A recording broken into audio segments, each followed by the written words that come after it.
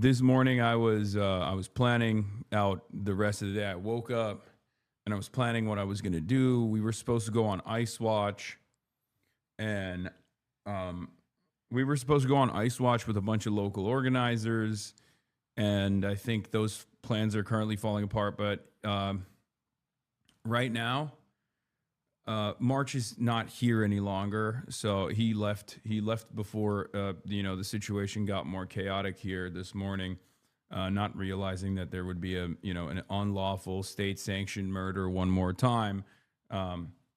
So I don't know. I don't know if that's it's kismet, I guess. And by the time he was like at his gate, I said killed someone. So he's gone. He's not here. He left. So I'm a little bit out on my own here. So it's going to be a little difficult. I might try to do a solo dolo here, but but I will be doing some coverage regardless. Numerous angles have come out also. Obviously, we're going to start with the federal agent involved shooting in Minneapolis right now. Details are still coming out. It's a breaking story, but I was following it closely with a bunch of people, a bunch of activists on the ground, but also word of mouth spreads pretty fast around these parts. But outside of that, I was talking to a bunch of journalists as well, and it does feel like it's just a straight up state-sponsored execution. I mean, it doesn't feel like it. It's just that is what it is. And obviously, we're gonna get right into it. I'll blast off real quick. Do we have a blast off meme? Open presents. Thank you for the gifteds. Thank you for the gifted subs.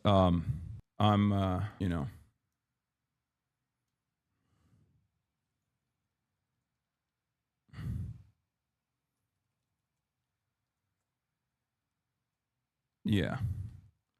I don't know what else to say.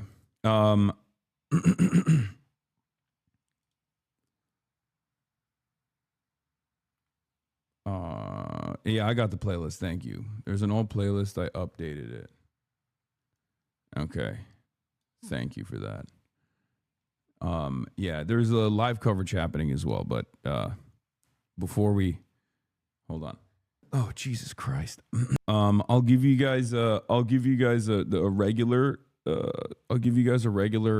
coverage on like what took place first off, and then we'll do it. We'll do the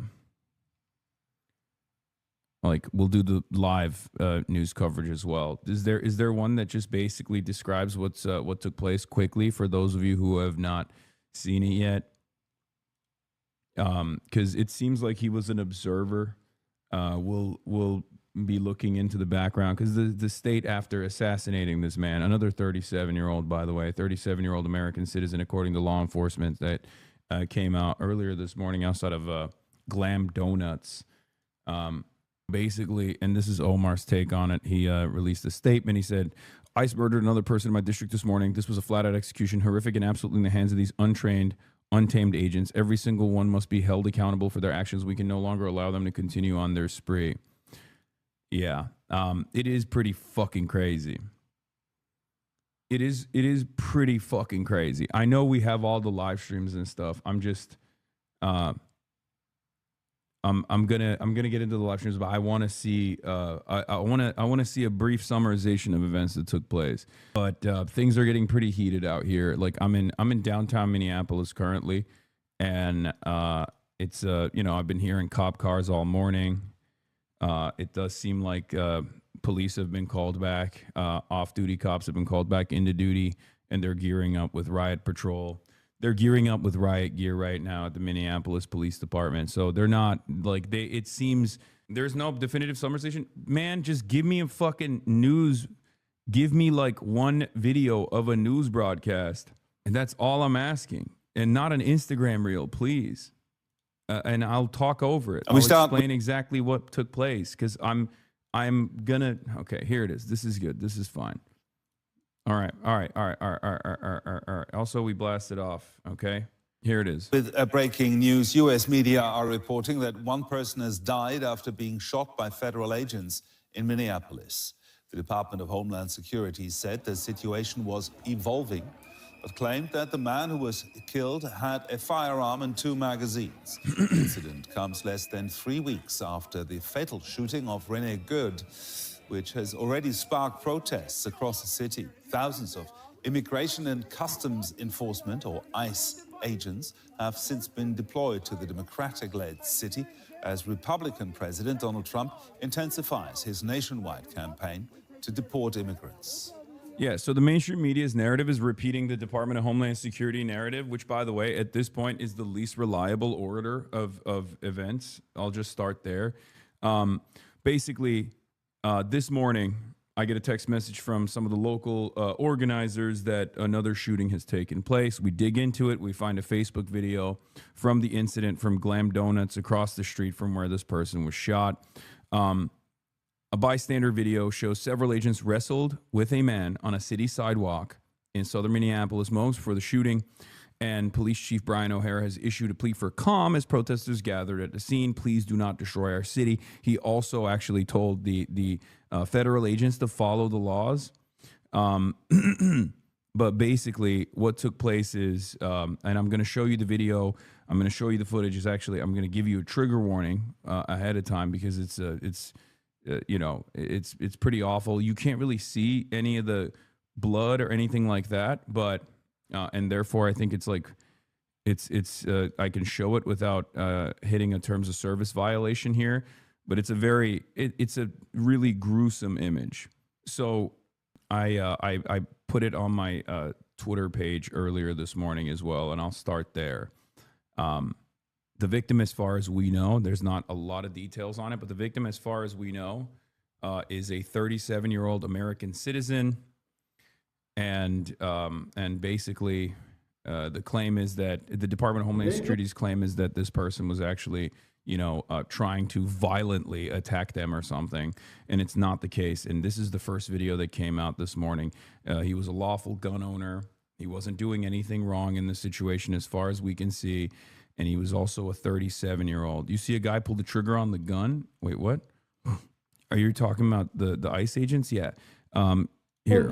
So we'll start here at the incident. Man, and they keep pushing people, So there are 1, 2, 3, 4, 5, 6, 7, 8 ICE agents that are surrounding this suspect, this victim. Okay, so he is. I think he was 51, not 37. I thought they said he was 37 years old, but I might be wrong. I think initially I heard he was 51, but then they reported that he was 37. So same age as Rene Good. So, yeah, Jacob Fry said he was 37 years old. I think the initial report said he was 51, but anyway, he's surrounded by 8 agents here, and there are people filming the incident from across the street. There's a lady here also that is filming the incident directly. And according to The Intercept, the victim was, according to an eyewitness that told The Intercept, that the victim of this morning's fatal shooting by federal agents in Minneapolis appeared to be one of the several legal observers who mobilized this morning outside of a donut shop. The witness said he hid in a doorway with others, fearing being shot as well. So he's a... Is it weird to think you're in the same city as this guy shot? No, it's also like right down the street. Like, I'm not super far away from this incident. Like, this is actually one of those things that, like, this is the difference between like being far away in Los Angeles when covering the news and then being like directly where the where the things are happening, right? Where you have a very different experience with it, and obviously I can never understand what it's like for like regular Minneapolis people to exist under this like insane military occupation from the federal government. But no, I didn't hear the gunshots. It's not that close. But my point is, like, when you're here, you're like, okay, like, what if you went out there? You know what I mean? What if you went out there and you were just getting donuts? Like, you could have just as easily, like, you start thinking, okay, well, anywhere where there are ICE agents is a threat. Okay? It's very different when, It's very different when you can visualize it, when you can see it directly happening. In any case, what ends up taking place here is as they are pummeling him to the ground, and you will see in a second in this video, they basically take him down to the ground, and they've surrounded him. There's at least, like, as far as I can see, like 5 agents that have their hands on him. They're apprehending him in the most violent way possible. Okay? And then you will hear gunshots being fired. As soon as the commotion advances here, there's another ICE agent as well. The one with the gray jacket is the one to pay attention to here. So they start pistol whipping the victim. One of the ICE agents starts pistol whipping the victim. This ICE agent back there draws his service weapon. Okay? And the one with the gray jacket, as you can tell from over here, actually pulls out a gun.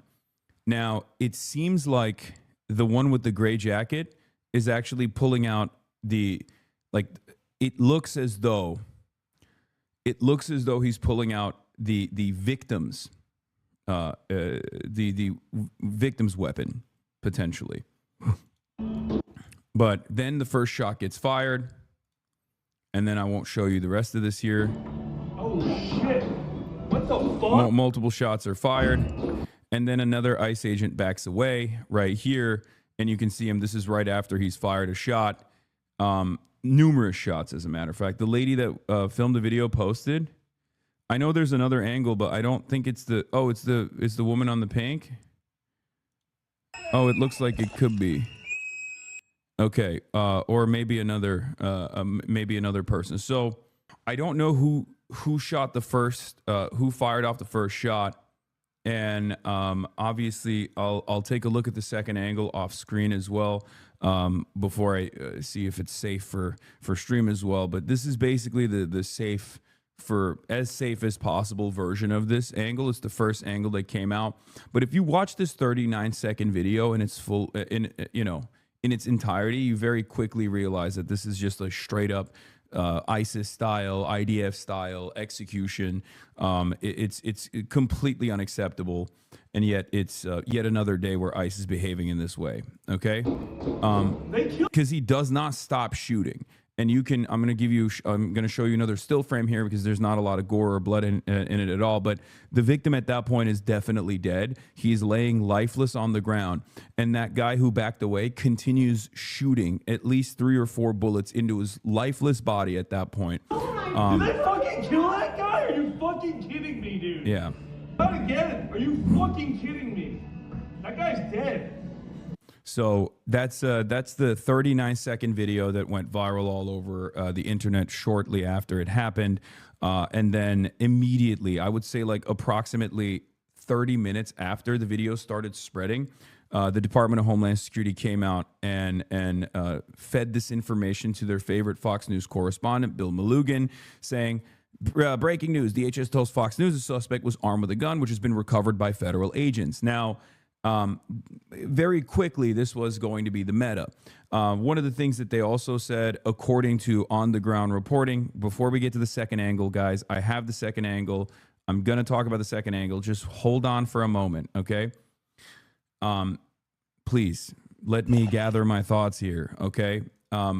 So, basically, right as the incident was taking place, they very quickly secured the perimeter, and by that I mean they just took into detention every single person that was there, that was a witness that was filming. The Tribune reported on this. They said that ISIS transported several witnesses into detention, and they also refused local law enforcement from surrounding the scene as well, from what I understand, and ICE attempted to order local police from the scene, but the police chief O'Hara refused. Sources said O'Hara instructed his officers to preserve the scene.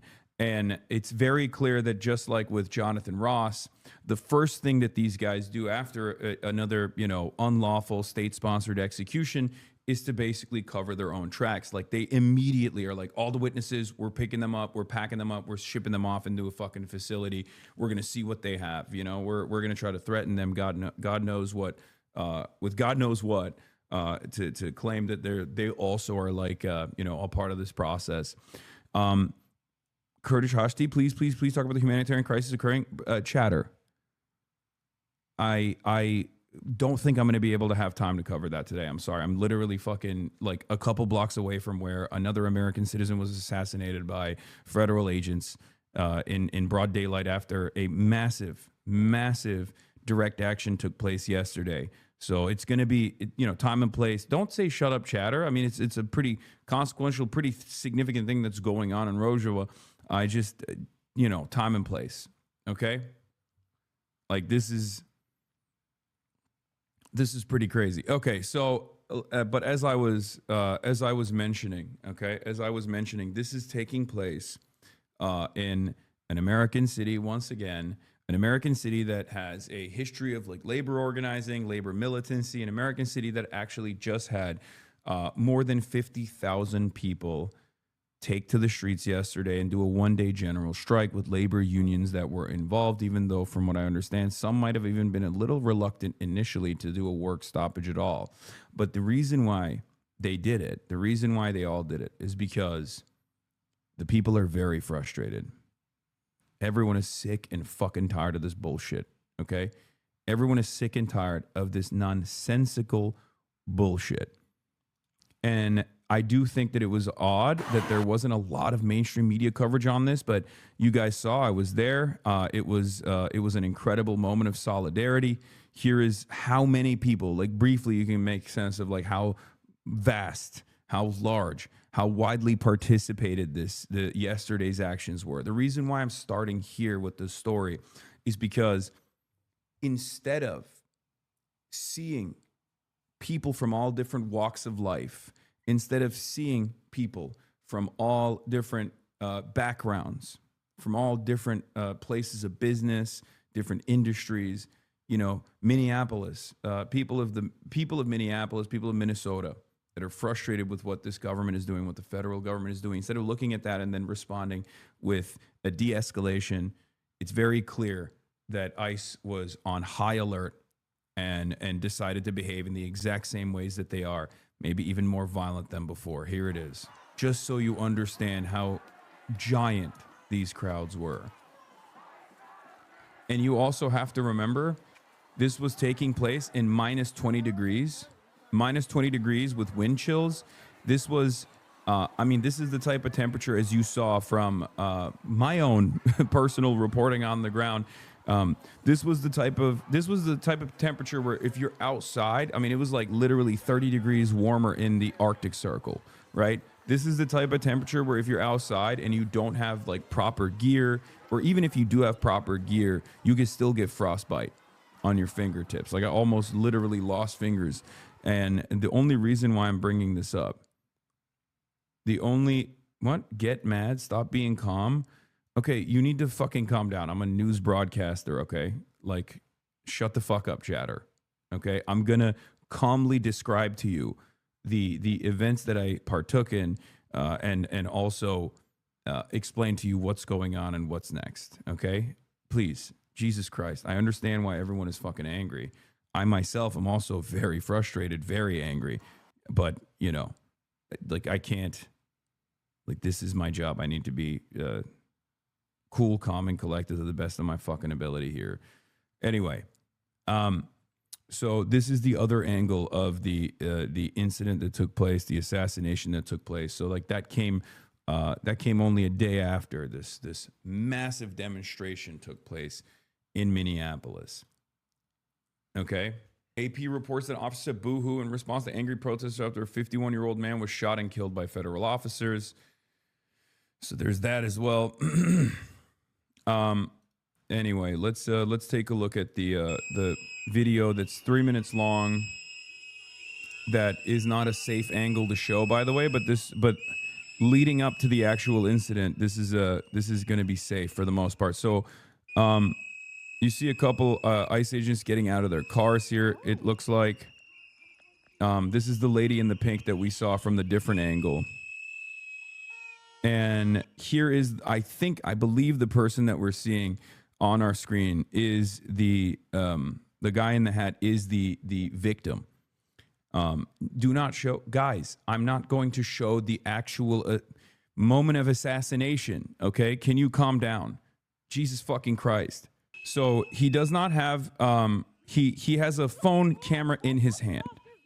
He has a phone in his hand, and he is, you know, the victim here, you can briefly see, is getting in a pulling out, is pulling away another legal observer. Okay, the victim here is pulling the victim in the brown jacket.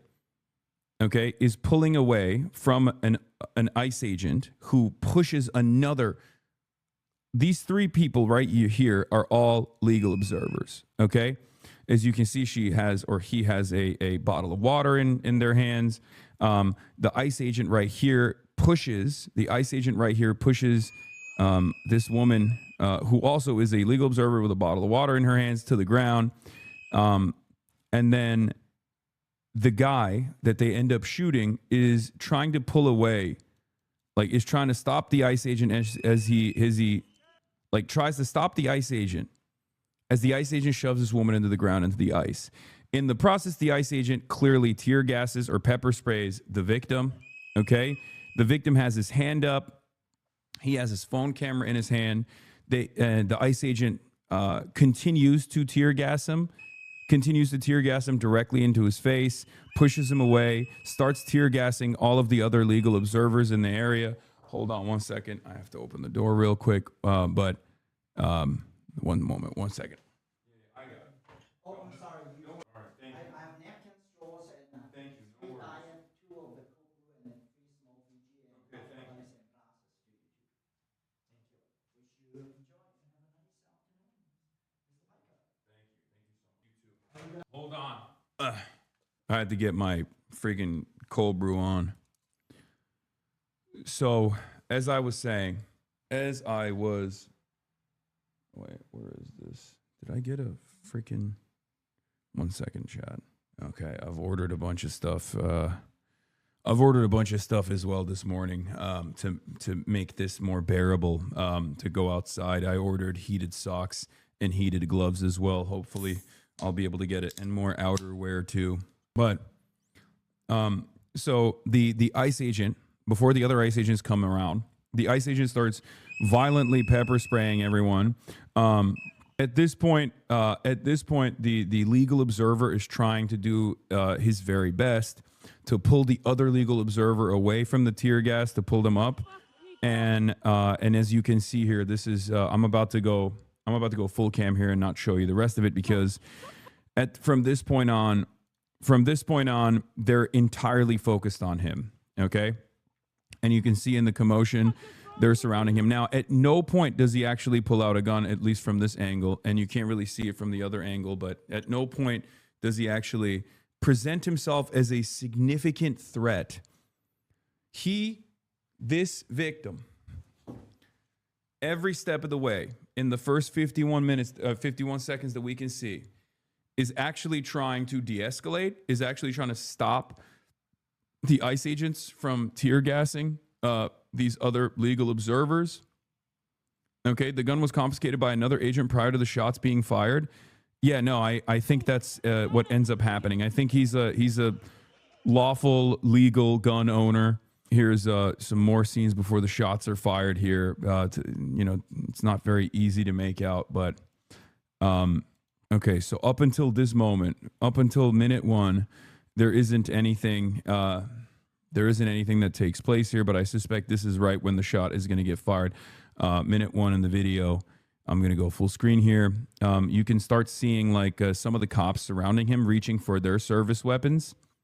For the record, not cops, sorry. One of the ICE pigs right here is pulling out his service weapon. There's a bunch of others that are also pulling out their service weapons. But there's approximately 1, 2, 3, 4, 5, 6, 7, 8 total ICE agents surrounding him, while the legal observers are trying to get out of the way as the victim is on the ground. He's not only surrounded, but they're violently and physically trying to apprehend him in a pile. And then the first shot is fired. and the commotion takes an entirely different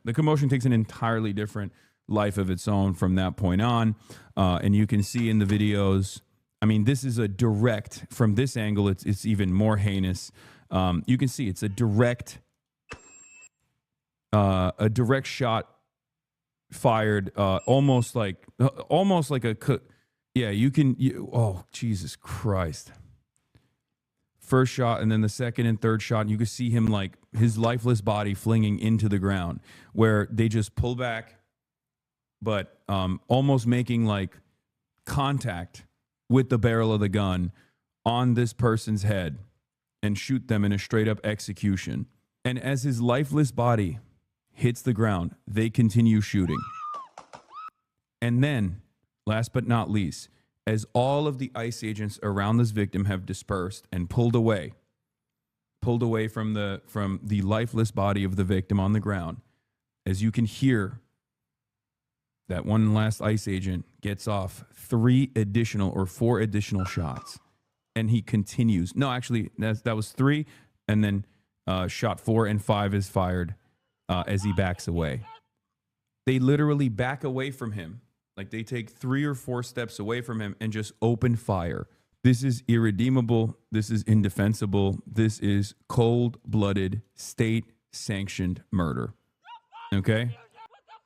No interest or investment in de-escalation. They immediately surround the perimeter, and they start screaming obscenities and screaming commands at all of the horrified onlookers. I believe it was 10 or 11 gunshots in total that they struck him with. Oh my God! For those of you who are wondering where I found this angle of the video, Dropsite News has the second angle from the lady in the pink shirt. Shots fired after police in Minneapolis struggled to subdue man brandishing gun amid protest, video shows. New York Post is a bunch of heinous right-wing hacks, charlatans, propagandists. They're basically fucking neo-Nazi style newspaper at this point. They are literally the Der Stürmer of the American Fourth Reich, for the record. I cannot believe that they said that. Every aspect of their coverage is incorrect. Not only is this not police, but ICE, but also the man was not brandishing a gun. That's not correct at all. At no point is the man that was shot and killed brandishing a fucking weapon. Okay? There's also a third angle that I'm going to be covering as well, which is like which features all the things that led up to the shooting. But basically, I mean, there is no defense of what they're doing. At 55, you can see they find and throw the gun. He actually gets up and they keep shooting. Yeah, I haven't been able to get into exact details yet. This is my first time seeing the second angle, but Oh my God! Oh my God! Oh my God! Oh my God! The fuck did you just do? The fuck did you just? at that point, there's one agent that goes. At that point, there's one agent that walks up and starts administering CPR, but unfortunately, the victim passed away. The Department of Homeland Security's statement in the immediate aftermath of the incident at 9:30 a.m. Minneapolis time, I believe, right? Or no, not 9:30 a.m. Minneapolis time. I think my computer is a fucking California time, so well, it doesn't matter. Anyway, they at 9:05 a.m. CT, as DHS law enforcement officers are conducting a target operation in Minneapolis against illegal alien wanted for violent assault, an individual approached U.S. Border Patrol officers with 9mm semi-automatic handguns seen here. The officers attempted to disarm the suspect, but the armed suspect violently resisted. More details on the armed struggle are forthcoming. Fearing for his life and the lives and safety of fellow officers, an agent fired defensive shots. Medics on scene immediately delivered medical aid to the subject and was pronounced dead at the scene. Now, I don't know if this gun is the actual gun that they took off of him. I don't know why they would also lie and act as though, there's a different gun involved here. I know some people are saying that it's a lie. This is not the real gun. It's so insane that obviously it's virtually impossible to trust law enforcement at this point, especially federal law enforcement at this point. It's just like there's no, like, I'm sorry, it's virtually impossible for me to fucking trust federal law enforcement, specifically ICE, specifically the Department of Homeland Security, because they just lie so maliciously and so frequently, and they lie about things that we can see, that we can actually observe with our own two eyes. It's absolutely insane. And of course, this is a complete collapse. This is a complete collapse of the social fabric that holds society together once again, because when you have these people that are supposed to be defending us, these people that are supposed to be protecting us in theory, behave so belligerently, behave so violently, and then all of the mechanisms of justice that are supposed to do the right thing and you know, prosecute the agent, the rogue agent that they, under different circumstances, would treat as though this rogue element is simply a bad apple, are not even doing that any longer. They're actually saying, they're actually straight up fucking saying that this was lawful, that this was good, that the victim was a terrorist, just like they did with Renee Good. Okay? I have my suspicions that there will still be right-wingers that defend this, but you know, it's completely indefensible. Just so we're clear, this was the victim's position when the first shot was fired, on his knees, shirt pulled up over his arms, surrounded by 7 ICE agents. And yesterday I was talking to some of the activists on the ground, and we were trying to figure out what we were going to do, right?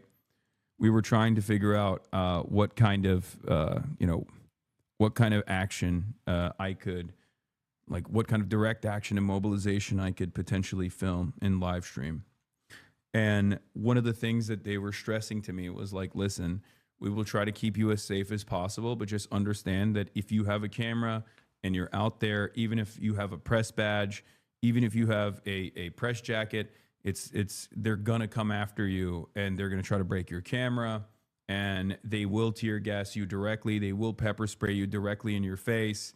And just, this is like how regular people of Minneapolis approach this situation, where they're just like, these are rogue elements of the state that are engaging in a violent, militant occupation of their fucking neighborhoods. Okay?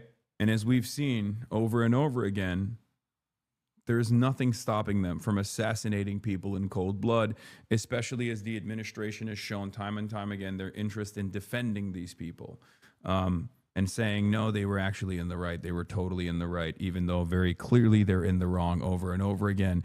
And there is a decent percentage of people in this country, at least 20% of the people in this country, that will still defend this kind of altercation, defend this kind of incident, defend this kind of lawlessness.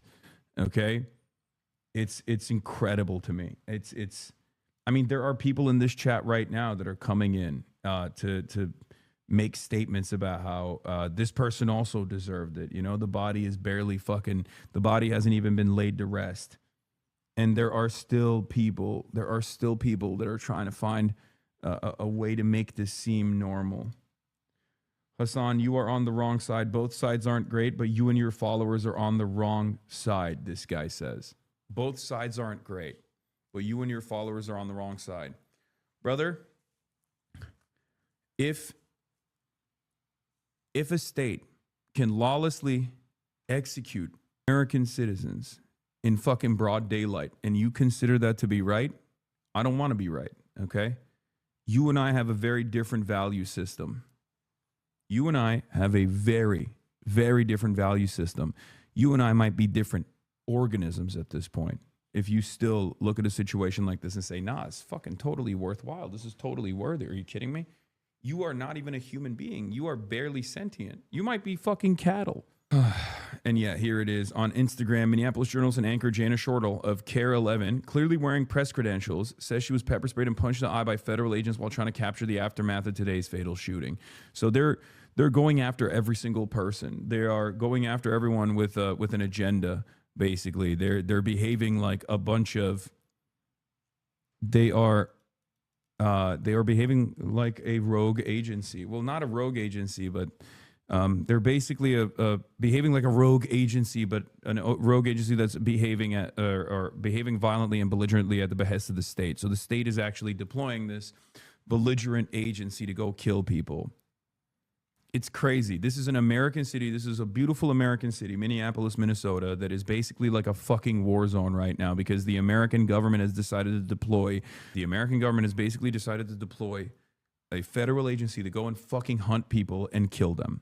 That's where we're at right now. And if you can't wake the fuck up to that reality, if you think that like, you know, internet drama or your favorite content creator did this, I don't really like this person, I don't really like that person. If you can't unite on this issue, I don't know what to tell you. You're not going to make it. Okay? You're not going to fucking make it. How many more people need to suffer until people fucking come to that recognition that this is completely unsustainable? Like, what the fuck are we doing? Anyway, I'm continuing with the Department of Homeland Security statement now. Fearing for his life and the lives and safety of officers, an agent fired defensive shots. Medics on scene immediately delivered medical aid. The suspect also had 2 magazines and no ID. This looks like a situation where an individual wanted to do maximum damage and massacre law enforcement. That's fucking bullshit. If he wanted to do that, he would have actually came out brandishing and started shooting at people. Okay? An American citizen does not need to fucking walk around with identification. An American citizen does not need to tell members of ICE or show members of ICE his fucking papers. ICE has no jurisdiction over American citizens. Customs and Border Patrol has jurisdiction over American citizens only at the point of entry into the nation state. Okay?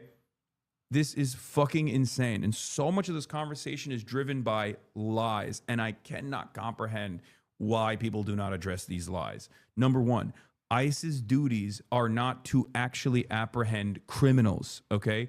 ICE's job is to deal with paperwork violators.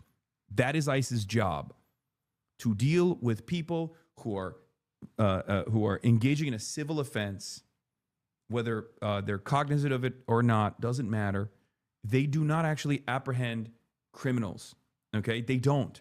The only criminals that they actually get their hands on are criminals that are charged and convicted after local law enforcement or federal law enforcement finds them guilty of wrongdoing or arrest them under the suspicion that they've done something wrong. Then they go through the courts and they go to the prisons after after justice has been served, and only then does ICE actually apprehend them.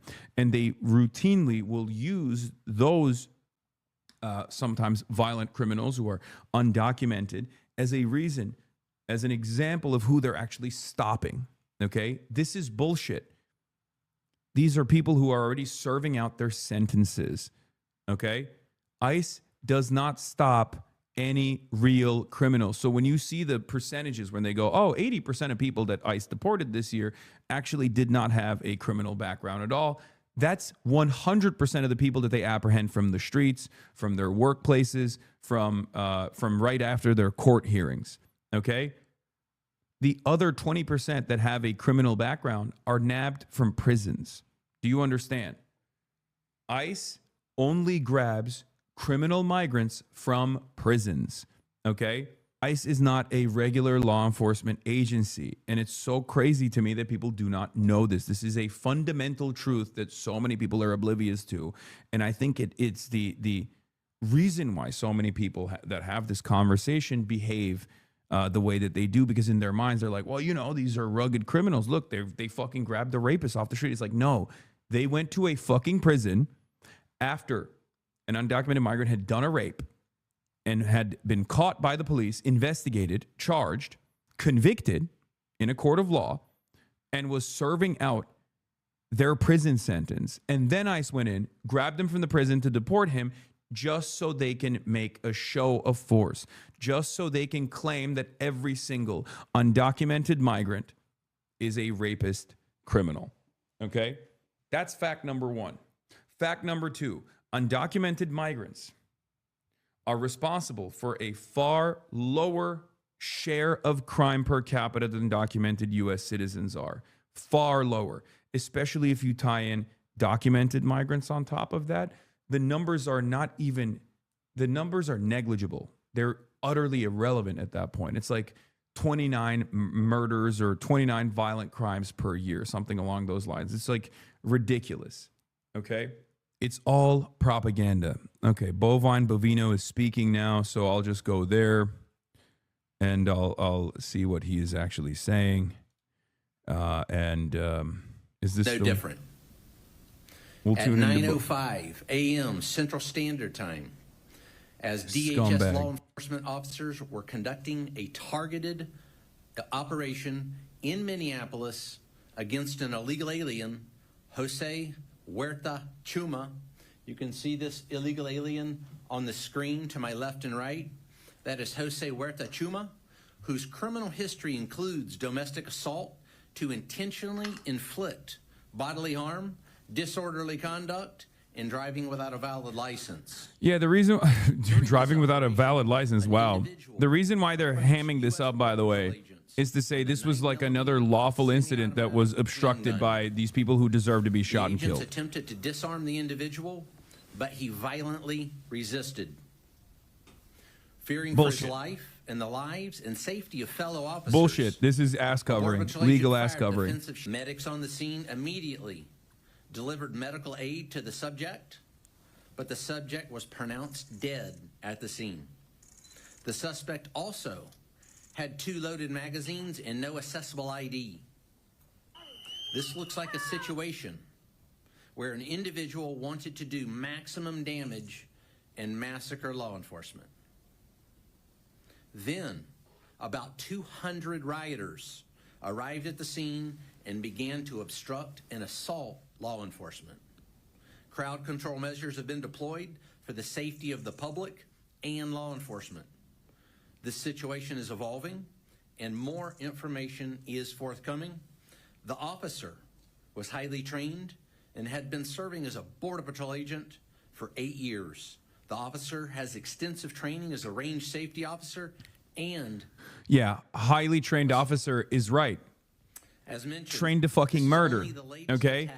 A lot of people talk, myself included, talk about like the 47-day training that these unlawful scumbags get.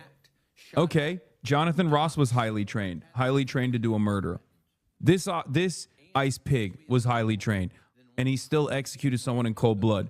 My point is, highly trained doesn't actually mean anything in this situation because ICE needs to be abolished as a fucking agency. We will not allow Okay. violence against our law enforcement officers, and we need state and local help.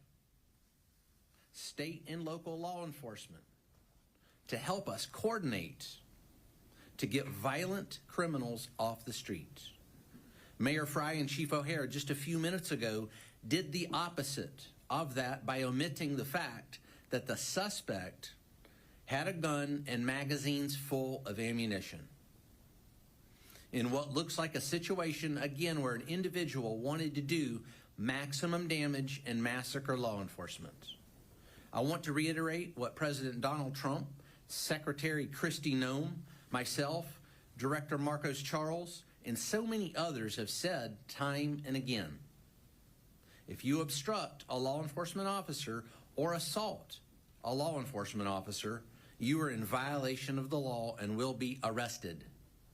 Our law enforcement officers take an oath to protect the public. We go to work every day to protect our friends, our neighbors, and our fellow citizens. Bullshit. The fact of the matter is that No the one law fucking believes this, does man. not No one enforce believes this. itself. Your fucking Nazis men and women literally ended who are up willing to shooting risk and their killing lives. yet another American citizen for doing the brave thing, doing the right thing, trying to de-escalate. Get the love fuck this out of country here, and- man. Get the fuck out of here. And the reality of the matter is, this is the purpose of ICE. This is now, especially now, the purpose of ICE. In the initial stages when ICE was developed as an unlawful agency under the Department of Homeland Security, 23 fucking years ago, we had INS, which would do the job of ICE, which was specifically to cover paperwork-related civil offenses, okay? They were not as militarized as they are now. They did not have the same, like, unlawful jurisdiction, expansive jurisdiction as they do now currently, okay? Their jobs was to just deliver paperwork, okay? That's what they did. You had Border Patrol, that was a separate agency, and you had Customs, that was a separate agency. The Patriot Act and the terror fears sparked after 9/11 caused these agencies, or gave enough power to all of these agencies under the newly formed Department of Homeland Security. Okay, there is utility and use for Border Patrol. There is utility and use for Customs. Okay, there's even utility and use for INS. But under this new definition, 23 years ago, when the Department of Homeland Security was created, it was specifically designed to inevitably get to the point that it has gotten to here. A mass surveillance apparatus that can be used unilaterally by a fucking psychopathic tyrant like Donald Trump. His own personal army of racist monsters who will not shy away, as a matter of fact, who will entertain the use of force like this over and over and over again. It's over. It's done. Some might say, how do we get here? And the reason why I explain all this stuff is so you understand. Rewind, please. What are you going to hear from fucking Bovine Bovino, man? Shut the fuck up. Rewind for what reason? There's nothing. Here, I'll rewind for you, okay? We can hear his final statements here. I'll rewind for you so you can hear him talk shit one more time, okay? And so this is the to show support for all Here. federal law enforcement who have been under constant attack in Minneapolis for weeks now. This morning was no different. At 9:05 a.m. Central Standard Time, as DHS law enforcement officers were conducting a targeted operation in Minneapolis against an illegal alien, Jose Huerta Chuma. You can see this illegal alien on the screen to my left and right. That is Jose Huerta Chuma, whose criminal history includes domestic assault to intentionally inflict bodily harm, disorderly conduct, and driving without a valid license. Years. The officer has extended state and local law enforcement criminals in damage and massacre law enforcement. I want to reiterate what President Donald Trump, Secretary Kristi Noem, myself, Director Marcos Charles, and so many others have said time and again. If you obstruct a law enforcement officer or assault a law enforcement officer, you are in violation of the law and will be arrested. New angle shows both of his hands were on the ground at the moment of his shooting, it seems. There's another angle from across the street, not near the donut shop, but on the other side. There are so many different angles that are coming out right now as we speak, and all of those angles show the exact same thing that the first angle also showed, which is not dissimilar to what happened with Renee Good, that this was a totally inappropriate use of force and broad daylight execution of another American citizen. Okay? Hold on. I'm gonna look through the video real quick. Oh, this one is, hold on. 1 second, I gotta get to the door. Heated gloves, heated socks, another balaclava, and outerwear. And these are rechargeable. I don't know exactly how they work, but I'm going to try to see if I can fucking victim identified. Yeah, I'm going to get to that in a second. So right here, you can see the victim on the ground. Both of his hands are on the ground. And I think that's at 38 is the first shot being fired. Oh, no, at 40 is the first shot being fired. So moments before the first shot is fired, even in the commotion, you can see that like right before he's completely on the ground being subdued here.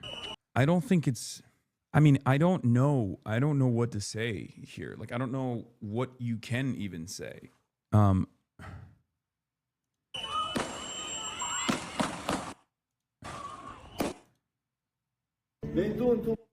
Okay.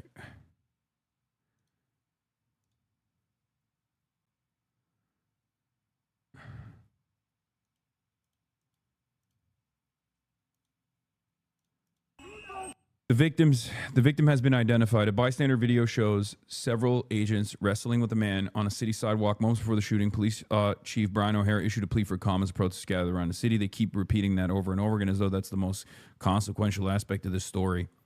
But federal agents from Department of Homeland Security, ICE, fatally shot a man this morning in South Minneapolis, setting off confrontation between protesters and agents at the scene. It was the second fatal shooting involving federal agents who have swarmed Minnesota as a part of a massive immigration enforcement operation. So far, we've looked at every single one of these angles. For the record, I know that you're coming in. Are you in Minnesota, or am I dumb? No, I am. I am in Minnesota. I was in Minnesota for the day of action that took place yesterday.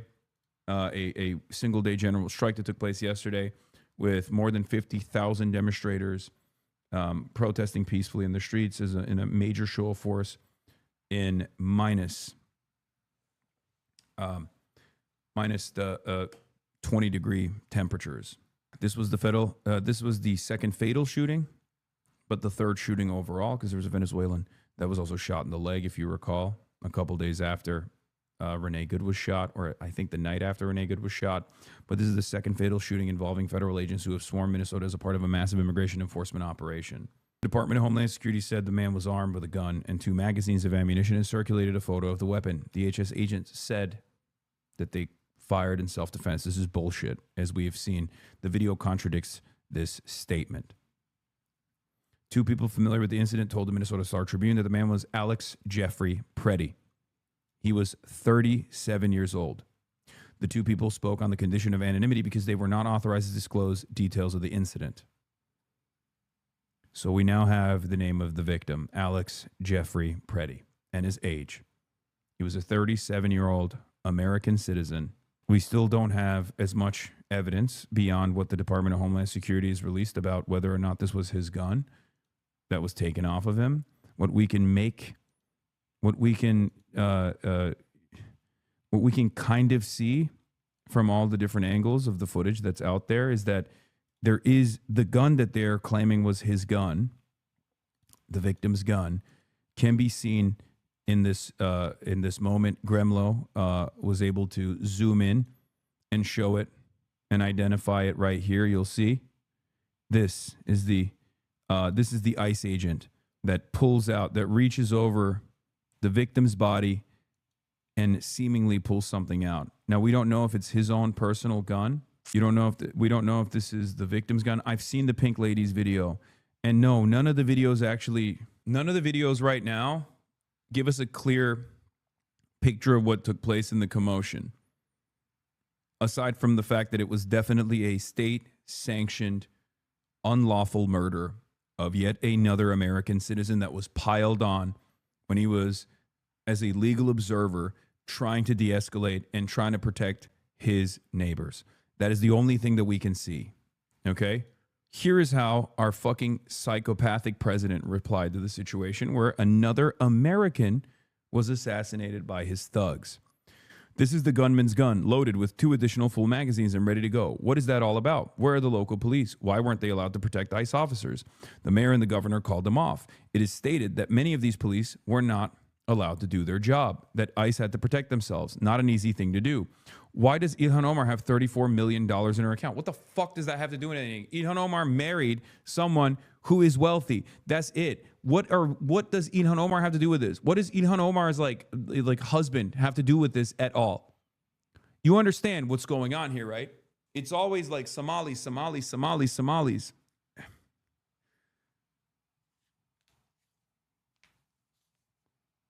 What the fuck is Ilhan Omar have to do with this? Oh, Ilhan Omar married someone who's wealthy. I guess you can kill American citizens now. My mistake, Mr. President. I didn't realize that Ilhan Omar had actually married a wealthy person. Obviously, start fucking murdering American citizens then with your goddamn Hitler brigade. That's totally fine, okay? Meanwhile, you have made 3 or even more than that. I think it's like, it's definitely more than $1 billion since you were fucking inaugurated with your cryptocurrency schemes and shit like that. But hey, that's fine because you're obviously worth it, Mr. President. I love you. I will give you more money for your cryptocurrency schemes, please. Like, what the fuck does this have to do with anything? Oh, God. The dumbest mouth breathers of all time will look at that and go, hell yeah, that's right. And also, calling the victim a gunman is insane. A gunman. The only gunman on scene is the ICE agent that shot and killed this law-abiding American citizen. I know there's a video. We watched the video of the woman in the pink coat. Please stop. Not only that, but we've also seen all the other angles as well. I've been live for an hour and 10 minutes. Trust me, we watched every angle so far. Why does Ilhan Omar have $34 million? Where are the tens of billions of dollars that have been stolen from the once greatest state of Minnesota? We are there because of massive monetary fraud with billions of dollars missing and illegal criminals that were allowed to infiltrate the state. Okay, I'm going to repeat something one more time. Any kind of fucking crime that's taking place, especially financial crimes that are taking place in the state of Minnesota, in Minneapolis, are not dealt with by ICE. ICE does not deal with fraud, okay? Oh my God. I'm going to reiterate this over and over again because a lot of fucking people don't understand. ICE does not do investigations into financial fraud. ICE's job is apprehending at times people who are in violation of paperwork, not financial fraud style paperwork and documentation, immigration civil offenses, okay? Immigration civil offenses. That is the sole purpose of ICE, okay? As a matter of fact, one of the federal prosecutors that actually investigated the previous charity fraud, that is the inception point for all of this chaos, or at least was the reason why Trump was justifying his use of force, seeking this rogue agency on American citizens, was carried out by a federal prosecutor who actually recently resigned. You might be wondering why he resigned. He resigned alongside 6 other federal prosecutors because the Department of Justice told those federal prosecutors to not investigate or prosecute Jonathan Ross for killing Renee Good, Jonathan Ross, the ICE agent that killed Renee Good, but instead to prosecute and investigate and find any incriminating evidence on Rebecca Ross,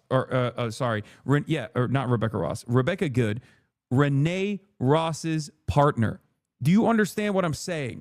The federal government protected its assassin and then turned around and tried to find anything to put on the victim's partner. Okay? Renee Good's partner, I believe her name is Rebecca. Did I say it wrong? I'm sorry. Renee Good's widow. That's who the federal government was going after. That's who the federal government wanted these federal prosecutors to investigate, which led to 6 federal prosecutors resigning, publicly resigning, because they were like, you're out of your fucking mind. Those fraudsters stole the money or going to jail where they belong. This is no different than a really big bank robbery. Much of what you're witnessing is a cover-up for this theft and fraud. The mayor and the governor are inciting insurrection with their pompous, dangerous, and arrogant rhetoric. Oh, yeah, I wish they were. They're not doing shit, okay? They're not doing shit. Instead, these sanctimonious political fools should be looking for the billions of dollars that have been stolen from the people of Minnesota and the United States of America. Let our ICE patriots do their job. 12,000 illegal alien criminals, many of them violent, have been arrested and taken out of Minnesota. If they were still there, you would see something far worse you were witnessing than today. Every single thing that he mentioned is wrong. As I've repeatedly explained to you, the only criminals with an actual fucking criminal record, like a serious offense, that have been apprehended by ICE have been taken out of the Department of Corrections in the state of Minnesota, okay? The Department of Corrections has a mandate to abide by the federal agencies when they see fit. If they want to extract and deport someone who has done like a heinous crime or any crime really, and they're serving out their sentence, they go there and they take those guys out to pad the fucking numbers, okay? They pad the numbers. 100% of day-to-day apprehensions that ICE engages in when they're doing these EROs, okay? 100% of those apprehensions, pretty much 100% of those apprehensions are either people with no criminal records whatsoever or people with minor infractions in the past that are free to roam around in the streets, okay? The only people that they actually get that have been convicted of doing a crime, specifically the heinous crimes that the Trump administration calls the worst of the worst, they're not roaming the streets freely. There has never been a moment on U.S. soil where someone does a fucking heinous crime as an undocumented migrant, and then the court turns around and says, the courts turn around and say, hey, are you an undocumented migrant that committed a heinous crime? Sorry, we have to let you go. You know, that's listening not to Maxie and some other folks, it just seems like a much different vibe of the. We're moving to Tim Walz's statements now. Governor Tim Walz is releasing a statement. 2020 riots, just in terms of, you know, the not only the temperature of the people, but the actual temperature outside. Governor Walz is going to update the public about the deadly Border Patrol shooting. There, right, for anyone to go ahead and destroy any of these things. I'd imagine that's when we'd see law enforcement and maybe even the Guard again, if we saw. Among other things, it's a cover-up for the billions of dollars that have been stolen from the once again great state. I think he's utilizing the term cover-up for the record. In this instance, to actually change the cover-up narrative. I think these guys are very dumb, but they know how to manipulate their public. They know how to manipulate their fucking fans, and I suspect that the usage of the term cover-up here is deliberate. I suspect that the usage of the term cover-up here is specifically because a lot of people say this is a cover-up for the Epstein stuff. So Donald Trump is trying to do his classic algorithm change here by claiming this is a cover-up. They're using the word cover-up as a way to change the algorithm around cover-up for Epstein. Okay? Tim Walz has started speaking. I've seen the videos from several angles, and it's sickening. But I have a strong statement here for our federal government. Minnesota's justice system will have the last word on this. It must have the last word. As I told the White House in no uncertain terms this morning, the federal government cannot be trusted to lead this investigation. The state will handle it, period. Let me say something else, and this is critically important. All of us understand what happened this morning and the tragedy of it, and my deepest sympathies to the family of a 37-year-old Minnesota resident, a lawful firearm concealed permit carrier, something that I've been lectured to by Republicans for decades. That is not only your right, it's your duty. Yeah. We know that the potential to further inflame tensions is high. And to Minnesotans, there's a difference. Dude, come on. Stop trying to tell the public to fucking calm down. They're gonna rebel against you too. You don't see the moment. You're not meeting the moment, Tim. Meeting violence with violence. Minnesota and our local Oh my God, they spend so much time on the fucking reaction. Done everything possible to de-escalate. Local media has reported extensively on the cooperation to de-escalate this situation. Donald Trump, I call on you once again. Remove this force from Minnesota. They are sowing chaos and violence.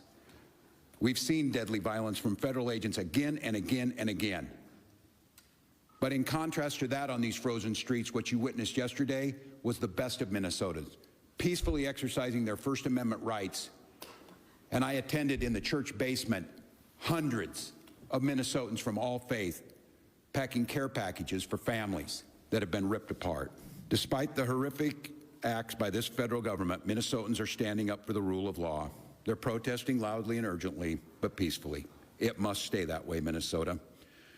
Minnesotans are witnessing, and we're creating a log of evidence for the future prosecution of ICE agents and officials responsible for this. They're helping their neighbors. They're walking their kids to school. They're feeding families. I salute their courage and their restraint. And I call on all Americans to see the decency that this state is exhibiting and the horrific cruelty, unprofessional, absolute abomination that is passing for what these ICE agents are doing on our streets.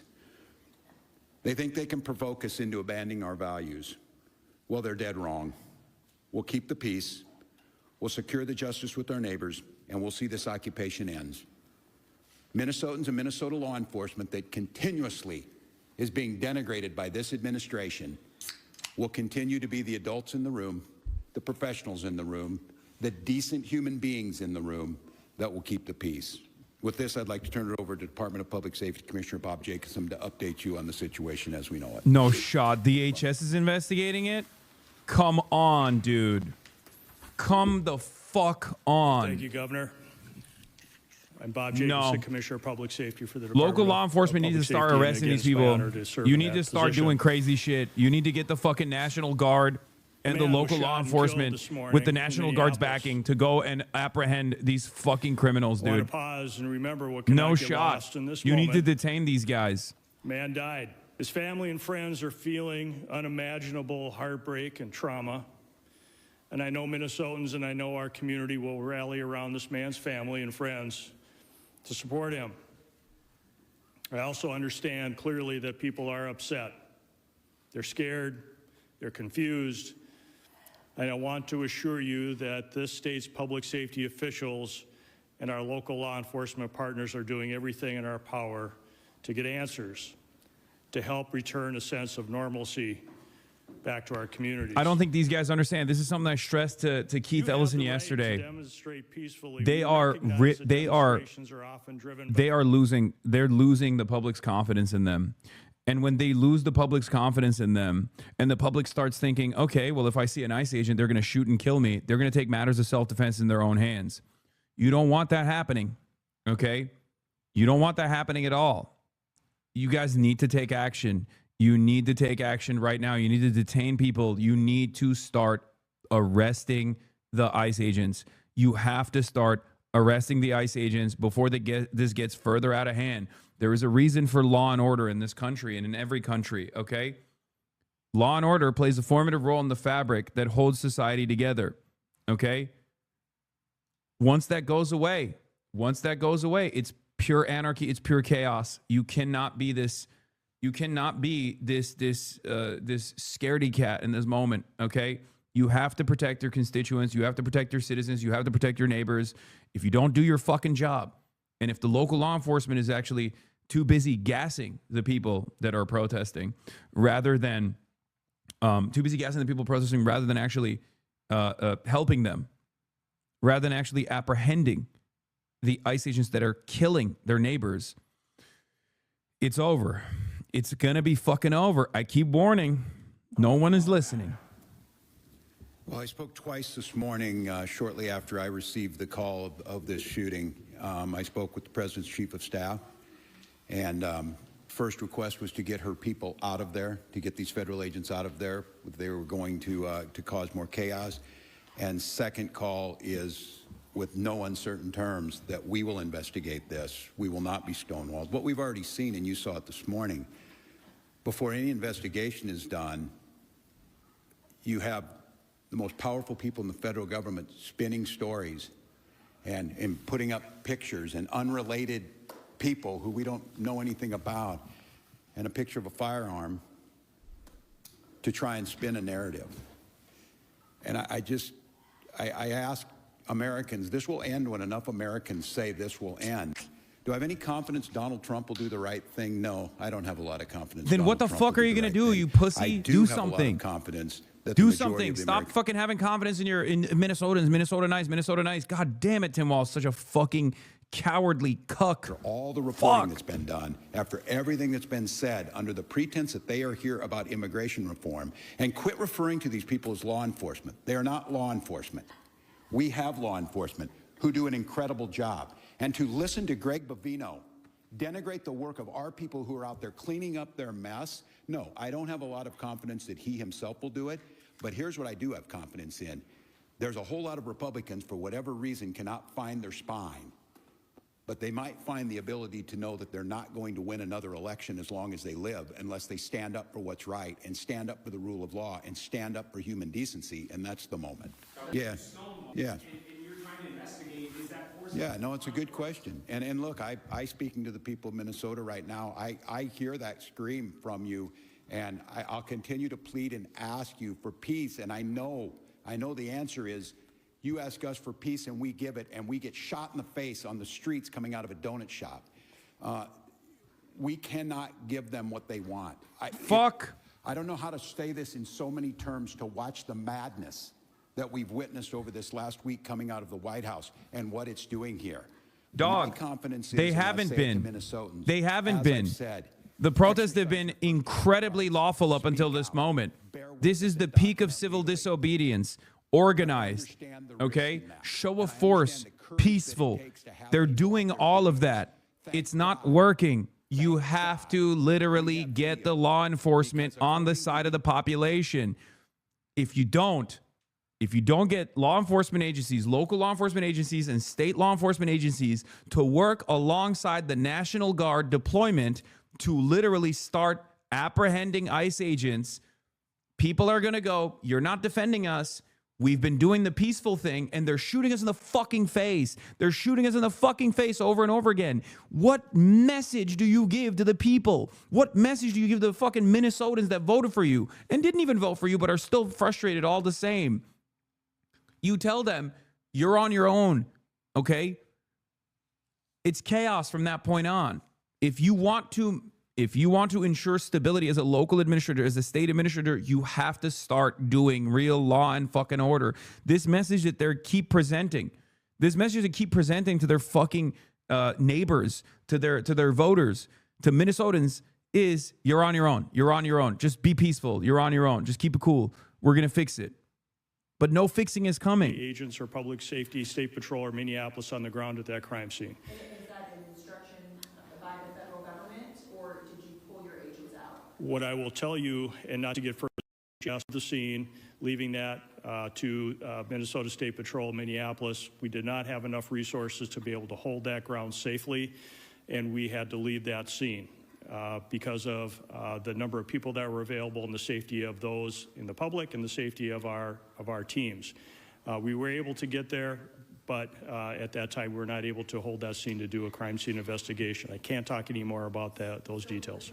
We'll have more on that, but the BCA is engaged and involved, and we are working at the request of the Minneapolis Police Department on the scene and in this investigation. So we are there, we're available. We want to make sure that we continue to work on this and engage with our Zero chance any cop is going to break the thin blue line and arrest Fez for doing what they're doing? No. We don't have anything more to share about the crime scene. Again, no, it don't matter.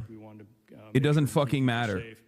But federal law First of all, there are still plenty of fucking cops that will follow the orders that are given to them. That's number one.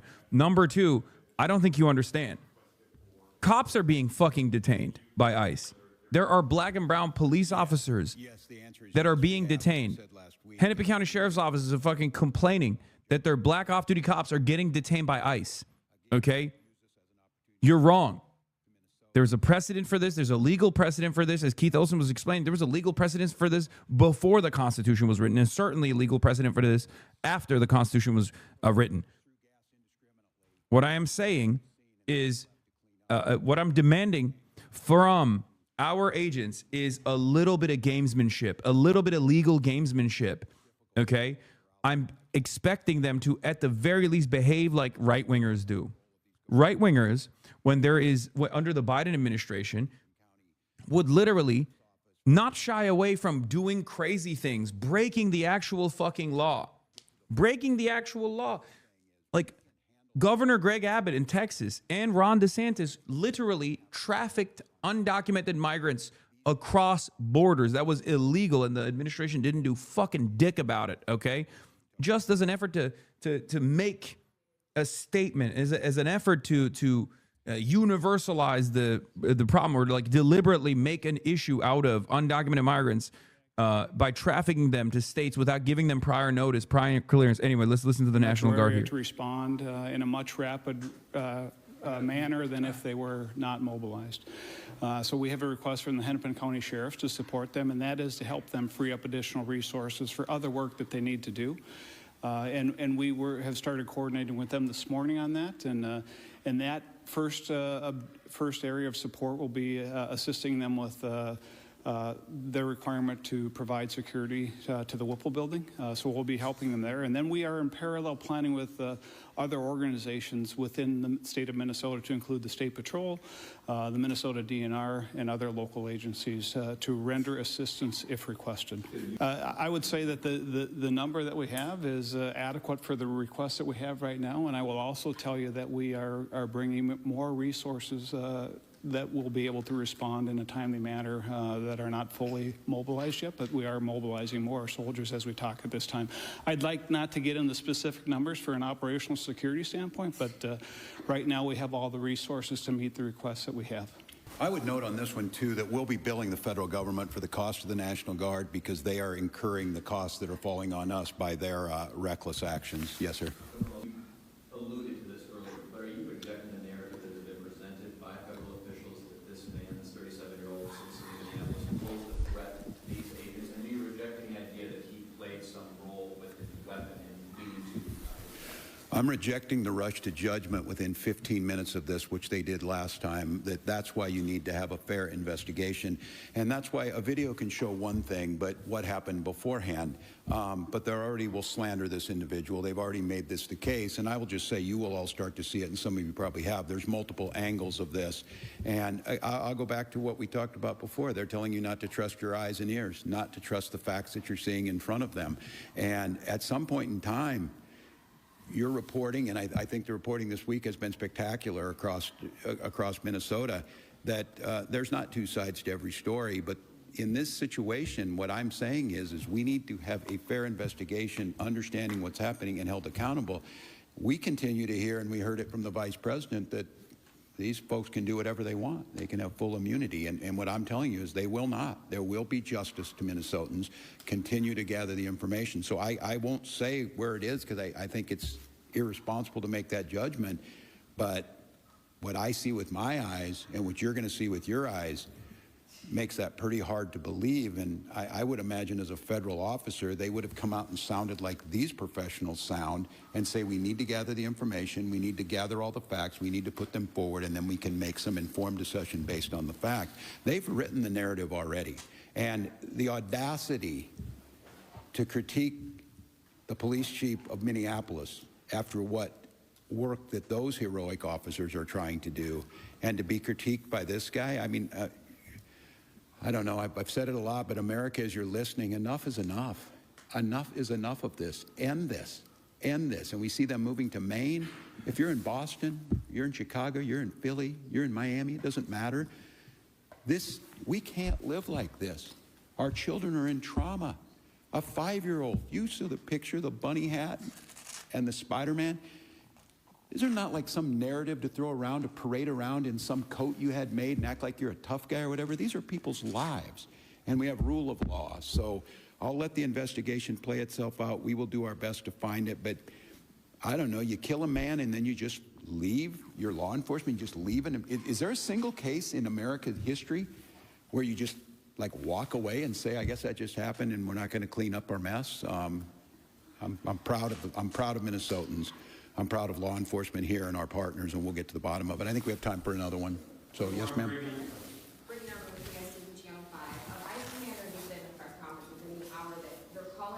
I'm better off to let these guys, the professionals. I have my thoughts. So the question was, all hollow, what are we doing to assist hollow federal words. law enforcement on getting violent criminals off the street, if I understand the question? Ridiculous. State and local law enforcement are always ready and willing and able to arrest violent offenders. We do not stand down from that, no matter where we get that information from. If there are violent offenders or violent criminals or violent crimes, we will investigate and we'll bring those to justice.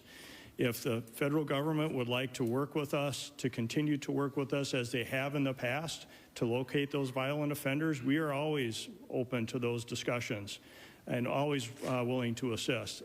We do not ignore that. We are ready and able, and we do that. All of you, as part of the media, hear us arresting violent offenders all the time. We have not stood down. That is our mission. The federal government is not alone in arresting violent offenders. State and local law enforcement does that every day at great risk to their life, at great risk to the community. We do it because we want a safe Minnesota, and the federal government is not the only one to do that. Thank you. Thank you. Thank you. Thank you. Thank you. Thank you. Governor Walz wrapping up a press conference right now. You can see emotions were running high. He said he hopes that this is the event that people say enough is enough. Gave a lot of information there. One thing that I want to point out is something that Caroline talked with you earlier this morning and Reg on set about was the BCA being locked out of the Renee Good investigation, and what will this be like this time around? And we heard that the BCA is engaged in an investigation at the request of MPD, but that, and this was interesting, that DHS... Bro. I don't think these motherfuckers understand what's going on, okay? I'm talking to the people out here. I'm seeing it with my own two fucking eyes. I've been at the goddamn demonstrations. These people are straight up oblivious, okay? They are oblivious. They do not understand that they are so fucking out of touch and out of step with where people are at right now. They do not get it. They do not get it at all. This is not heading somewhere good, okay? This is heading somewhere very, very bad. This is a fucking powder keg, and it is slated to explode in the absence of local law enforcement, local courts, state prosecutors, local investigators actually trying to restore law and order. These guys, instructions manual, 5-volt power bank. Stop before using any action heat product. Please read and adhere to all enclosed instructions. Fuck. There's like 8 different warnings up in this bitch. You put a battery bank in your socks, dude. Isn't that crazy? Okay, these have very little juice in them right now. You put the battery bank in the sock, and then you press these buttons when the battery bank is in it, and it lights it up. Oh, I can't believe the amount of fucking shit that you need to do to exist out here, man. Fucking Murderapolis. Wrestle to the ground. There's a struggle on the ground that lasts about 20 seconds. At least half a dozen agents surround him. Again, you hear the gunshots and agents leave. Now, at no point in any of those videos do we see what appears to be a firearm in that man's hand. Instead, he appears to be holding a phone. There are some angles that suggest that something has fallen out of his pockets or is otherwise recovered by agents during all those struggles on the ground. But from the videos that we were reviewing, Frank, we never see a gun in that man's hands. Video, the guy that gets pushed that's helping the woman, is that the man who's eventually going to be shot? Because if we can, I'll have our director roll that back again. Is that what you're saying? To the best of our understanding, yes. Now, of course, we don't have anyone with Minneapolis police or DHS confirming that that is the 37-year-old individual who was shot and killed.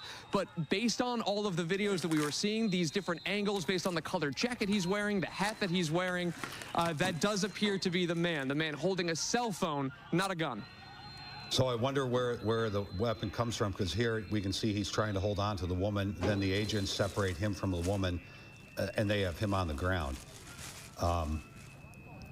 So we're watching it here for a second, Connor. Sure, absolutely. That's what you're seeing right there is 37-year-old registered nurse. 37-year-old registered nurse Alex Preddy. Okay?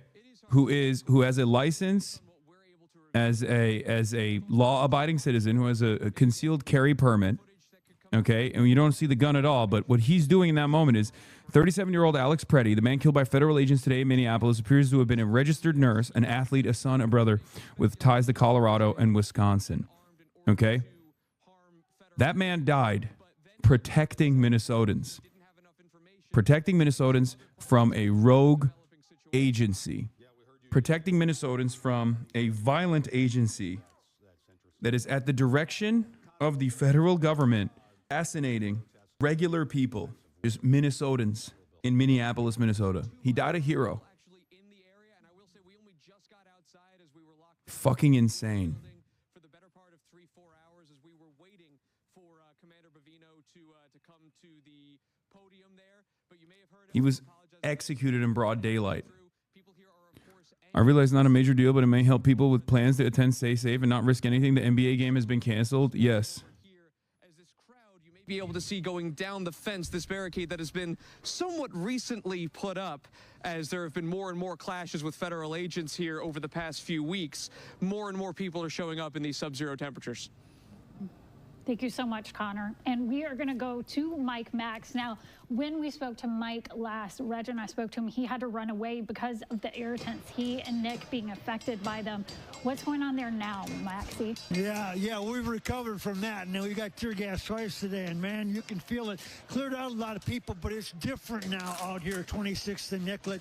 It's almost a pep fest right now, unimpeded, because there are no officers out here, so the tension is gone. Adam, come over here quick. Adam, you've been with us throughout, of course, done an excellent job out here. It feels like right now people are turning their attention towards energy and protesting without there's not going to be any more altercations. It's almost like we've all taken a deep breath here for a minute. Yeah, and you know what, Maxie? I talked to someone a moment ago who said, we're not going anywhere.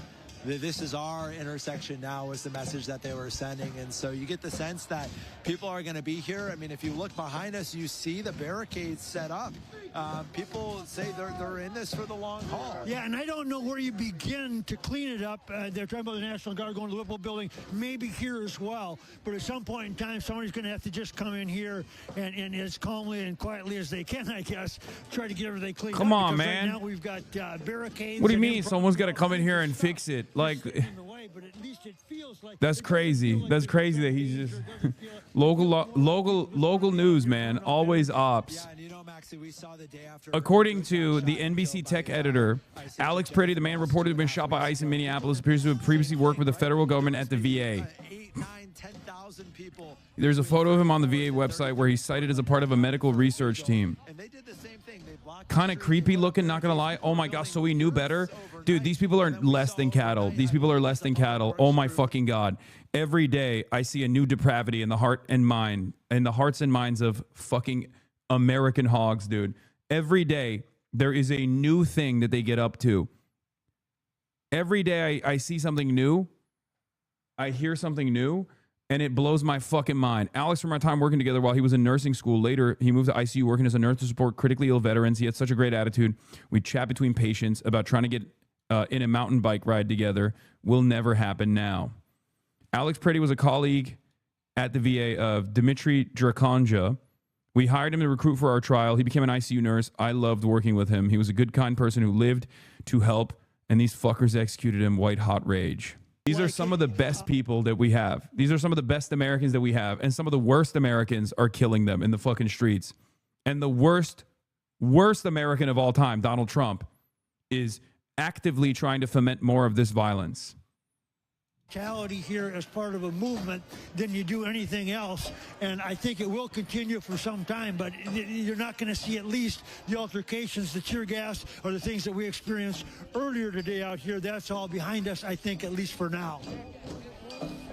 You know, the street being barricaded, is there destruction to property, cars beat up or windows smashed out or anything like that that would require the cops to come in? Not that I saw. We saw one tire was slashed, and it was not, they thought it was an ICE vehicle. It wasn't. It was someone else's. And then we saw, of course, we brought it to you live on TV, of course, they smashed a couple of windows when they commandeered a couple of vehicles. I think right now people are speaking and they're getting a little pep fest going over there in the form of bullhorns and riling the crowd. If you can just take us right over there, you can see some people up on stage and they're talking to the audience, and they've got a captive audience right now that wants to hear it, that wants to believe in it, and wants to feel it. And so this is all just organic and impromptu, and they want to be here. The people want to be here. They want to be a part of this, and yes, local news when a person is murdered. What the message is, bro. Local news when a person is murdered is going to primarily cover, the potential for broken windows. Okay, not even like active broken windows, like not even a situation where there's like already windows being broken, but like the potential for windows to break. Okay, I need you to understand. Comply or die statements. What is this? If you resist arrest, you will likely be shot. You would think people would know this by now. Go about your day. If you're approached by screaming men who have obscured every identifying aspect, remember what this Tay-Sachs vector says. Lay down and die peacefully. Miller weighed in, another fucking neo-Nazi. Stephen Miller just called Alex Pretty a domestic terrorist who wanted to massacre law enforcement. Alex Pretty was a 37-year-old American, legal gun owner, permit to carry, no criminal record. He's dead. He can't speak. So they're writing the story for him. This is what it looks like when the government gets to label you after they kill you. 100%. Hold on. I need to plug this in real quick. Okay. Sorry. I cannot comprehend it, dude. I just, it's fucking 37-year-old registered that worked at the VA. He died. He was killed trying to protect Minnesotans. You're missing the block party? Okay. I'm not, I have to get set up and shit. Okay. The cold suits you? No. It does not. Yeah, there's already people investigating it, obviously frame by frame. The man with the green jacket walks up to the melee, reaches in, takes the gun from the man on the ground, and then calmly walks away with the gun ICE found. This was before any shots were fired, which means the man was unarmed and murdered in the streets by ICE, as far as we know. Okay? I don't even know if this is like the actual fucking weapon that he had on him, by the way.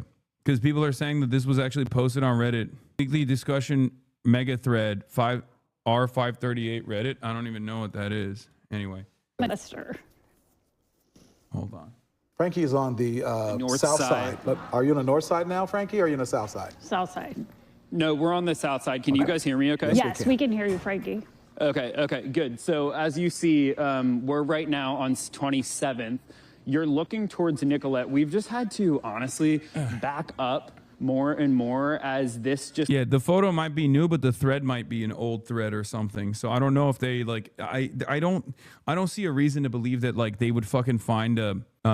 I don't see a reason to believe that they would find, like, an old photo and post it. I have no reason to believe that.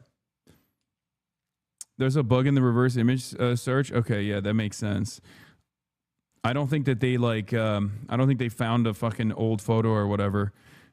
Even though they are goofy as fuck. Right, and I think that's exactly what the issue is here. We need some time to get this. Chatters, we watched the video of the girl in the pink coat. We watched it already. I watched numerous different angles the already. Governor and the mayor and the police chief, who I greatly admire, speaking not only about this incident, but about a series of incidents that have accumulated into the frustration that you're hearing. And it's certainly understandable they'd be reacting the way that they're reacting because they want to protect the people in their own communities.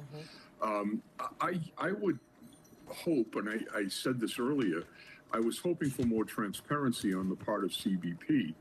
Bovino said that a man with a firearm approached them. But that doesn't really justify the use of deadly force. And so he basically said that we needed more time to figure that out. But I was hoping that a clearer statement of exactly what the threat was would be forthcoming at the very first press conference, because the city is starting to burn. This is not, you don't have the luxury of waiting days to put this stuff out there. And I'm particularly interested to see the video from that young lady that was behind the melee. Yeah, looked like in the red pink or jacket. something. Yeah, dark pink, you know, kind of walking around. I'd be searching for her.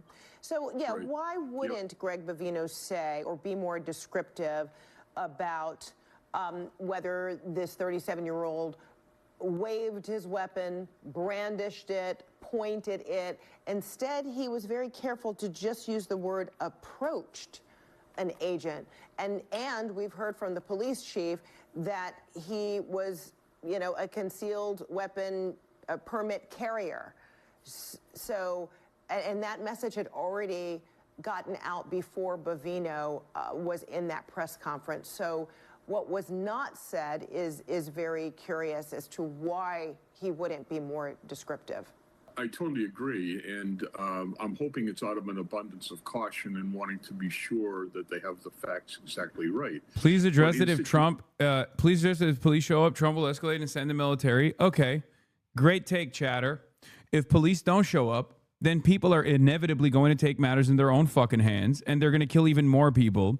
And when they kill even more Minnesotans, the military is going to be sent in regardless. So either you actually push back by using all mechanisms of law enforcement that you possibly have at your fucking disposal, or you just wait for the military to show up when the inevitable happens. Okay?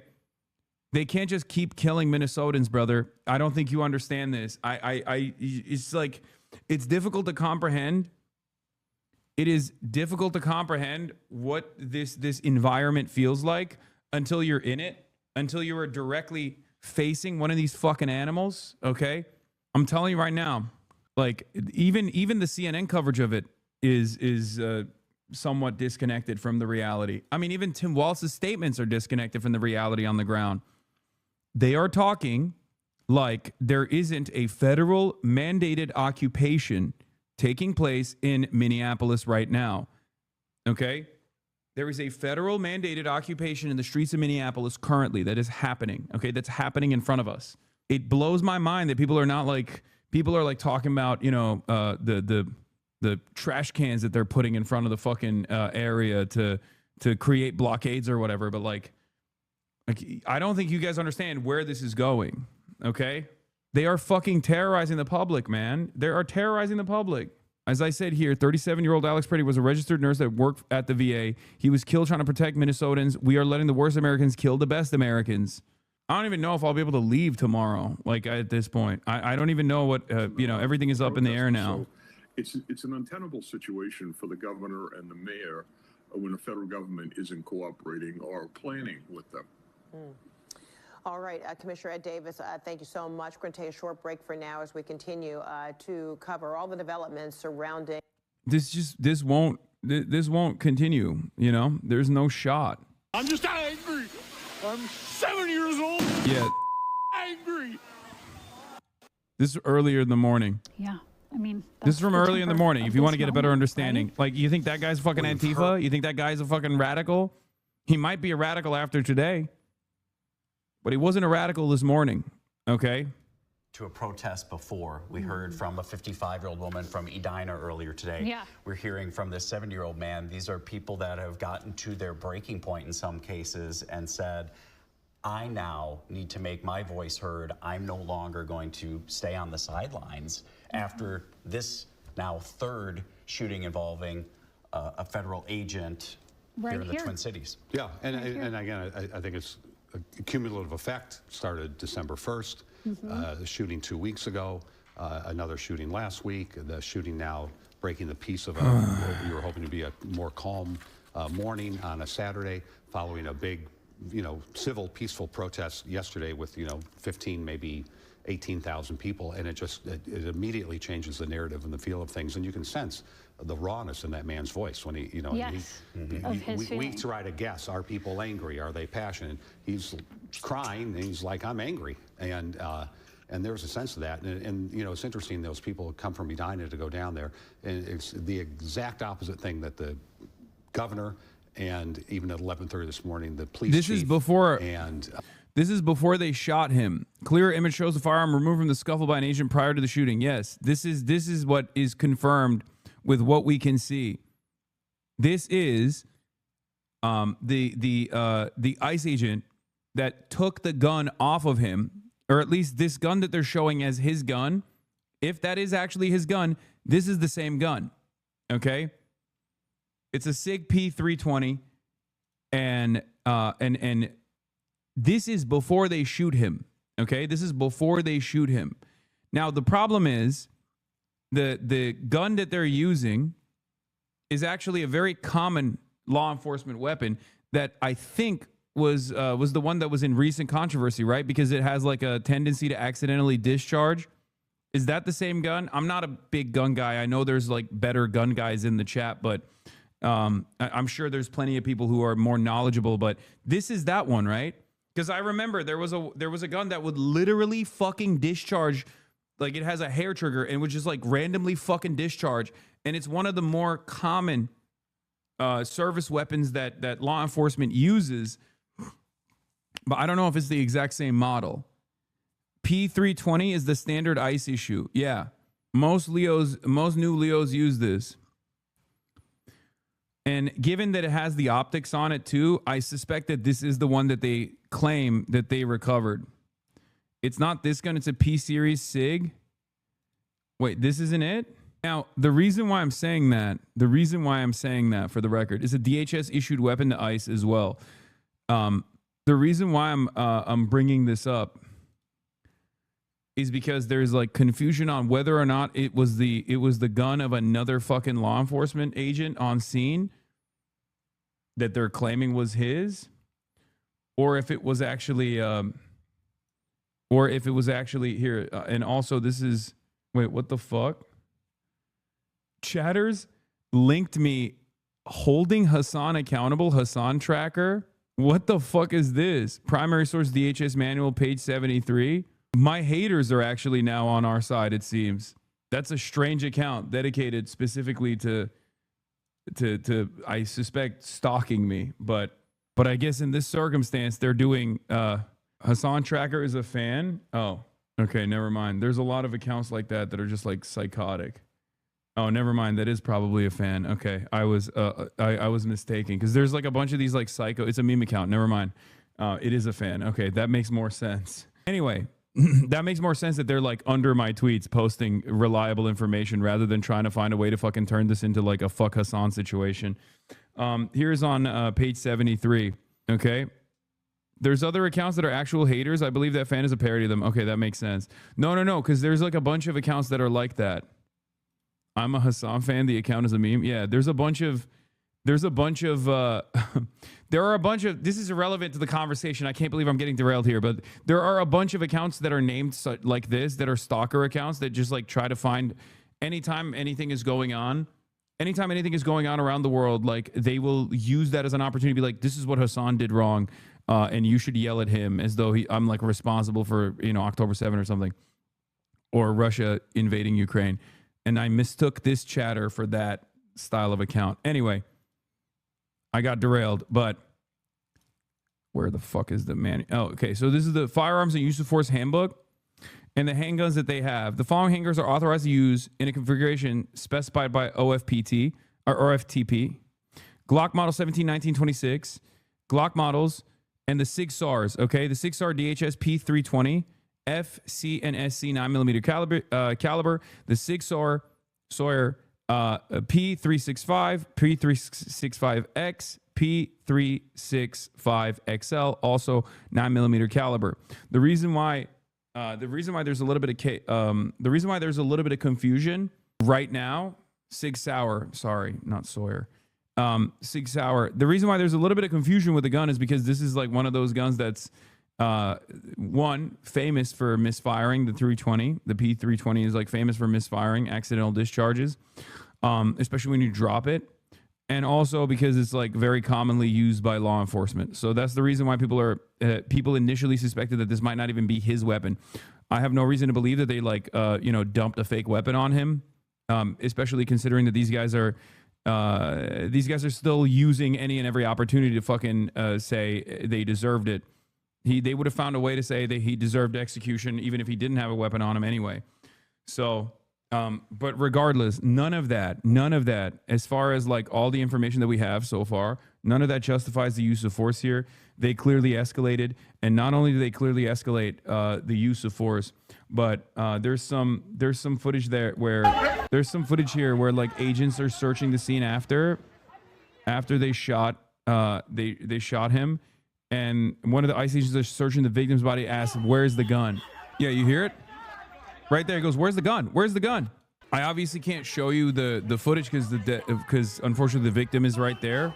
But yeah, there's one agent that is doing CPR on the victim, 37-year-old Alex Preddy, and another agent is on top of his body, looking through his holster, and very clearly going, "Where's the gun? Where's the gun?"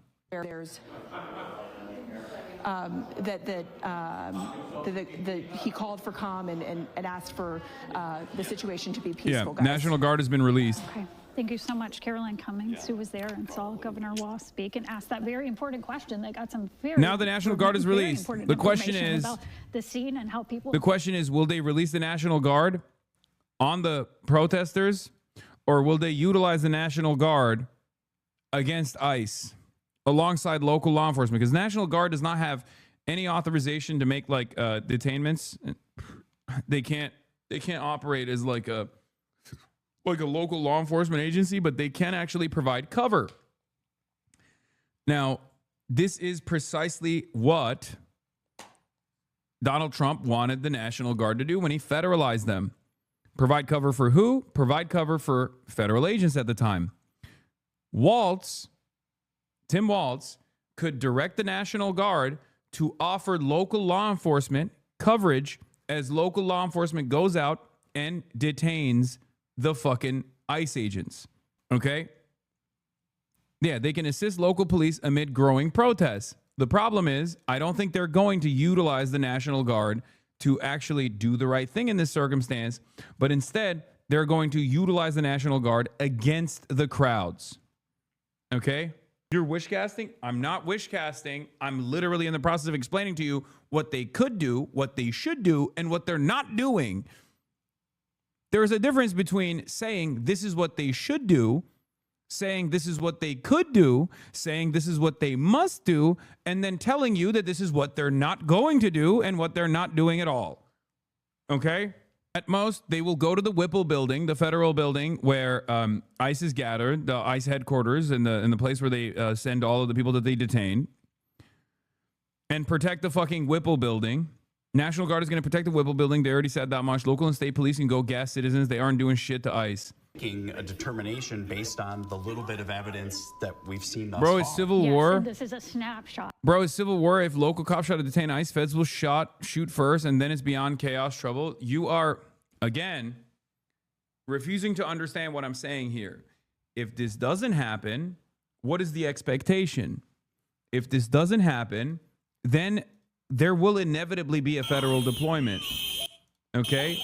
There will inevitably be a federal deployment. It will just come after citizens take matters into their own hands. Yes, I watched this one, M-HUD. I watched this video. It's the clearest one yet. I know. And the shooting, I watched this earlier. This is the best visuals that we have for the altercation moments prior to escalation. And I believe the shots get fired right at the end there. Here, we'll watch it one more time. This doesn't show the altercation prior.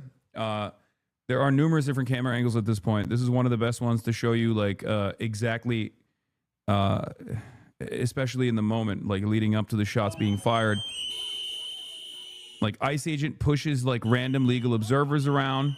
Here is the victim trying to get in front of one of the legal observers that's like pushed into the. Here's the ICE agent pushing them into the snow, to the pile of snow. He gets in between. He says, "Stop." He puts his hand up. In his hand, you can see, by the way, in his hand, you can see he has a phone. Okay, he doesn't have a gun. He just has a phone. This is not a Jonathan Ross style situation. This is the victim. Okay, he has a phone in his hand. He puts his hand up. He gets fucking pepper sprayed or maced directly in the face. Okay, and he is trying to. While he's actively getting pepper sprayed, he is still putting his hand and his body between the pepper spray. One hand holds the phone, one hand is up. The observer, okay? Putting his body directly in between. Then they pull him off. Then they slam him into the ground. Wait, what? Is it effing? Are we good? We're good, right? He's also literally trying to crawl away at one point. They pull him back into the altercation. Yeah. Repeat what you said. There was a visual glitch F. Hold on. We're going to do a delay check right now. Type the number that you see on screen. 3. Type the number 3 when you see me. 1, 2, 3. Oh, it's glitching. Okay. It was a big F. Okay, hold on. It glitched while I was doing it. I'm going to do it one more time. I'm going to actually type the number that you see on screen. 4. Type the number 4. 6, 7, 8. Okay. There's an 8-second delay. I'm going to fix ingest right now. Okay. 1, 2, 3, 4, 7, 8, 9. I'm fixing the ingest. It's going to F now. Okay. This was a delay fix. I believe it worked. I saw the visual bug, chatters. I think that it is no longer delayed. Testing out the delay one more time. Type this number that you see on screen. 5. Are we back? Okay. Good. All right. Delay's been fixed. All right. Let's continue. So this is, like I said, moments before Alex Preddy's shot and killed. Everyone typing in the chat gave you 3K more viewers. No, it's because they're reloading because it effed for a second and they thought it was it just tweaked the viewership. It'll go down again. Okay. That's normal. It happens. Like, you can see his face right here. You can see his situation. They're stepping on his head. They're pushing his head down. Okay. He is completely under a fucking pile. He's completely under a pile of some of the fattest Gestapo pigs you've ever seen. Okay. Both of his hands are on the ground. His hands are not reaching for a weapon at all. Both of his hands are fucking on the ground. Okay. Now, take note of the ICE agent, the ICE pig with the gray jacket. His last words were to the woman he was protecting. They were, "Are you okay?" Agent in the gray reaches over the other agents and is seen grabbing something and walking away as the first shot is fired. Okay?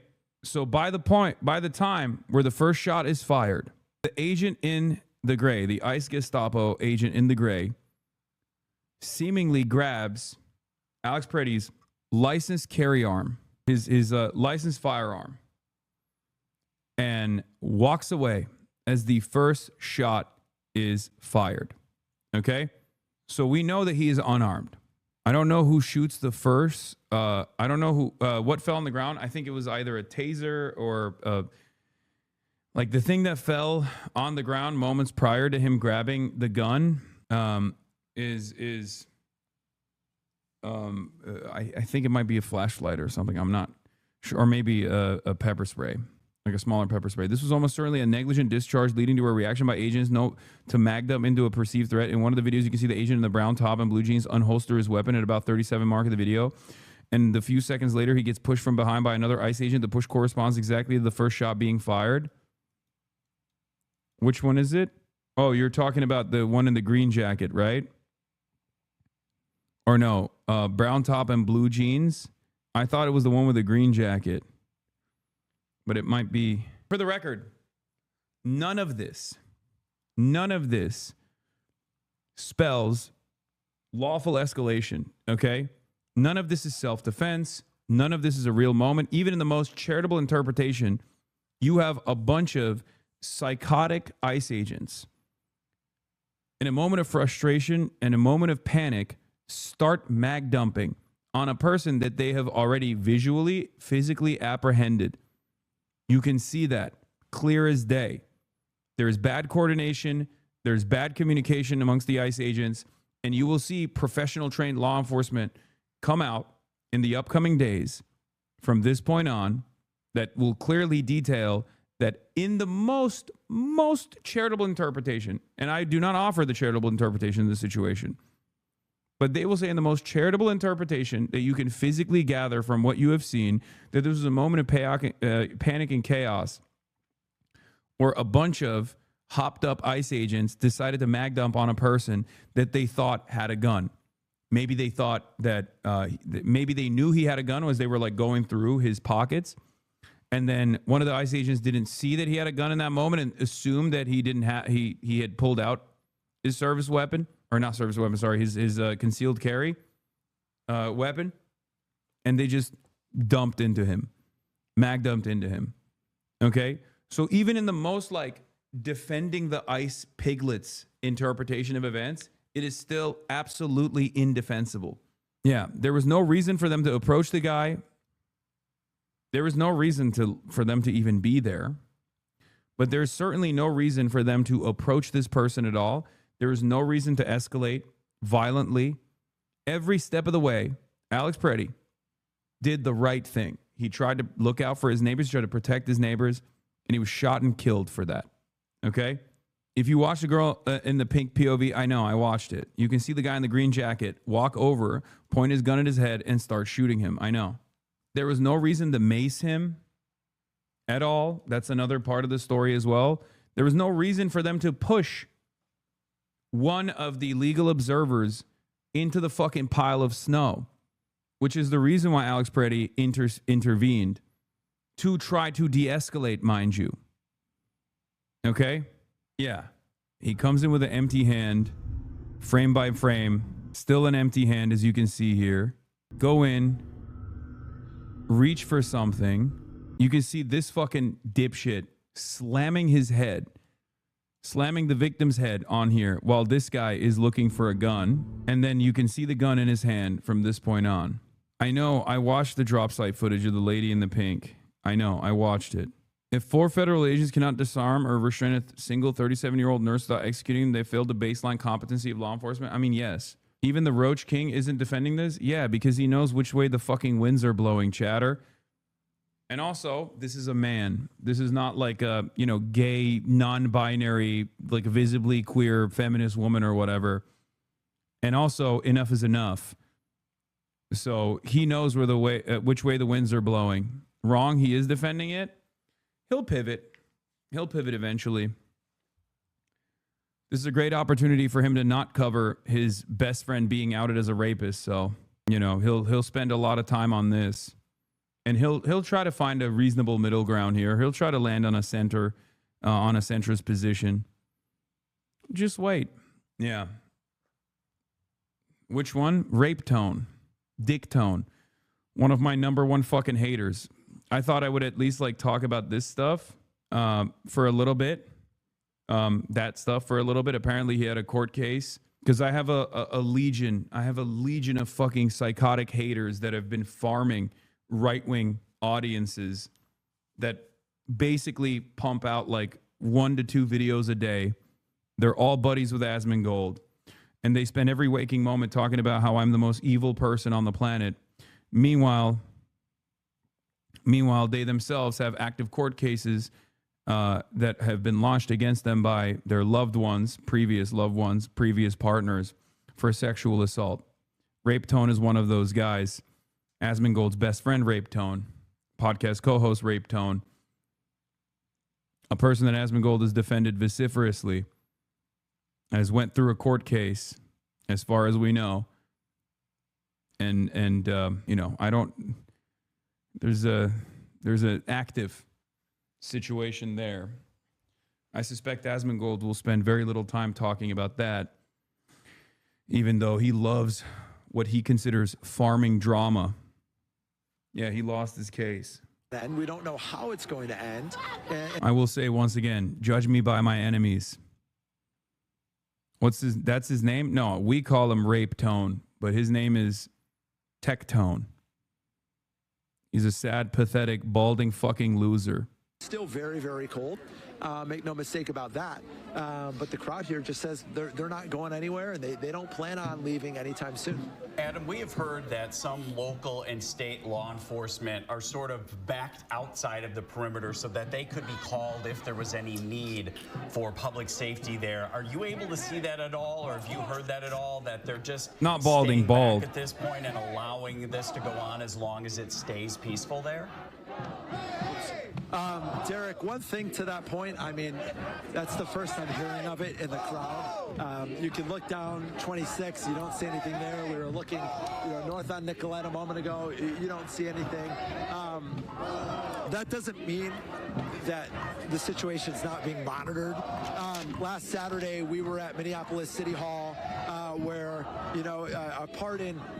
someone parted from what we saw on January 6th came and they said they're going to burn a Quran. And as we were out there last Saturday, the one thing people kept saying was, where is police?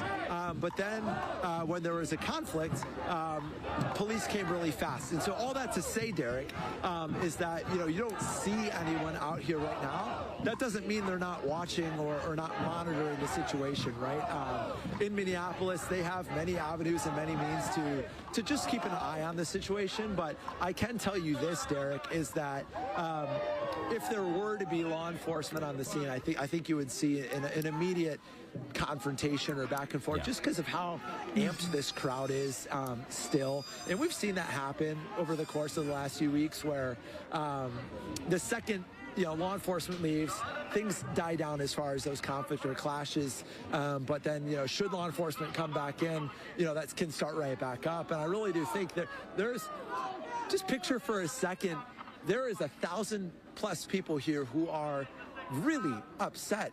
And, when that looks like we're losing Adam's signal there right now. He's there, 26 and Nicollet. A lot of good points.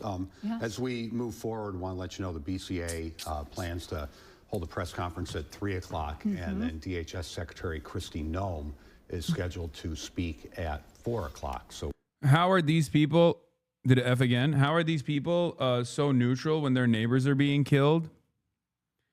Is a great question. And the answer to that great question is, this is their fucking job. This is local media's primary duty, okay? This is how local media usually operates.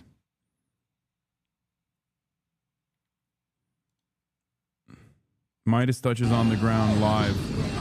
Thank you. With Status Quo. Status Quo is reporting alongside Midas Touch on the ground. Oh wait, no, this is no longer live. I apologize. I suspect that they're. Oh wait, they just ended their live stream. I guess they just ended their live stream. They're not live anymore. 2 weeks ago, and we took that block. We took that block, and then the state took it. Are you staying or are you flying? I'm staying the day, but I don't know. I don't know what's happening right now, so I don't even know if I'm gonna fucking stay another day. Mass F, what new channel is live here? So, I want to apologize for any profanity you guys might hear, but this is This is KR11. It's local here. news. So we'll send it back to you. For yelling some words as you walked up the street. And I want to ask you, you came out here today on a day that is negative temperatures. Why? Care sucks? Bro, all the fucking local news in Minnesota is kind of bad. I'll be honest with you. I support the police. I support the military. I love South Minneapolis. And today, this could have just as easily been me that got shot. Why? Why so? Because I'm a Minnesota permit carrier. I love donuts. I could have been in the donut shop. I would have came out and I probably would have filmed ICE because I don't think what they're doing is right. And so I had to come down here and see the spot. And I just can't believe that they shot him in cold blood. As a Minnesotan, seeing everybody out here today, you said that you were also out on these streets during 2020. Is that correct? Yes, sir. I rode my bike down here after they killed George Floyd. And I cried after what I saw that they did to my neighborhood. And I just pray that everybody stays vigilant, but also peaceful, because I don't want to see this happen to my city again. Call in the National Guard, keep things quiet, but get ICE out of here. I don't think ICE belongs here. I've never had a problem in South Minneapolis with immigrants. They feed me, they roof my house. You think this guy's a fucking radical, guys? I just You don't think get this it. guy is 3,000 of anything them? but a median voter? I don't get it. That's why I'm here. Can I give you a hug, man? Yes, sir. All right. I think we need more of that today. That's something easily that we can agree on. So I'm going to go see the spot and figure out what my next move is. Okay. You take care of yourself, and that's what's most important today. right, Okay, guys, thank you very much. Yeah, and Susan Elizabeth has been saying all morning long, I think we can all agree that an individual did die, and so that's why that man was saying earlier that he showed up here. But I do want to show you guys, because we were out here earlier when chemical irritants were deployed, and it was more intense. As These are right now you fucking can see human it's beings, a little dude. calmer, and that's just where we They're are human right now. beings. There's only so much. There's only so much fucking punishment that they'll take. Okay?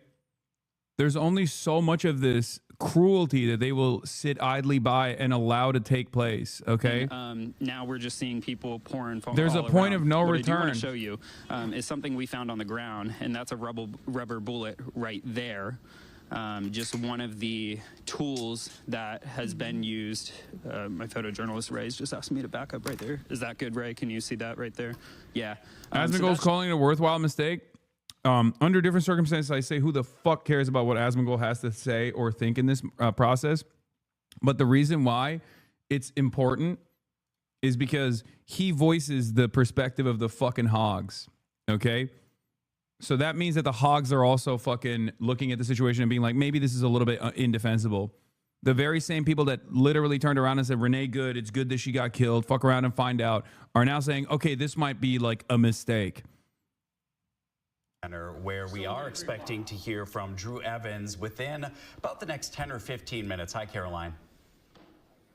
Well, hi there, Derek. So, yes, we are going to hear from Superintendent Drew Evans of the BCA. This comes after the BCA said earlier that the agents were blocked from accessing the scene by DHS. We did hear from Governor Tim Walz and Commissioner of Public Safety Bob Jacobson, who didn't go into so much detail about the investigation, but did say that, you know, when the agents did arrive at the scene, he made a mention of federal law enforcement leaving the scene, and that it was really hard for them to contain the scene because there were not enough resources there with all of the commotion and the protesters around. So we should hear from Superintendent of the BCA there, and in the next 15 minutes more about the BCA's process and what comes next. Of course, in the past, with the Renee Good shooting, there was a point of contention between the state and the federal authorities. The state said that they were not allowed to access evidence in that investigation. They implored the federal government to reconsider so they could do their own investigation. At this time, BCA is not investigating that incident, and we will soon know what comes next for if and how BCA is investigating this shooting today, guys. I apologize. I might have lost you in my ear there, but hopefully you can hear me. Yeah, we heard it all. Thank you, Caroline. We'll look forward to that coming up, we believe, at 3 o'clock. So and we'll get more information, be able to ask some questions about that as well. We have gotten a Republican response from Congressman Tom Emmer, and he put this out on X earlier today. This was before we had the press conference with Bavino. He said the governor and local leaders' rhetoric has empowered criminals and put federal law enforcement lives at risk. It's dangerous and has made the situation in Minneapolis much worse. Unlike my Democrat colleagues, I'm going to let law enforcement conduct their investigation and not jump to asinine conclusions. We are grateful no Border Patrol officers were harmed. So that is another perspective we got right there from Republican leadership from the state. And we have heard from both Republicans and Democrats today to not rush to judgment in this situation. There are obviously so many questions. There's obviously going to be more pieces of video because we are getting them by the minute and going over them leading up to this incident this morning where a federal agent shot this 37-year-old man, Alex Preddy. It's interesting they say that, but we've already seen like 3 instances of rush to judgment by either appointed or local officials. So it's strange times because there's such a disconnect on what people are saying versus what they're doing. Yeah. Yes. Well, we want to keep it focused on the victim here, of course, Alex Preddy. We know that this is, I say the person who died. We don't know what happened leading up to it. We know that federal officers say this person showed a gun. We are told by Minneapolis police chief that this was a lawful carrier. We're also told that Alex is an ICU nurse. You can see right there, it looks like, just like you predicted, Frank, that there's a memorial popping up to remember Alex. And it looks like mourners standing right there where he lost his life, which is the center of people's interest today all around the country. People trying to figure out what happened in this case. But you can see the crowd is gathering. And, we saw so much mourning for Renee. It looks like the mourning has started here again. Something we are waiting for, more answers. We've heard from so many different agencies so far about what happened. And we're going to hear from the state police, the BCA. Are you gonna wear double socks today? The toes get cold fast. Yeah, I have triple socks. I have heated socks. I'm charging them right now. The Hennepin County Jail website, see who was booked, see when, the roster. This morning I ordered heated socks. I ordered heated gloves. I got heated gloves, heated socks. I got another balaclava as well. That's like a little bit, it might be better. It's like a Jordan Fly Warm hood. I don't know if it's like better than what I have currently. The one that I had before. It might not be better. I think the one I have is better. This is too tight. Because the one I have, yeah, this is too tight. It's like fucking up my nose. I can't even breathe in this. But, yeah, I got a plate carrier as well with a press badge on it that I got from security. So don't make your feet too hot because they'll sweat. Your feet will freeze quicker. Yeah, I know. 26 in Nicollet, especially right here.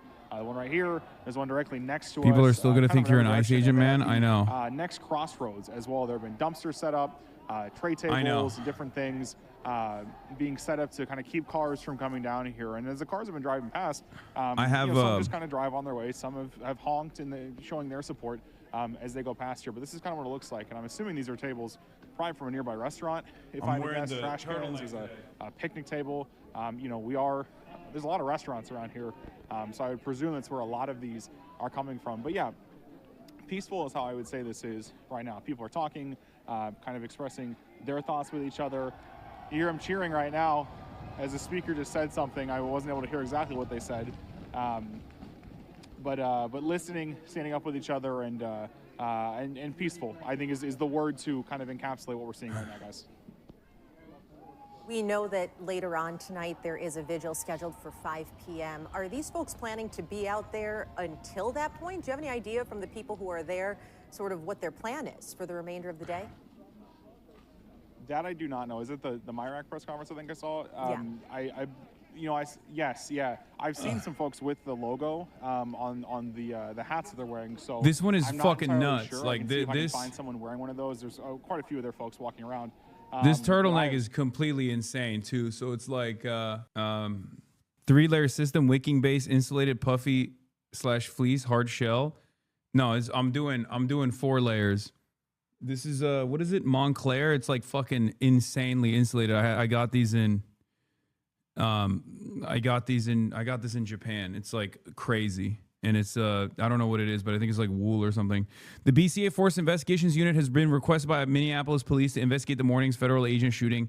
Our agents and crime scene personnel attempted to access the location, but were blocked by DHS. Jesus fucking Christ. Crime scene personnel attempted to access the location, but were blocked by DHS personnel at the scene. So again, we're going to hear from the BCA in about 5 minutes, but some of these news conferences. 4 layers, you gonna sweat like a motherfucker? We'll take you to that just as soon as it is available.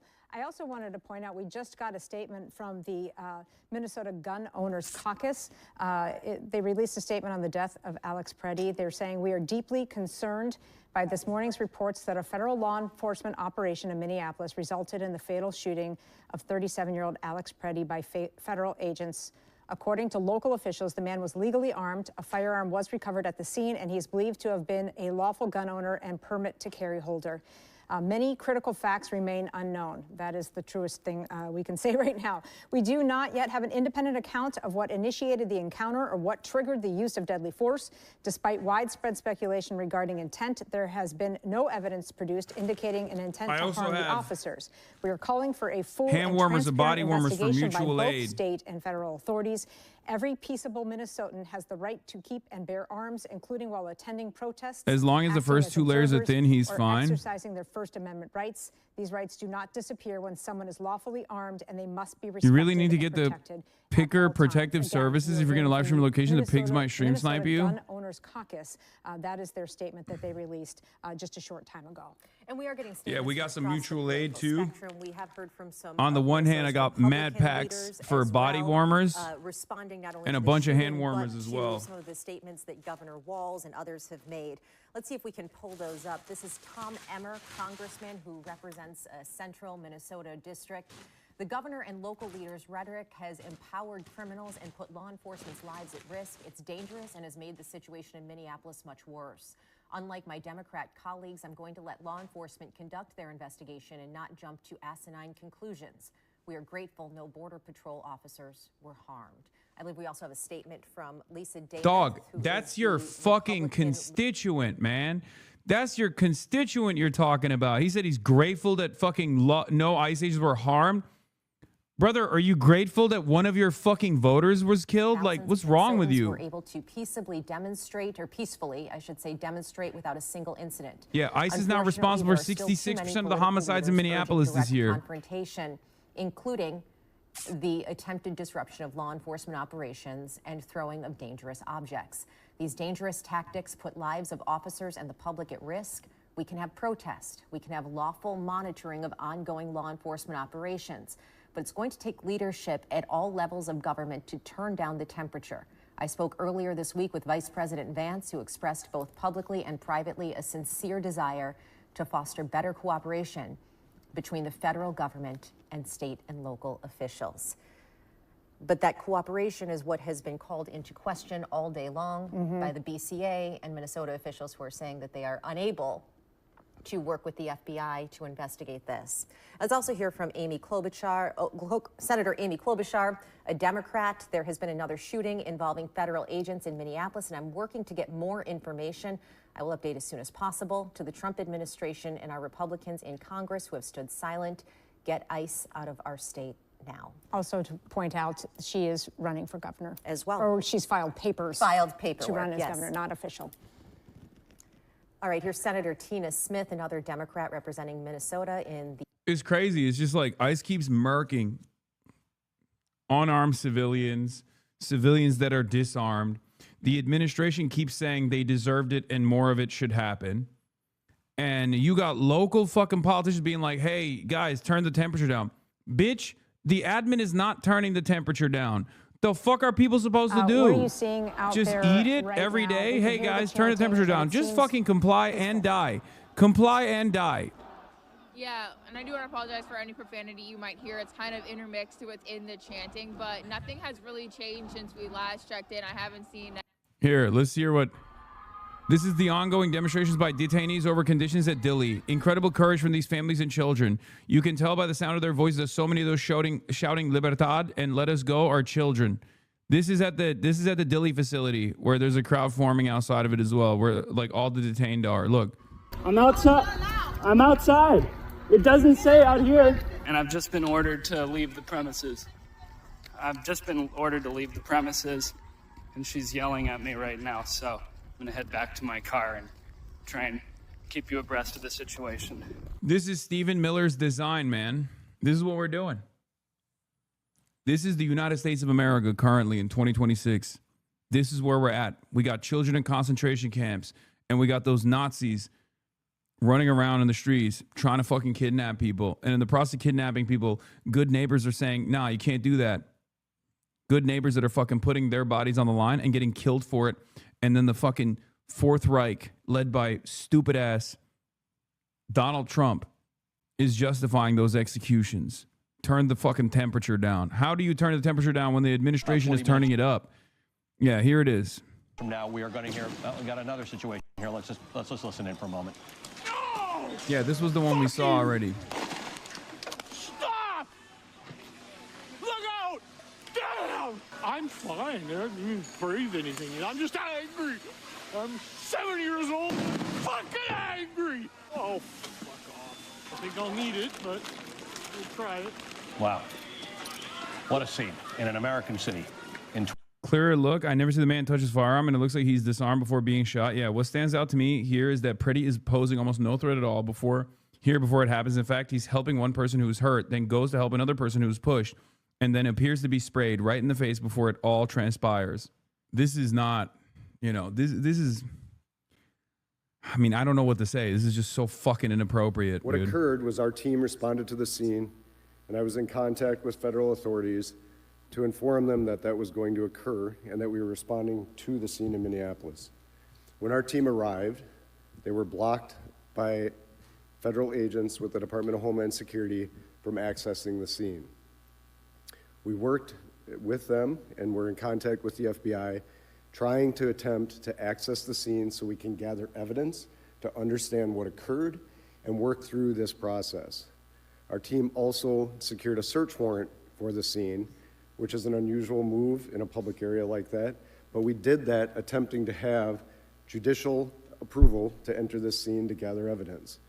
We were once again blocked by federal authorities to go in and do that scene examination.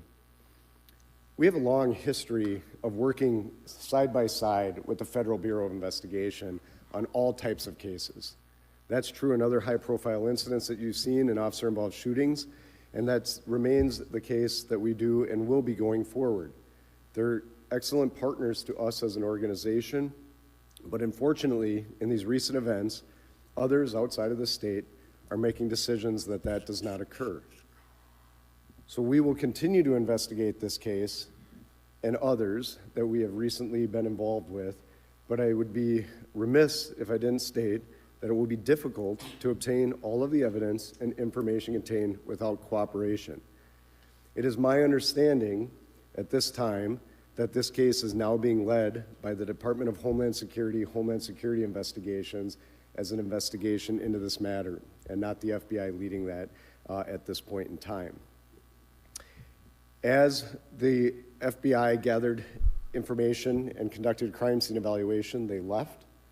After they left, we were attempting to move in to do our own scene examination once we can access the scene, but federal agents that cleared the scene, as was previously said, the state and local police that were Arrest on them for scene impeding the from investigation. beginning of this, Arrest them for provided impeding the protection of that investigation. scene alongside federal Get the agents National trying to Guard allow down us to there do our work. to back up the local law enforcement and arrest them for impeding the investigation. What the fuck are we doing? What do you mean we can't follow our local laws? There's never been a moment in the history of the United States of America where local jurisdiction has been superseded like this aggressively, this flagrantly, in this clear-cut violation of what is supposed to happen. Okay? Yes, I know there was a visual glitch. It's fine. It was a minor visual glitch. Okay? Follow the fucking law. Follow the law. And prosecute the fucking wrongdoers if they are impeding in an investigation. It wasn't a massive F. It was a baby F. Like, what are we doing? I know it's going to be chaotic. Legally speaking, I know it's going to be fucking chaotic. Okay? Local law enforcement, that is ICE too? No, it isn't. It is not. It clearly is not. Okay? If they don't do this, it's going to get much, much worse. Prosecute the fucking ICE agents. The problem is, these guys are mobilizing the fucking state law enforcement or National Guard against the public, not at the behest of the public. Trump on Minneapolis shooting mayor and governor are inciting insurrection. The more Trump pushes like this, by the way, the more Tim Walz caves. And the more Tim Walz caves and doesn't do what's right, the worse it's going to get. Okay? You're basically saying the federal government can come in, deploy troops, like deploy federal law enforcement and shoot and kill and maim and wound regular ass Minnesotans, and there's nothing we can do about it. It's only a matter of time until regular ass Minnesotans realize that you guys are just appeasing. You're playing a very dangerous game of appeasement with a fucking fascist tyrant. What do I always say? It's just as JFK once, in a prophetic statement, said, those who make peaceful resistance impossible make violent revolution inevitable. Okay? And if you are a local politician, if you are a local administrator, your goal is to not let it get to that point. Okay? Because the admin is accelerating in that direction. So if it is an inevitability that there will be federalized National Guard units, or if there will be military deployments in Minneapolis, you want to get ahead of that. Okay? You want to get ahead of that. I understand that there will be resistance from local law enforcement. I get it. Okay? I mean, this is where George Floyd was assassinated by a local law enforcement, by Derek Chauvin. Okay? This is literally ground zero for the Black Lives Matter protests that took place in 2020. I understand that. I get it. It's not like I'm, Mr. I love cops by any means. Okay? But the very fact that these guys who are supposed to be in charge of local affairs, the administrators that are in charge of maintaining law and order, are openly and readily admitting over and over again that they can't do anything, that their fucking hands are, their hands are tied. All this shit is dangerous because you're teaching the public a very dangerous lesson, that you are not on their side. Or even if you are on their side, there's nothing you can do. You are saying it is an inevitability. It is an inevitability that you have to take matters into your own hands to defend yourself. What do you think happens in that situation? No, Tim has deployed the National Guard, but they have not given them a command to prosecute and arrest the ICE agents that are very clearly in violation of the law. This is yet another assassination that took place. This is also, as I was stressing to Keith Ellison, the Attorney General of the state yesterday, an opportunity for local law enforcement to win back some good favor with the crowd, an opportunity for them to actually say that they are representing the community, that they are a part of Minnesota, that they are Minnesotans themselves, and not another version of a domestic occupation upon the otherwise law-abiding Minnesotans. Okay? To say that we can do this in the manner This is that a our rather team naive normally take does, on the which is situation. very No, strict it's not. It's not. obviously is disrupted. It's not. We don't have access to the crime scene. I know what they're going to do. You guys are misunderstanding my point here. You're misunderstanding my point here. I'm not saying that that is what cops are going to do. I'm not saying that that's what the National Guard is going to do. I'm saying that the very fact that they're not even deploying them in that direction, the very fact that local leaders are not deploying them in the direction of protecting the fucking civilians is wrong. Because, look, when local administrators deploy law enforcement to do like riot control, right? They do that because there's a calculation. The calculation is they're protecting some Minnesotans over others. Okay? Some Minnesotans that are otherwise like law-abiding small business owners, that's who they have in mind. They're protecting capital, right? But this is a very different situation than that. And the reason for why this is a very different situation is because small fucking business owners and all Minnesotans are now against ICE, an outside federal agency that has been deployed as a domestic occupation, a militarized federal agency that is basically invading Minnesota from the outside. In that situation, there's no one that you're doing this for other than the federal government. Okay? If you deploy cops and National Guard as riot police, you are basically siding with the federal government.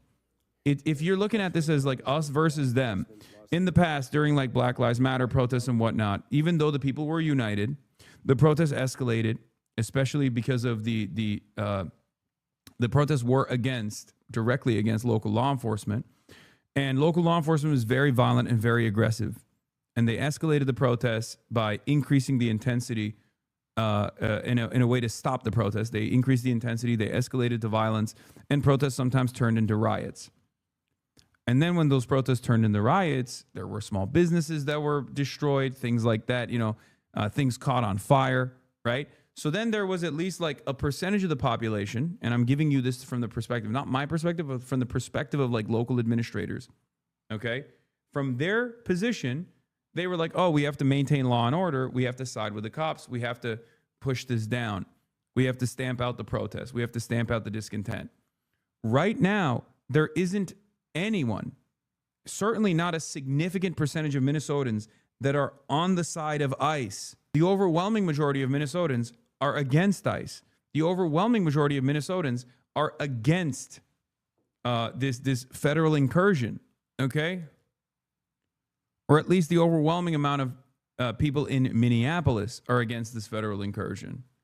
Even if you have like right-wing shitheads that are outside of Minneapolis in the suburbs or in the rural towns in Minnesota that think, no, ICE is actually doing the right thing, the overwhelming majority of people in Minneapolis, down to the fucking small business owners, see ICE presence as the real chaos and not the fucking protests. They're on the side of the protests. So when Tim Walz calls the National Guard against the interests, or National Guard to position against the lawful protesters, he is siding with the federal incursion. He is siding with federal this federal tyranny. 20 plus years at the BCA and a situation like that. There's certainly investigations for national security and sensitive reasons we wouldn't have a line of sight into, nor would it be our position to ask for access to information in those particular instances. In instances where there's really concurrent federal and state jurisdiction over a matter, I'm not aware of an instance where that's ever happened. So thank you. Thank you. Thank you. All right, you've been listening to Drew Evans, the superintendent of the Minnesota BCA, giving an update on their investigation. And two key takeaways from that to me were rather striking. One is he says when the BCA team arrived, the DHS agents on scene blocked them from entering, and they were blocked even after going to a judge to get a warrant to enter the scene, which is not something that law enforcement typically has to do to go to an active scene. And the second was that, to his knowledge, DHS is leading this investigation, not the FBI. And as you know, because we have covered a number of officer-involved shootings, it is very atypical for the agency that the officer worked for to lead the investigation. I might even say unheard of. He did also, Drew Evans did also say we are in uncharted territory, that they have a long history of working side by side, the federal government. And so this is a very unusual situation. Like you mentioned earlier, we have law enforcement calling out other law enforcement, and that just doesn't normally happen. It's been a while since we've heard from President Trump. We do know that the Governor Walz, did speak with him today, or called the White House anyway, and we do have President Trump's statement right now, and this is what he said. This is the gunman's gun, loaded with 2 additional full magazines and ready to go. What's that all about? Where are the local police? Why weren't they allowed to protect ICE officers? The mayor and the governor called them off? Question mark. Do you think there's a chance that the labor unions will try to push for a longer general strike? I don't know. You keep saying they use National Guard, but Trump could just federalize them. I mean, the National Guard situation only works if local law enforcement is first directed to defend the interests of the public. National Guard would be additional protection, because like the number one fear, and I talk to a lot of like Democrats, the fear here is they keep saying, oh, well, local law enforcement is like outnumbered. There's 3,000 DHS agents versus like however many, cops there are out there, right? Like they're like, oh, they'll get outnumbered and outgunned. And it's like, okay, well then you have the National Guard. So that argument goes away, because I'm sorry, there is 0% chance if they actually got local law enforcement to abide by the local laws and start protecting the citizens and start fucking going after, start protecting the citizens and actually try to arrest and apprehend ICE agents, okay? And they're backed by the National Guard, there would be 0% chance in that coordinated effort, there's 0% chance the fucking ICE agents are going to start shooting people, okay? It's not going to happen. Anyway, on that note, I'm gonna reported on that, gear up right now to go outside. Here, the fraud that is we're happening. going to do ICE Watch, and we're going to go to the area of protest right now. I will be accompanied by some DSA cadres. Okay. Here, let me turn on this camera real quick. And I have to prep for that real quick. So here, I'll just keep playing this while ICE is claiming to have prep. Arrested during this operation were already in our jails and our prisons. Yeah, I think DHS has identified maybe 200. So it's unclear. We just don't know. We just don't know how to confirm that. We want to go out to Kent Erdahl, who was just in that striking news conference with the BCA, because so much of the controversy today has been the back and forth between the federal government and state and local officials around cooperation. Who gets to investigate? Who should be leading this investigation? Who has access to it? So, Kent, you were in that news conference. Can you tell us what struck out to you? Yeah, the 2 words that you mentioned just a couple minutes ago, and it's uncharted territory. This is coming from a man, Drew Evans, the superintendent of the BCA, who doesn't speak lightly. He's very calm. He doesn't speak beyond what he knows. We didn't hear him speculate about this shooting. We didn't hear him name the victim, although it's out there, because this is a man who leads very careful investigations, and he is saying in his 20-plus years of working cooperatively with federal authorities, he has never seen anything like this. It is uncharted territory, as he said, to the fact that they got down there today expecting again, maybe despite what we all know from the previous shootings, that they were going to have some level of cooperation as they showed up to start investigating. They were stonewalled, he said, and then they went to the unprecedented move of calling in a judge to sign a search warrant to try to then gain access to that scene. And he says they were denied again and told that the Department of Homeland Security and federal agents were running this investigation now. He then told us after this that he reached out to the Department of Homeland Security and the name that he was given in terms of who was in charge of all this, and he received silence. They have not gotten any more information. So he is saying he is vowing, just as the governor had said, to move forward as best they can to investigate. But he said that this will be a very tough job. As anyone knows that's ever seen an investigation, there's a secure crime scene, there's evidence preserved. We saw a gun on the front seat of a car today that had a picture taken of it. We also saw And as our reporters showed down there, a chaotic scene in which federal agents then pulled out. Then the BCA and others tried to come in. By that point, it was so chaotic, there was not enough safety, so they had to then pull out. There clearly would have been a very tough time maintaining the integrity of that scene regardless. But at this point, again, uncharted territory is about as busy as you can say it. And keep in mind, again, this is a law enforcement arm in Minnesota that has many others like it in other states. And Drew Evans said today that their entity, as in other states, this is the way it works. It's the way it's worked for years and years and years, that they come in and investigate even shootings involving federal officers if it happens in a state. It's the way it's expected to have been, and it's the way it has been for years and years. They're trying to do this fairly and not jump to any conclusions, and they're not getting anywhere. Now, it's worth pointing out one other thing, because in the past week, because what we will undoubtedly hear again is what we have heard many times, is that the federal government says that they're not getting cooperation on their mission, not these investigations, but on their mission to enforce immigration from state and local authorities. We heard the vice president this week say that local authorities told him that they were trying to locate sex offenders and they weren't getting addresses.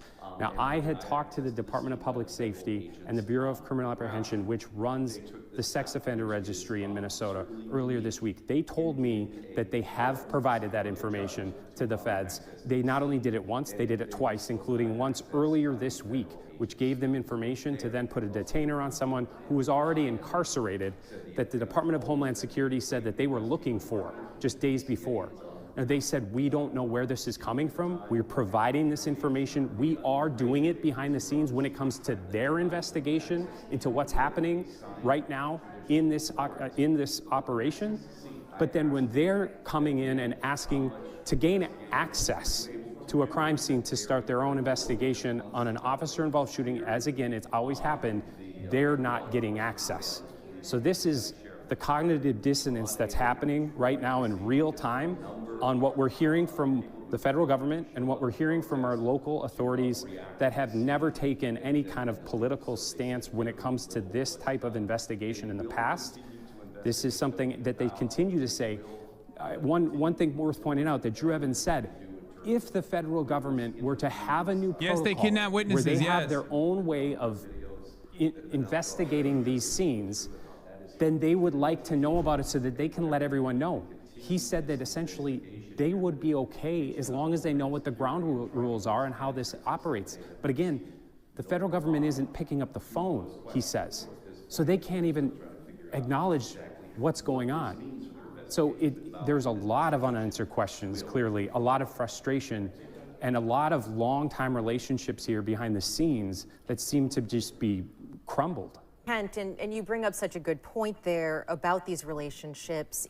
Just in the last week, we've heard the Brooklyn Park police chief criticize the efforts of federal law enforcement. We've heard Paul Schnell, the Department of Corrections commissioner, who, it's worth pointing out, is a former police officer and was the police chief of, I believe, 3 different Minneapolis area police departments. So these are law enforcement people. These are cops.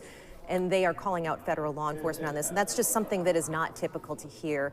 And so we do wind up in this stalemate. Appreciate your reporting out there, Kent. We'll check back if anything new happens. And hard to combat as journalists when people want both sides. They're trying to get facts about the case since ICE and Virgil have come into our community, who is now deceased, and we're trying to learn more about him as well. So we're going to bring AJ Legault in now to talk a little bit more about Alex Preddy, the man who was shot and killed by ICE Border Patrol this morning. DHS, by the way, saying that he was armed and planned to do harm to other officers. You've been talking to people who knew him. Yeah, I just walked back here into the station. I was out in the neighborhood where he lived, the Lindale neighborhood. And neighbors, I was breaking the news to them that Alex was the man who had been shot. And they just kept going, Alex from next door, Alex from upstairs. He's a nurse. He works for the federal government. He works for the Department of Veterans Affairs, from what we can tell so far. And that's what neighbors had told us. They said he's the neighbor that they talk to over the fence, that they see walking his dog all the time. and a number of his neighbors are part of the Lindale Crime Watch neighbors, and they were just floored. You just heard one lady just scream, "Not Alex!" Like they couldn't come to grips with the video that they're seeing of him being killed on social media or it hits a little different TV. when it's someone you know. Yeah, directly. and some of them didn't either. They didn't put two and two together that they were seeing the video and that this man was also their neighbor. We've got a picture of him up there. I know we're working to get some of the sound from the neighbors I spoke with. I don't know if we have that yet. I don't have an IFB in my ear right now. I think we can hear from some of those neighbors. Let's take that sound if we have it. All I know is that he's oh my gosh.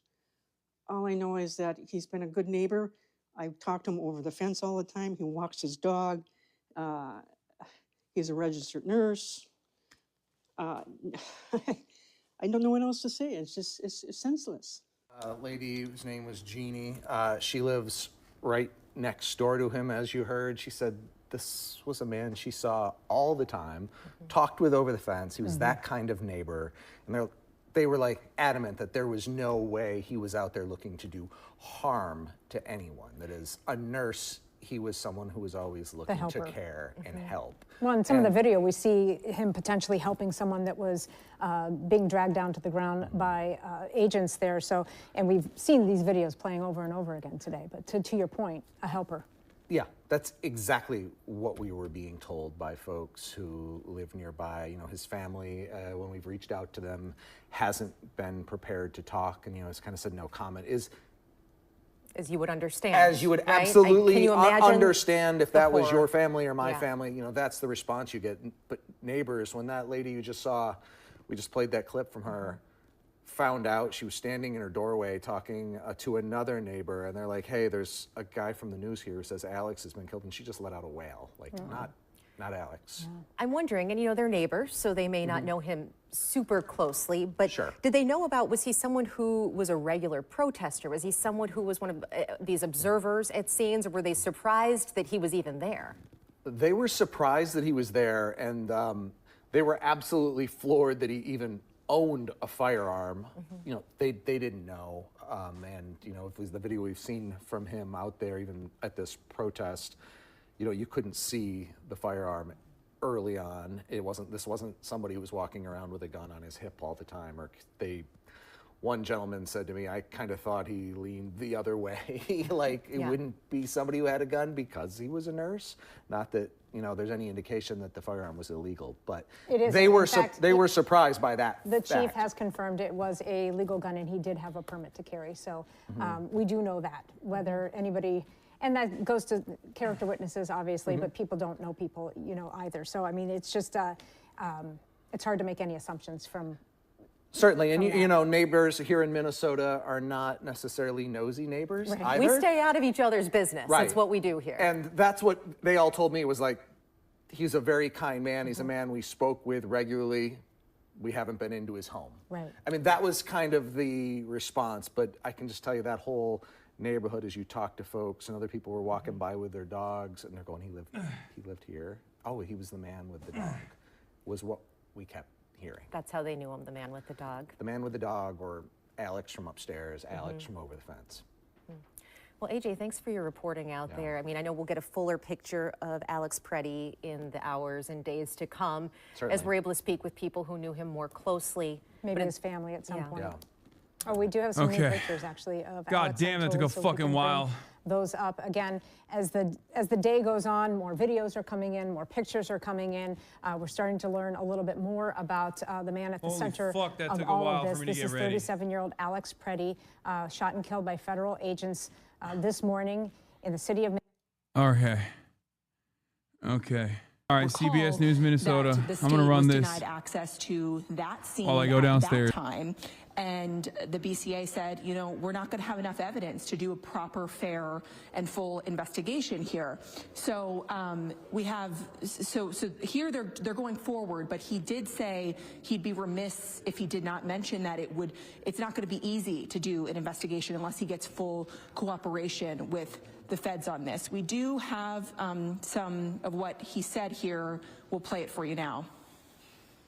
This morning, I was in contact with the Minneapolis Police Department after the incident that you're all familiar with now. They requested our Force Investigations Unit respond to the scene and conduct such an independent investigation as we have in other recent incidents in the city of Minneapolis. What occurred was our team responded to the scene, and I was in contact with federal authorities to inform them that that was going to occur and that we were responding to the scene in Minneapolis. When our team arrived, they were blocked by federal agents with the Department of Homeland Security from accessing the scene. We worked with them and were in contact with the FBI, trying to attempt to access the scene so we can gather evidence to understand what occurred and work through this process. Our team also secured a search warrant for the scene, which is an unusual move in a public area like that, but we did that attempting to have judicial approval to enter this scene to gather evidence. We were once again blocked by federal authorities to go in and do that scene examination. We have a long history of working side by side with the Federal Bureau of Investigation on all types of cases. That's true in other high-profile incidents that you've seen in officer-involved shootings, and that remains the case that we do and will be going forward. They're excellent partners to us as an organization, but unfortunately, in these recent events, others outside of the state are making decisions that that does not occur. So we will continue to investigate this case and others that we have recently been involved with, but I would be remiss if I didn't state that it will be difficult to obtain all of the evidence and information contained without cooperation.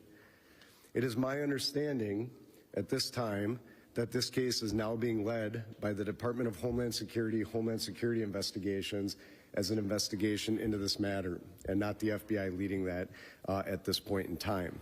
So you heard there from Superintendent Drew Evans kind of laying the land of what happened earlier today, arriving to the scene, being told that they could not be at the scene. This is the BCA agents then coming back with a warrant, still being told that they could not access the scene. And of course, as I mentioned, pretty rare to seek such a warrant at all to access this scene. But you heard him emphasize the long-standing collaboration between state authorities and federal authorities when it comes to investigations. Evans also spoke about how any incident involving an officer firing a gun, an officer-involved shooting, is a very complex case, and that's why you hear him emphasize the importance of getting access to all of the evidence in order to do such an investigation. But they are going forward with an investigation at this time, but again, they have been denied access to the scene so far, at least in starting to collect that evidence.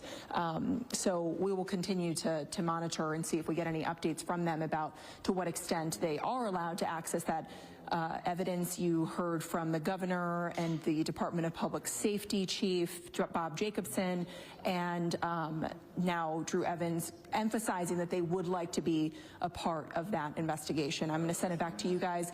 I just lost you, so I hope you can still hear me, but I'll send it back to you guys at the desk there in can you not Minneapolis. hear us? Can you hear us or no? Oh, that's a shame. Yeah, she cannot. Okay.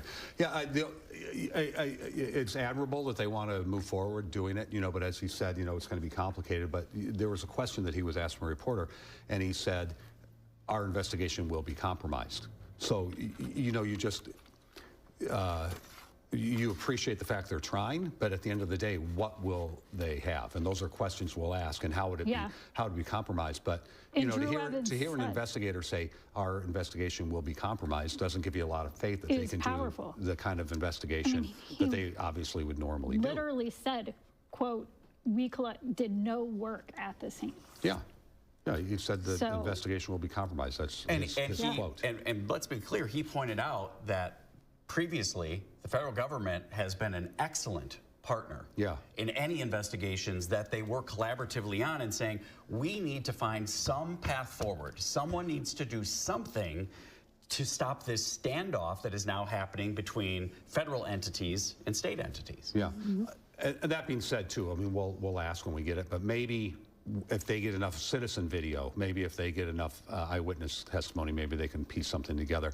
But to your point, you know, that's a great question. I hope someone poses to Kristi Noem. She's supposed to be speaking at 4 o'clock. I'm not sure if she's in the nation's capital or where she is, but at 4 o'clock we're supposed to hear from her.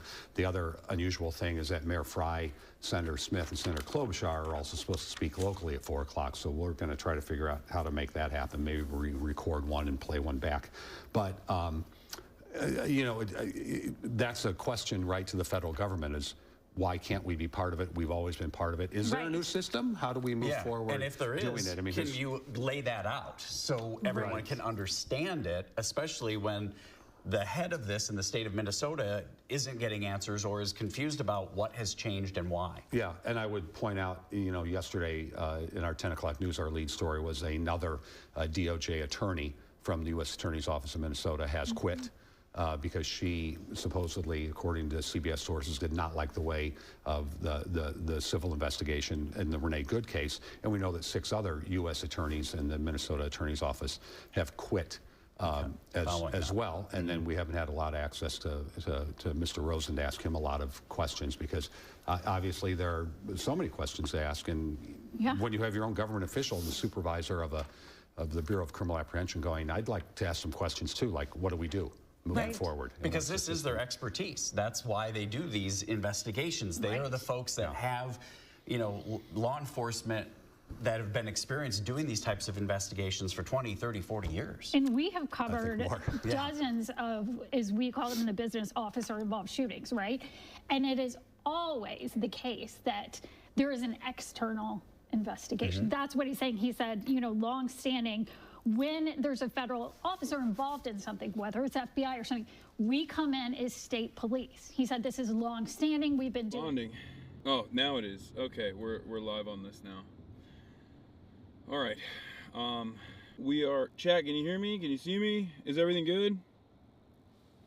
We're outside. We're outside. All right. Is the dash cam? You got the dash cam camera on. I mean, I guess I could show this stuff, right? Or no? Yeah. I mean, I don't. You don't. Where are we picking people up from? Not their homes, right? No, not their home. The car malfunctioned, so they just parked up somewhere. Oh shit. Okay. All right. Here, I'll flip it on then. I'll try to do my very best here. I don't know how good it's gonna be, but okay. Ladies and gentlemen, we are outside. We got. What do you want me to refer to you as? Like, you want me to say like A? You could say my name. I don't really care. Abdurrahman. Okay. Abdurrahman. On the ones. I've already gone doxxed. Okay. All right. Well, Abdurrahman has been doxxed already, so it's fine. We're out here in Minneapolis. I checked in with Abdi. He checked in. I checked in with Abdi at Minneapolis, but okay. All jokes aside, you know, I've been covering from the hotel room the aftermath of the incident that took place in this morning. And it's kind of put a damper on the plans that we had set forth earlier, where we were going to go on an ice watch mission with some local folks, some local activists, some DSA cadres and the like. And instead, we are now going to go to the protest, and then if we have some time, we'll do some ice watch as well as the situation unfolds.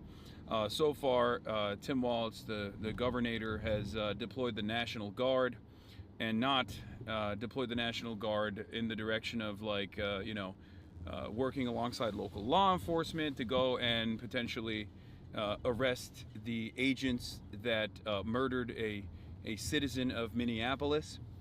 But instead, they are gearing up, as far as I understand, to conduct. They closed the road.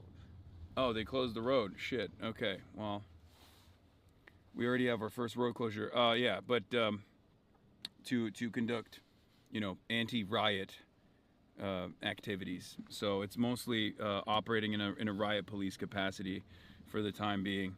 But yeah, we're gonna go to the protest site right now. Hopefully we'll be able to interview some locals as well.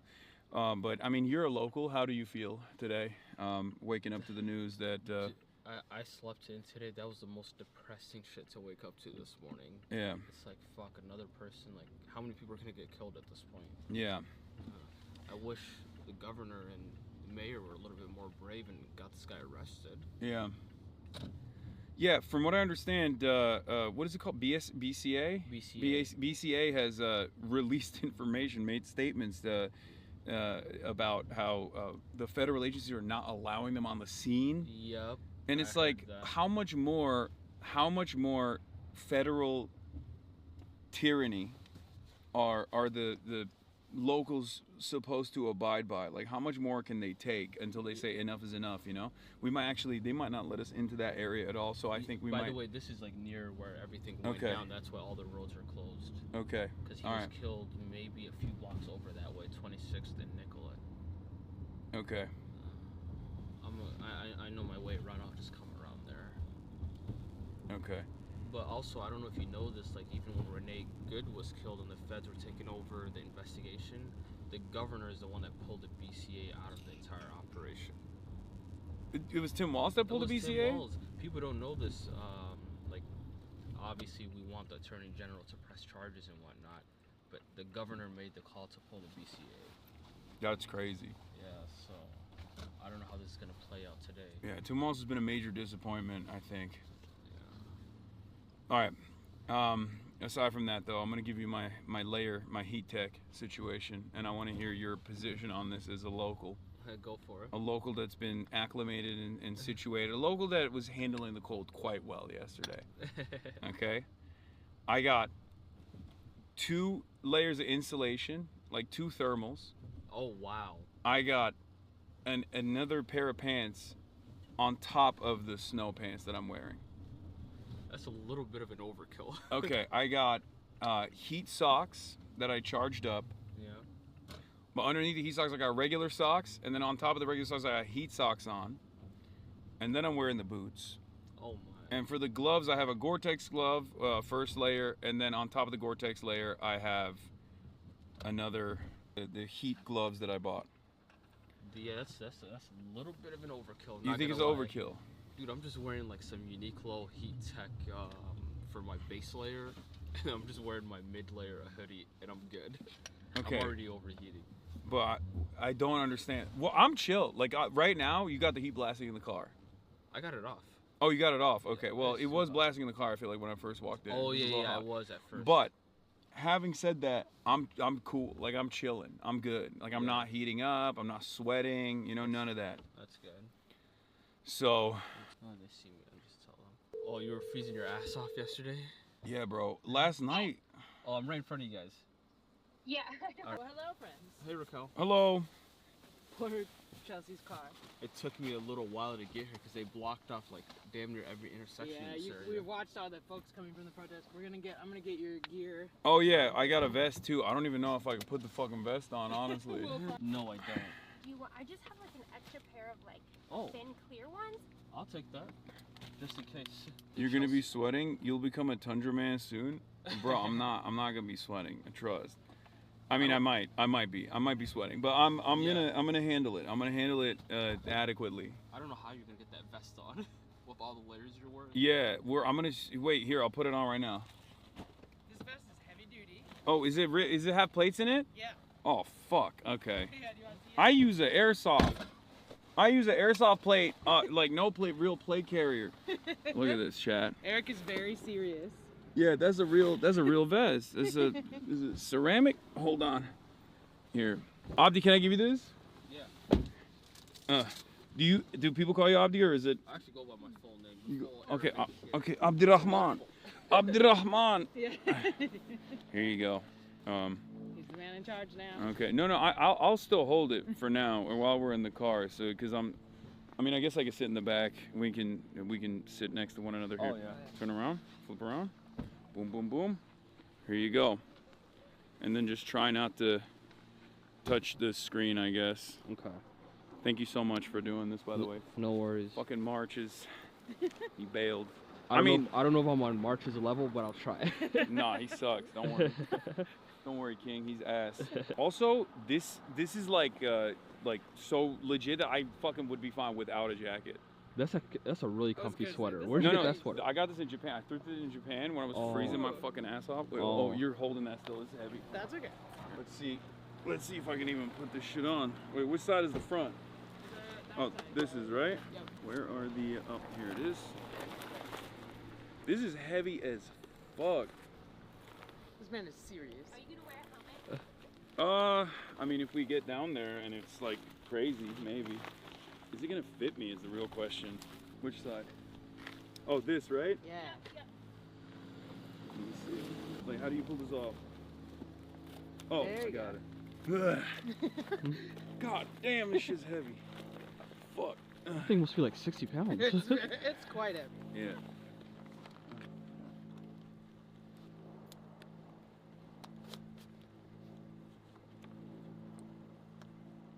Is this upside down or something? No? I think you gotta go under. It's like, how many Minnesotans does it take to get a vest on? In -10. There you go. All right, There you class. go. Here, get the... Oh, nice. Yeah. Got it on. Are you feeling much more VIP now? Yeah, feeling very VIP.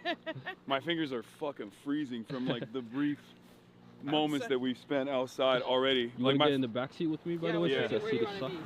Which seat is better? There's more space. Oh, Raquel, do you want to help me put some of the stuff in the trunk? We can probably pop it back here too. Yeah. You want to put this stuff in the trunk for now?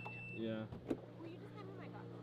You know, Raquel, that's all the shit from the campaign. I just never got rid of it. That's pretty classic campaign car They're just probably. at the top. Because I just never use my trunk for Cafe, some odd that you reason. just gonna grab. Probably. We're just getting set up. And then I'll grab the stuff. You think that's gonna be worse or better? I mean, they... I don't know. Can I get the don't know phone? anything. Can I? This Can is I? yours? No, the phone up there, on the dashboard, and the gloves too, if you don't mind. Give you some more room, Yeah, thank No, you. you can't move it, right? No, it just moved. This thing moves up and down, but not the. Oh no yeah, way! It's the stupidest thing. Okay. Okay, you're sure you're comfortable with me driving, Robbie? I promise. Yeah, I've had far worse drivers drive before. Okay, so we're gonna go first to the protest site, right? And then talk to some of the people there. You know, get a feel for what's going on with the locals. What's the people there? You know, get a feel for. I think if we just head this way, we'll hit it. Because the perimeter's on Franklin. Okay, I'm just gonna drive. Will you just be like turn left, turn right? Yep. I have mad heaters too, and by that I don't mean guns. I mean like little pocket warmers, hand warmers. We got mad heaters. The warm, That we can the give- literal warm kind. Yeah, that we can give to people if necessary. I have an extra bollock lava for you guys if anyone wants it. Ooh, nice. It's Jordan. You're really ready today. I might actually take that. Yeah? Yeah. You want some hard lessons? Yeah. Some shiesty. Here you go, that's for you. Yeah, it's bone chilling. My Yeah. fingertips, man. What is up with the Yeah, extremities? this Like they perimeter just is- it's a little bit Dark, right? yeah, it's a little bit dark. Now, do you know how to fix that or no? No, I don't. Here, I'll do it. It's supposed to be on auto right now, but I can open this thing up if that helps. no. Oh yeah, some above lighting for you. Should I take a right? I would say keep going straight. You know what? Let's just keep it on auto. Fuck it. It'll be a little dark. Yeah, well, Abdi, when was the last time you talked to Omar? Honestly, since I left his house. Oh, we keep missing each other. Oh, okay. I slept in this morning, Chelsea, so I woke up to like everybody sending me this news. I was like, oh my god. oh my god. By the way, does it usually say no card flashing up there? Yeah, that's fine. There Okay. is no card in it, so Okay. It's live, baby. yeah. Oh. Fuck it, we're doing it live. Okay, we're doing it live. Be safe, man. I'm trying. Here we go. Should I crack open some of these heat packs? Yeah. Oh yeah, it takes a while to heat up. Yeah. Okay. Do you guys want them? I got a bunch. Yeah, I'll Yeah, I take have one. a bunch in that bag too. Here you go. You? You want more? He's good for me for now. Oh, Raquel, can you shake one up for me? Oh yeah, so if you get one for me, I'll open one for you right now. You want two, right? Yeah. Okay. Don't let me All right. see, I'm so weird. Dude, I could not. I don't even know how you got up. Cause we drank tea I could not at sleep. 10 p.m. I know. and Omar was like, all "Nah, sugar. tea doesn't have any."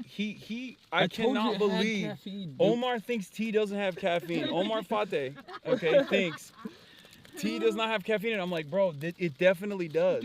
People don't realize this, but Hasn't tea had has a that. lot of I've caffeine. never had Yeah. that. Also, he has a massive sweet tooth. I'm gonna call him out right now. He does. Is that like a Somali thing or is that just? It's Faiza, it's Hanan, it's it's kind of a Somali thing, but it's a bigger problem with him.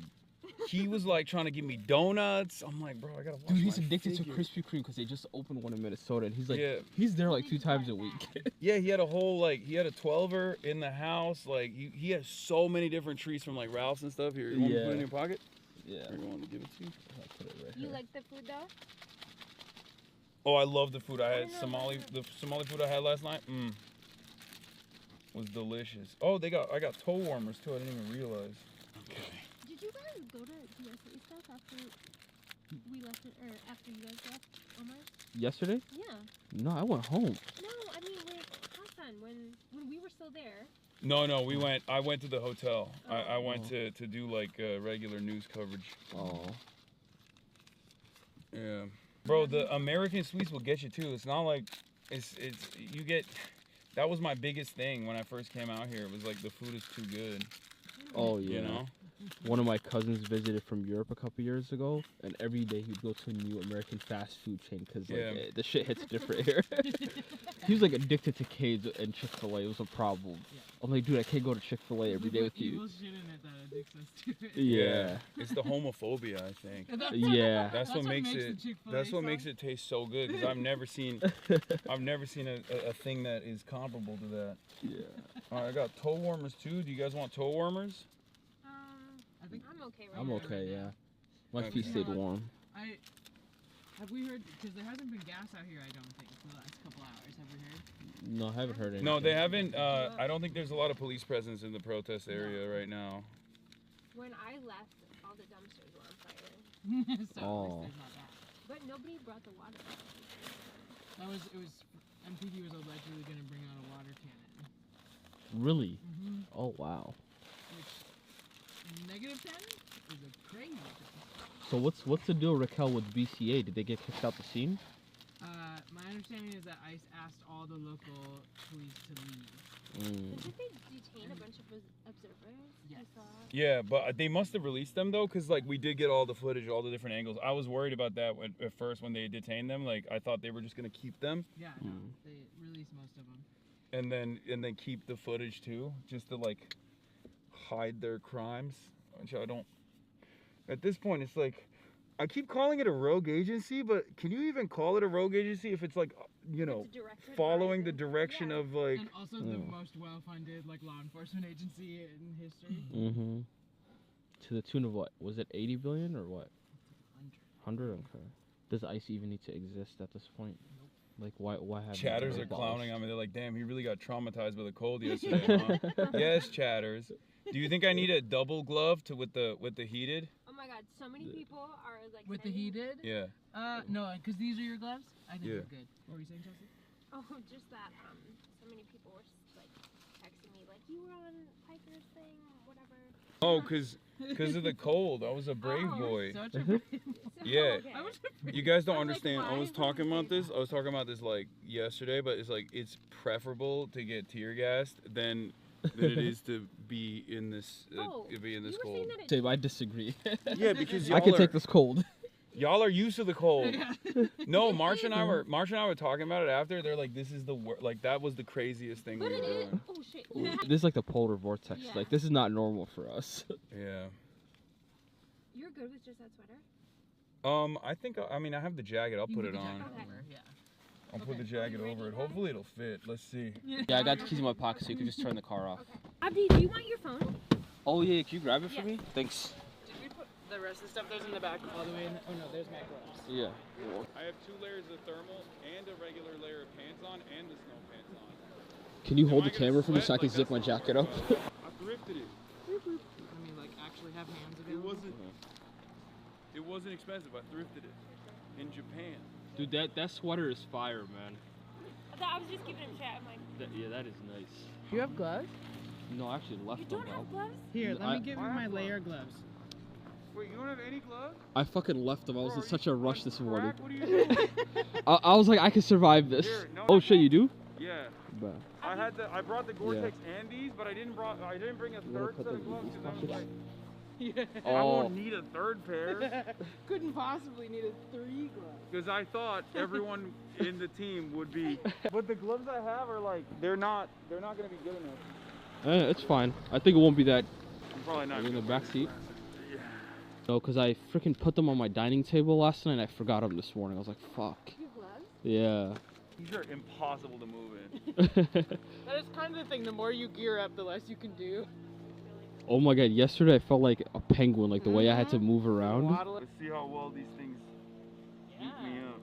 Gloves, famous heated gloves influencer. I mean, these are nothing, but at least you can put the warmers in them. Oh yeah, I think I'll do that. Hey Raquel, you want to hold it like this for me? Plus, it's not like it's like yesterday when we couldn't do anything because it was what are you looking for? Yesterday we couldn't go into any of the businesses because everything was closed, you know? Oh, now we yeah, can actually yeah. stop and buy things and stuff. Warm up. Or like warm up inside of a... Centro's got real good tacos. Hell yeah. Okay, so far, these things, they're not working. And also, I can't even wear my glasses and see. Oh, they're gonna fog up. Yeah. Yeah, so the face mask thing. Fuck it, I won't see. I don't need to see. I've seen enough. Once we get back into the sun a little bit. Up though, every single thing that I put on was worthwhile. I learned my lesson yesterday where I was like, oh, I won't need this extra thing. That's too much. That's OP. Nope. Got the snow pants on. Okay. Fit check. Yeah, I got the. I mean, this is a fit check. Yeah, fit check. This is a fit check. I got the Rick Owens, Doc Martens collab. Oh, that's the Rick Owens collab? I mean, they were also. This was also not expensive. It was like $200 or $300, which is like for a Doc Marten boot is like pretty fair. That's pretty standard, yeah. Yeah. Maybe we crank it up a little bit. I had it on the first heat. That was too low. I don't know how long this goes for. How long the gloves last? Yeah. Are there like batteries you recharge in them? Yeah. That's tight. Wait, I have my phone. Okay. We've lived in the cold for so long. I bet none of us had one of those. No. Do you want to put them in your pocket? Do I need them? I don't know. You Only. never know what. Only if there's gas popping off. But I've got a pair of mine. So this is like what they put up, right? Yeah. What the... We're on Minneapolis, Minneapolis. This part of town is called Eat Street, and it's famously like a lot of immigrant-owned restaurants. They're doing mutual aid over there, Mm-hmm. offering people water, which is somehow not frozen. I don't know how. How does water not get frozen in the temperature? That's a real great question. What's the science behind that? You know? That makes no damn sense. No. I think water freezes at -32, that's why. No, water freezes at 0, which is 32. Oh yeah, you're right, yeah. Damn, bro. No, I fucked up. But how does it not freeze? That's a real question. There's 70,000 people watching you right now, and you're over here. The cold fried my brain, okay? Oh, be careful. Yeah. Yeah, that's the, Oh fuck, it's icy as hell. that's the other thing I'm not used to, which is walking on, because I haven't in so long.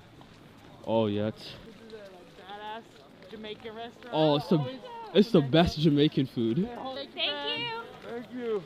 I mean, this is good vibes overall. And very little police presence, it seems. Oh my God, it's fun. I'm feeling less cold today. Right. Y'all want to know what I got? Yes. I went and got... Snow pants. I went and got snow pants. Yeah. I went and got heated gloves. And I got heated socks. I also, someone gave me these stickers earlier. You want to slap them on my leg? I absolutely do, because you look like Bovino in your green jacket. Okay, okay, Bovino wishes he had my height. Bovino's a manlet. Small man syndrome. Bovino is a manlet. He's like, what, 5'4"? I heard he's like He 5'2". actually has a legion of agents that are just like, yeah, slap it right here or something. Dude, where are your mittens? Why don't you bring some mittens today? Hey, thanks for coming out here, man. We Hell appreciate yeah, it. guys. Nice to meet all of you. Would somebody take a picture of us with him? Eat the rich. Oh my God, there's my other glove. I got it, yeah. Pretty good. Perfect. All right. Thank you so much. Thanks, man. Nice to meet you guys. All right, for sure. Appreciate it. Thank you, son. Dude, you're the best, man. Nice to meet you guys. All right, one more. Yo. How the hell do they recognize him through that mask? Thank you so much for showing out, bro. Hell yeah, It's of course. cold as shit, man. It's Bro, crazy. you got just a Carhartt on. I don't know how y'all do it. I don't know how y'all do it. Y'all are crazy. Dude, I was here earlier in the morning, and they were tear gassing the shit out of us. Yeah, I saw. Like, it was ridiculous. Yeah. Can I get a picture with you? Of course. Of course, thank you. All right. Is that Sorry. Qasim?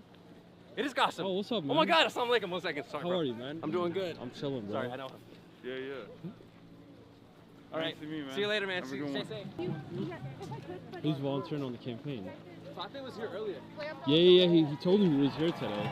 Yeah. Oh, his video person couldn't make it today, so somehow I'm recording him.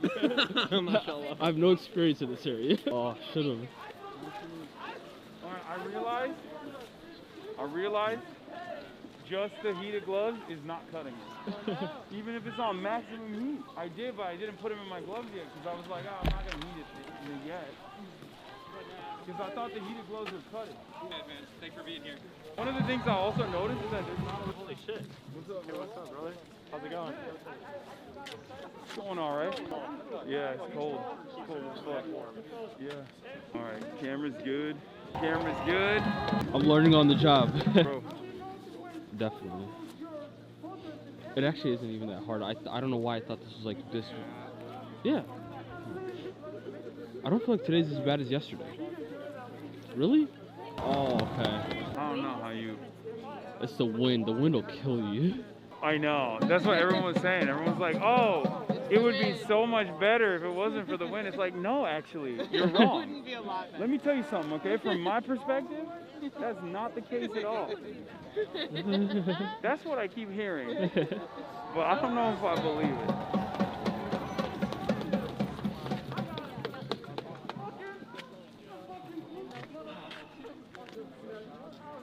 We should walk around, right? Yeah, let's do that. All right.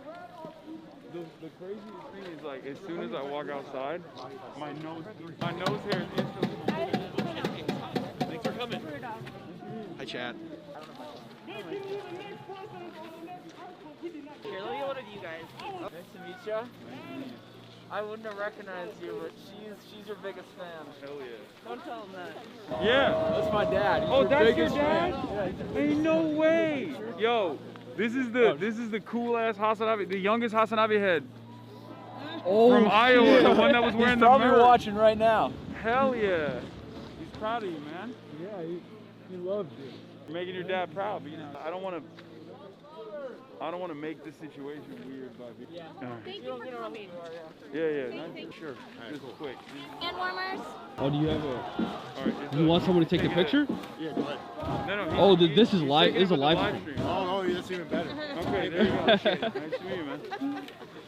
Okay. That's funny. Okay, should we walk through this way? So the guy we shot over here. I just want to say hi. What's good? I've been watching you since 2020. I'm a 4th grade teacher and I have one of my kids. Oh, wow. Nice to meet you too, man. Thanks for being out here. Yeah. Oh. God. So this is like, okay, here, last one, and then we got to move. Nice to meet you. How the hell did they recognize you with that shiesty on? I don't know. I switched outfits. I don't think I would have recognized you, to be honest. No, there's people, I saw tweets of people being like, damn, bro, I saw you at the protest. I thought you were fed. Oh, I saw those tweets. By the way, he was killed here, right? No, right across, right there. Across the right street, at, yeah. where the people are gathering. Yeah. This was, I think this is where they shot the footage from. The first footage that came out out from this area, from this angle. It was in here. What's good, it man? was in Glamdall. Oh, it was inside Glamdall? Yeah. Okay, it seemed like it was Glamdall, okay. Yeah. And then, here, we'll go over there first. We'll take a look at the area first. And this is like only blocks away from where Renee Good was shot, right? And also, like... Yeah, is this a different... Omar's district, though. Yeah. Renee Good and George Floyd. Yeah. Yeah, that's crazy. It's all in Omar's district, right? Yep. Yep. Yeah. He's been out here all day, I think. Yeah. Yeah, I thought I'd see him. I know Turks. What's good, guys? What's good? Hey, got him in my gloves right now, but it's not. I got heated socks. Oh, the first day after we did the whole, after we did the direct action, we were walking. I was like, "There's no fucking way." I ordered like $700 worth of heat gear. It's like, nope, not repeating that again. How often do you plan on using that shit too now? Oh, I'll probably. Yeah. Great for all the LA weather. Yeah. I don't plan on coming back to Minneapolis anytime. Hopefully, there's nothing happening that I need to come back. But you are feeling welcome here, right? Yes. Everyone's been kind of nice to you. Yeah, no, everyone's been great. Isn't it crazy? The Minnesota nice thing isn't cliche, right? Yeah, well, I've heard Tim Walz say it so many fucking times. Now when I hear Minnesota Nice, it like irks me a little bit because he's always like, oh, Mr. President, please don't do anything. We're nice, we're Minnesota Nice, and it's like, bro, fucking command the state office, state fucking law enforcement, and the National Guard to go arrest these fucking criminals. Yeah. At the very least. You know? Yeah, bare minimum. Seriously. Yeah. How are you guys feeling though? You're from here. Like, how are you feeling as far as like, do you feel protected at all by your local administrators? By your local Absolutely not. No, we feel so protected from all the people around here. Yeah. Like our neighborhoods are neighbors, keeping us that's safe. Yeah. Everyone's got all this free shit. We've got all the free coffee and hot cocoa and hand warmers galore. We don't feel shit from the police. Yeah. No. Yeah. That's why we're sticking together. City council has been great. Like our council member, Elliot Payne, has been on the street every day. But like all of the statewide people can't do fucking shit. No. Yeah, they keep saying to leave Minnesota. They're just gonna go somewhere else and terrorize another state. So yeah, this is Minnesota's been like the first line of defense. That's why I wanted to. That's why I wanted to show the because this happened last year. I'm sure you guys saw in my backyard. In Los Angeles. Oh, yeah. And we protested. We showed up. We were out there just like, you know how there's like 24/7 outside of Whippet? Like we had 24/7 outside of the DHS facility. And on top of that, we had, you know, daily, we had the daily clashes and stuff. In that situation, Karen Bass and everyone else basically used local law enforcement to subdue the protest and do crowd control. And it was a unique predicament because, like, I think they were pushing the protesters away from federal buildings in general because the federal agents would just straight up murk you. Like, they would shoot We from the saw you rooftop. almost get fucking clipped in the head. So they would shoot, they would snipe you from the rooftops with rubber bullets. So they were basically, like, moving the protests around, you know, dispersing it. But here, I feel like the situation has gotten even worse than that. Like, that was, you know, that was pretty horrible. But then, obviously, the courts came in, issued injunctions, they had to pull out. But then, damn, that's getting heated. Dude, those dumpsters, the banging on the dumpsters, you feel it in your chest. More drums. But basically, I mean, there hasn't been any police, there hasn't really been police presence here, right? Today? In the beginning, there was. They were gassing. Right away, but then they backed the fuck out. Uh-huh. Strength in numbers with us here. Guard just got called. The guard just got called. We hear they're going to be coming here shortly. Do you have any recommendations? Because you've dealt with National Guard troops coming on the scene before. Yeah, but that was federalized, so it's a little different. Yeah, that's true. And also, we don't know what their orders are. So when federalized National Guard comes in, they had a very strict mandate. Like, they couldn't be outside of federal facilities, so they would protect federal facilities. This is the National Guard deployed by your governor, so therefore they have a lot more, they can move around. I don't know if they're usually not trained in crowd control anyway. So we know how that looks like. It's not a good look. But I don't necessarily know what the expectation is from the National Guard, because I don't know how much you can trust Tim Walz, really. Right. So he's failing us time and time again. Yeah, the silence is fucking loud here. Or Stream pick. Can we get a group stream pick? Yeah, let's do it. Or even silence is loud, but then even when he talks, he's like, "Oh, Mr. President, don't do it." We'll take a screenshot of the stream. Are you kidding? We know where to go. We know where to go. Thank you so much, Hasanabi. Thank you. Mind if I get a picture? Sure. Thank you. What's changed for you, like before you came to Minnesota, since you've been here? What's changed for me? I realized that I made the good decision to live in Los Angeles. That's what changed for me. I already knew I can't handle the cold, but god damn, I can't handle the cold at all. So, yeah, for sure. But outside of that, I mean, look, I know that Minneapolis is a beautiful city. It's like one of the few cities that hasn't turned to shit due to you know, real estate speculators buying out all the properties. Like, I know there's still, I'm assuming there's still issues with affordability, right? Like, you guys still have that same problem. But I feel like in comparison to places like New York City, in comparison to places like LA, there's been a steady development of housing here. So it's kept prices, like, as opposed to the national average, relatively low. It's still not. I'm not saying it's affordable. So that's part of the reason why Minneapolis is one of the happiest cities in the country, which makes me feel like that's the reason why Trump wanted to fuck you guys over. He's like, no blue city is supposed to be happy. Everyone has to come down and have the same opinion and the same quality of life as someone living in Tallahassee. Yeah, but you know, it's great seeing it in person. I mean, this is a very radical city. It reminds me a little bit of Belfast. Yeah. We appreciate you coming out here, though. Yeah, of course. Bring spotlight. And yeah, thanks for being out here too, guys. Oh my God, what a beautiful dog. Oh my God. Oh. What a dog. Hi, buddy. Hello. Oh my God. Hello. Hi. Oh my God. He or she? What's his name? What? His name is Beethoven. Beethoven. Oh my God. Hi, My name's Kaya. Hello. Kaya's old. Yeah. What's up? It is. Oh, you want a photo? Yeah, let's do it. Thank you. Nice to meet you. Being out here. Sure. Let's do it. Big fan of your work. Is it okay if I take a picture real quick? Sure. All right. That doesn't work. I'll just screenshot it. All right. Thank you. All right, listen. All right, last one, and then I want to walk around and go over there. For sure, brother. Perfect. All right. That'll be the last Thanks for being 2 here. seconds. All Hell right. yeah, thanks. All right, I'm going over there. All right, yeah, let's, I mean, I don't know. Yep. Okay. Yeah, okay. I feel like I heard of this. Oh, I feel like I recognize your name. That's a great name. Thank you for being here. Yeah, nice to meet you, man. All right. Ready? How do I do this? Oh, dude, be careful. Something to hold you at the end. It was incredibly difficult, I'm not going to lie. Thanks for being here. You should put your thing. It's not inappropriate for us to film this, right? No, I think it's fine. Okay. I think we probably just shouldn't talk too much. Okay. Yeah. Oh, what the fuck? There. Apparently. All right, let's move up here. Be down this way. Where's Chelsea at? Weapon against your ears. It's not to do a Humvee. But at one point, they like... Cops are rolling this? It's crazy. All right, let's go walk. Sure. Oh, wow. Nice to meet you. All right, so, do they do a lot of, I assume they do a lot of kettling and corralling out here as well, right? Just as they do it everywhere else. Yeah.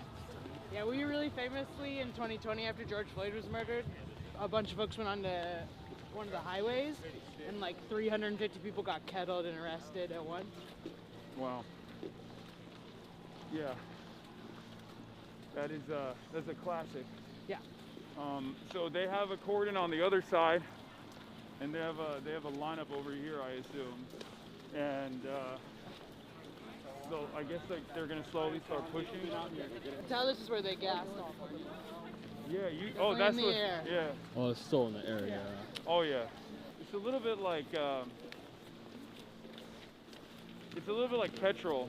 Yes. Like when you smell it, I kind of like it. It's fucked up, I know.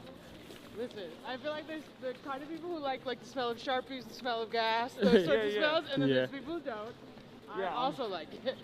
I've never huffed a Sharpie, so I can't speak on that. Yeah, so they're saying that they're coming up.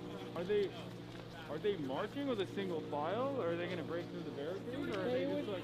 Likely bring they have big armored vehicles they've been bringing. Yeah. So that's my guess. What's up, man? Are you who I think you are? Who do you think I am? Hassan? Yeah. Holy shit, you're still here? Yeah. Can I get a picture with you? Sure. Oh yeah.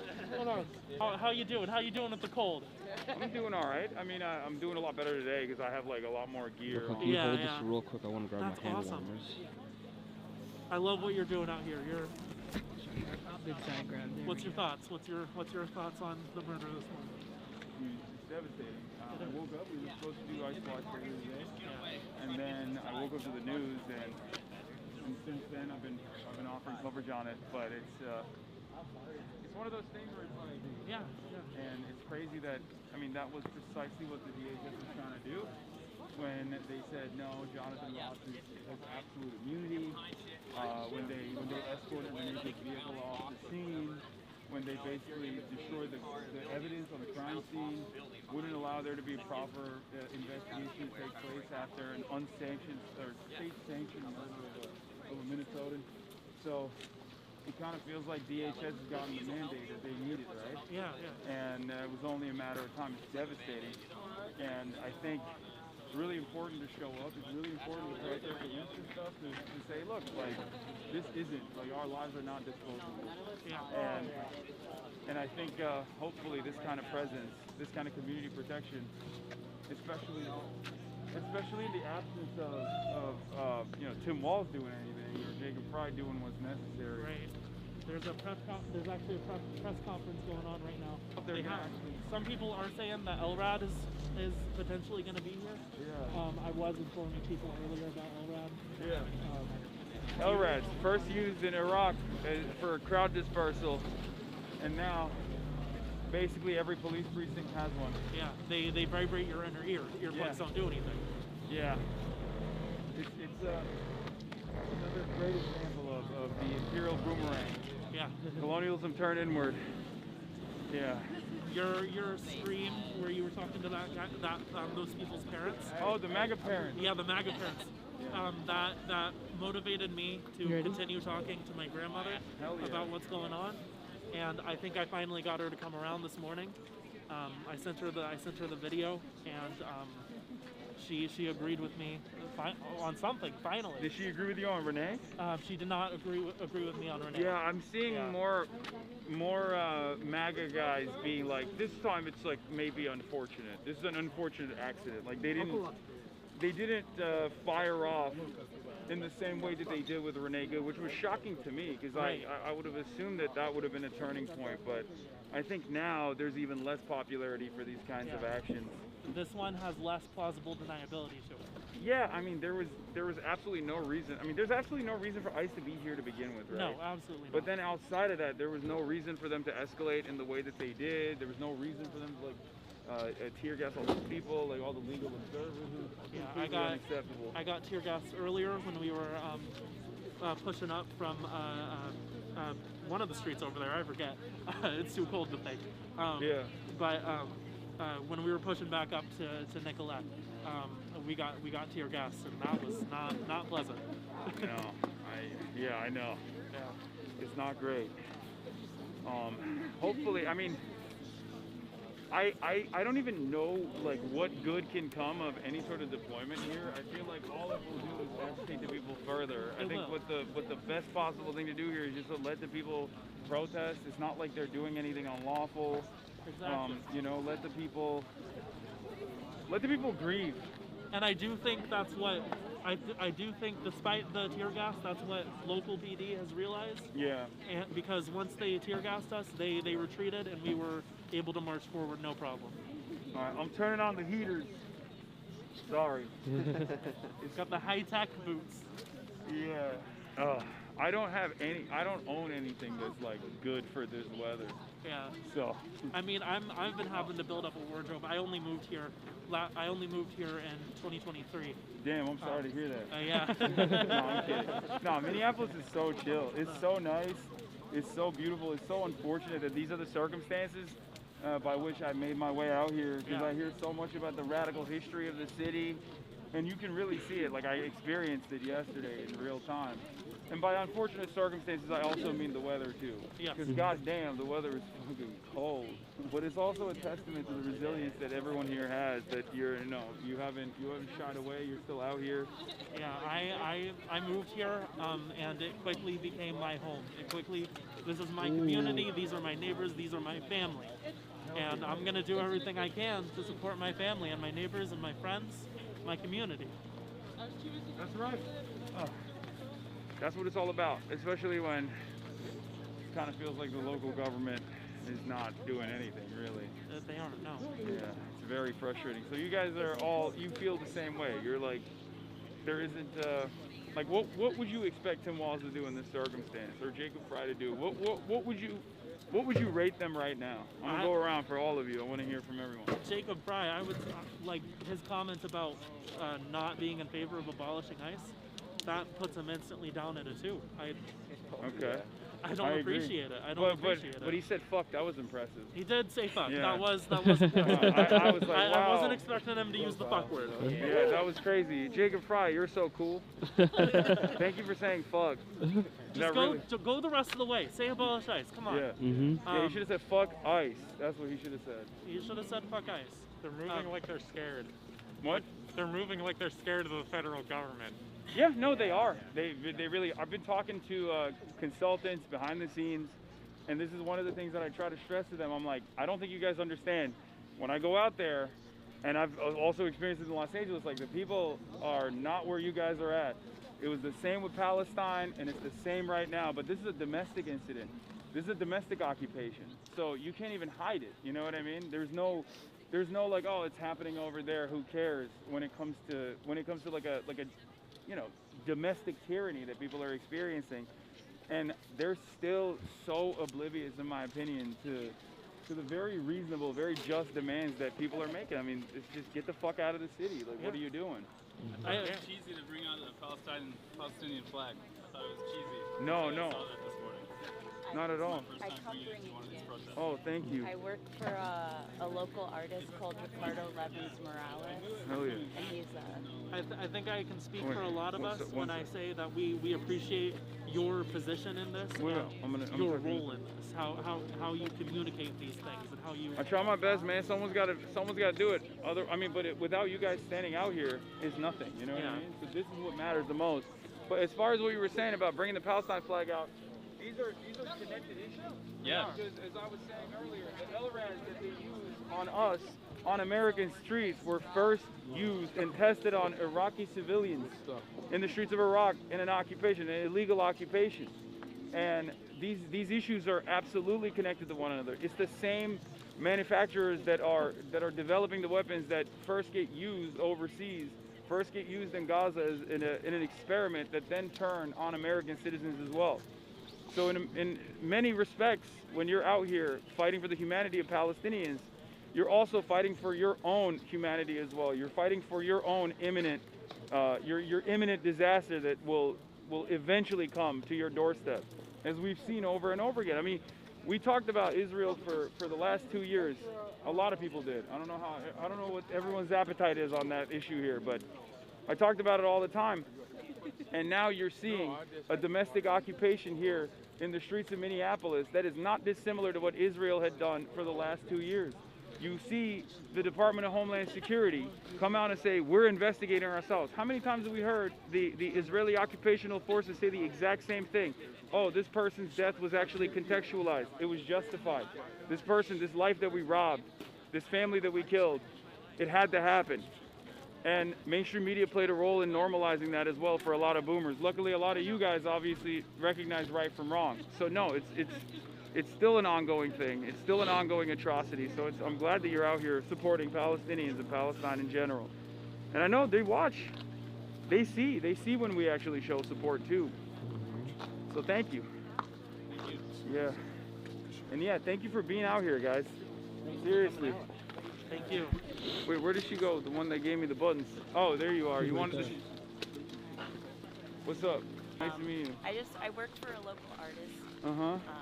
And he makes like buttons and stuff. He's like kind of old, boomerish, but Okay, I figured I live like a couple blocks away. Hell yeah. And I heard about what happened this morning and still had to go to work. Yeah. We've just been keeping the doors locked and stuff. But Of course. Thank you for being out here. Nice to meet you. yeah, nice to meet you too. Have a good rest of your day. You too.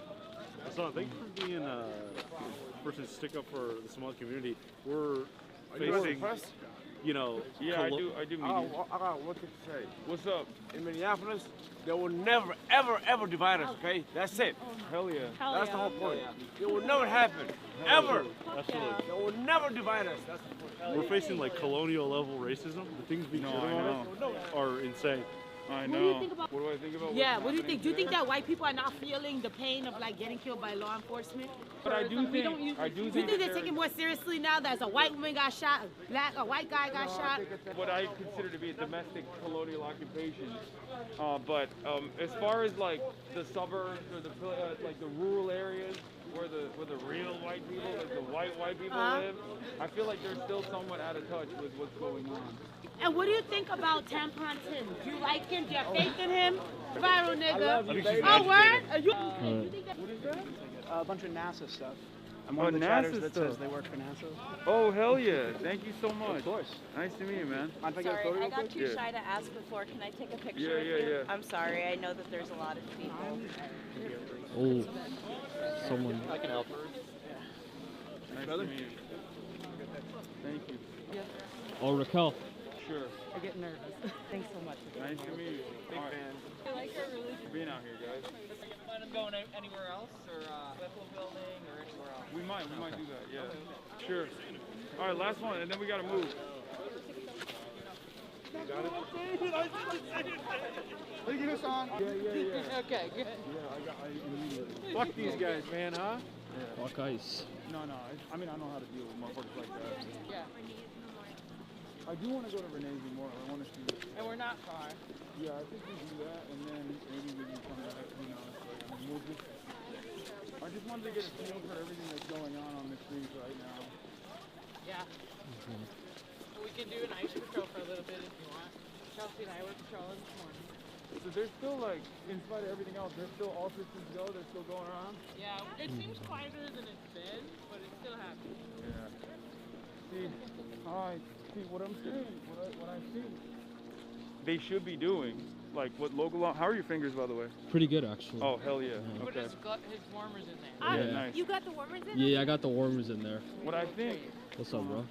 What I think they should be doing, like local law enforcement should be doing, is like, they should be the ones that are constantly ticketing ICE agents, like ticketing the fuck out of them, you know, putting a boot on their cars. You mean the thing Yeah. that Fry refuses to? Yeah. Just like engage in, what's good, nice to meet you. Engage in whatever legal avenue possible, whatever legal means possible to make it as difficult as possible for ICE to operate. Because the reality of the matter is, if they actually want to deport people, if they want to deport undocumented immigrants, they already do that. Thanks for being out here, son. Yeah, nice to meet you, man. There's no criminal enforcement part of ICE at all. I know. It's all bullshit.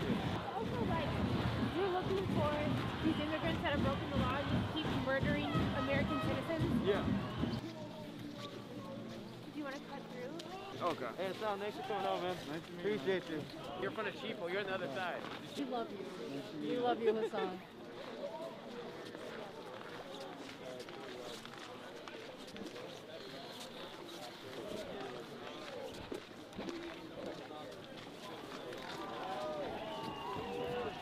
It's nice to meet you. Thanks for being out here. I kind of wanted to talk to the donut shop owner.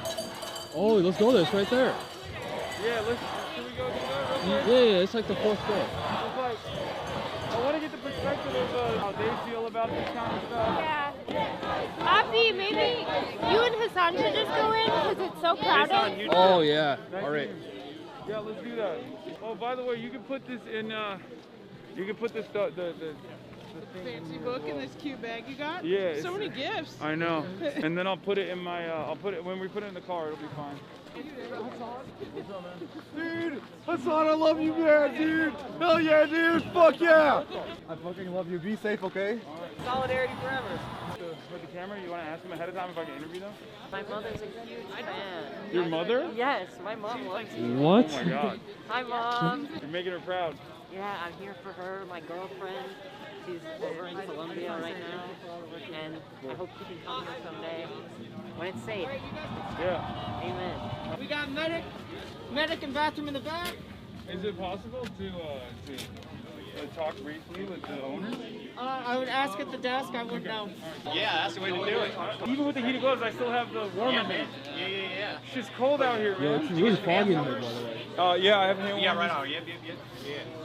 Yeah, lenses fucking frosting up and everything, man. It's really foggy in here, by the way. What's up? It's really foggy in here. Oh shit! Like, Hold even on. on the camera. Let's see how that does. That's Did it work? They're here, but they're Oh, yeah. underneath, so they're not talking to anyone right now.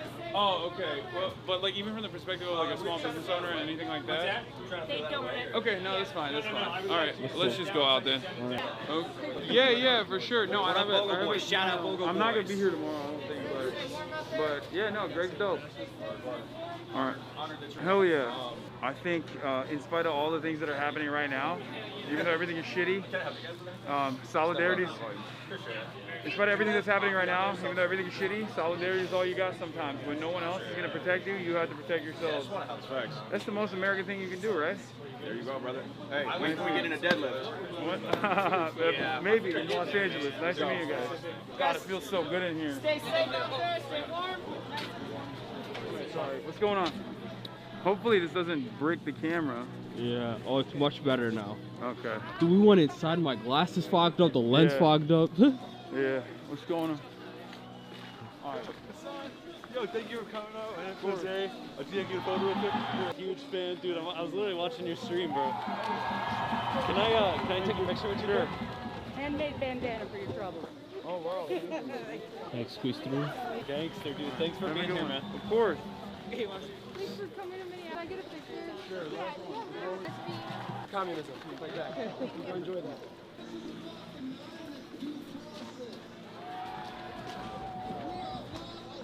They go crazy with stars now. See Facebook stars. We are not afraid. We are not afraid. We are not afraid. We are not afraid.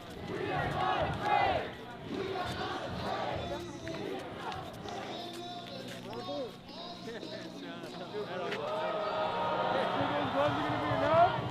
See those gloves are gonna be enough? Oh, nice. Nice to meet you.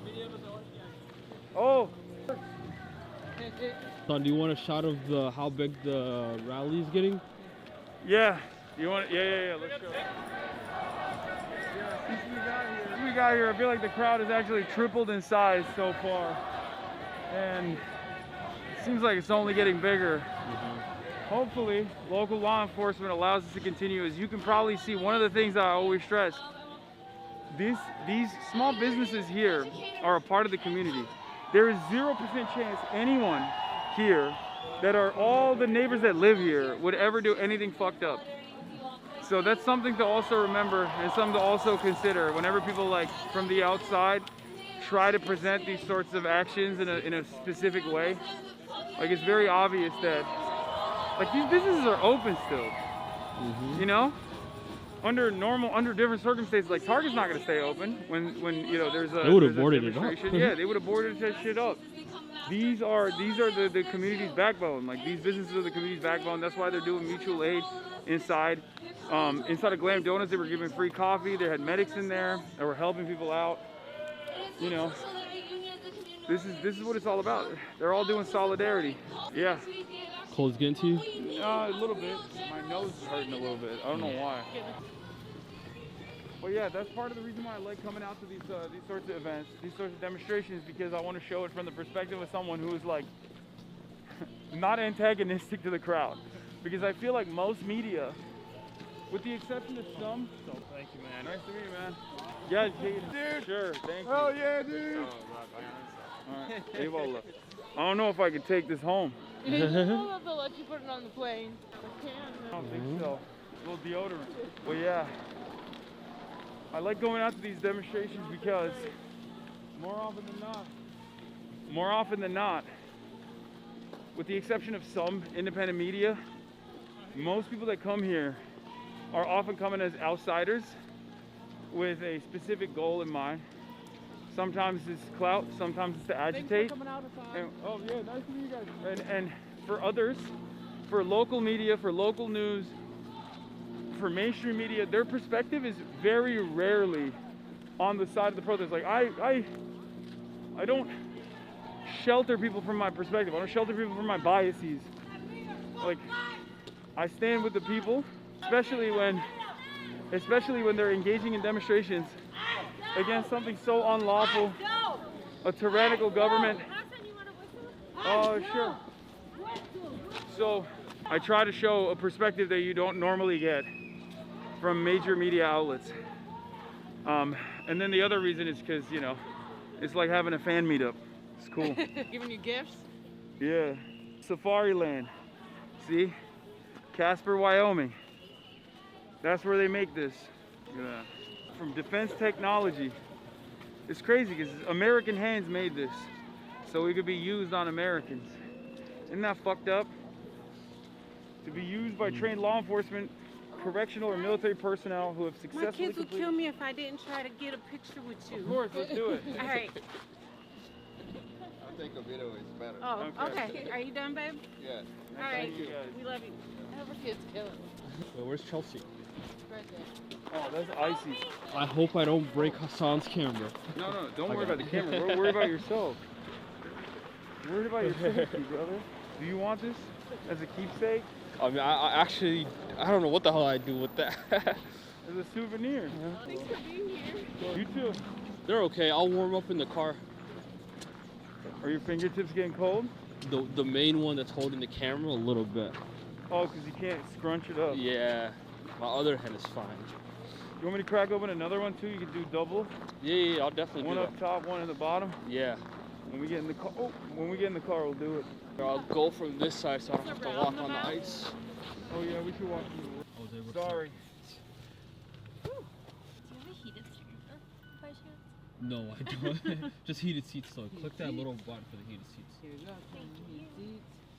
I should have started the car first while we were walking. How dare you not think about it while you're also operating the camera? Yeah, while you're streaming. Sorry, I'm like taking my sweet ass time here, but You have a lot of things on. Yeah. I got so much shit on me. So it'll be. Should I just whip you? And then go. Okay, so now we're gonna head to Renee Good, the Renee Good Memorial. Whip you and take a ride on that. Oh, Chelsea, sorry about the windows. I do not get a car wash during the winter. In the south. It was fun. That was fun. Yeah. How'd the cold feel today? What's up? How'd the cold feel today? Oh, nowhere near as bad. I do think I need to crack a. Like I put the heaters on, the warmers on my feet. Yeah. But I don't know if they're like.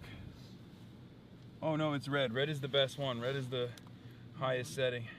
There should be bags of like water and stuff back there too if you guys want anything. Oh yeah. Alright. I don't know what your turning radius is, Abdi, but Dropped glove? Wait, did I? Like on the ground outside? it doesn't look like it. No. They're faking. I tossed them in here.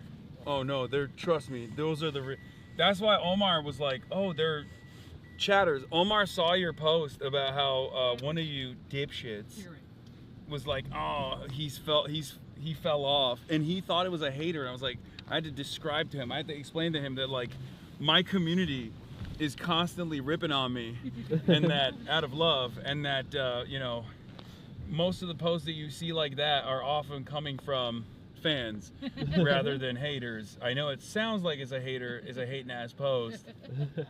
Yeah. So I think as a member of the Somali community, he'd be used to that.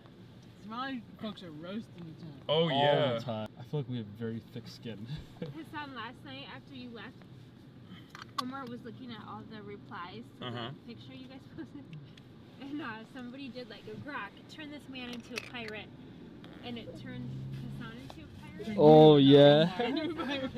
that's funny. Yeah, he sent me one of the memes where it was like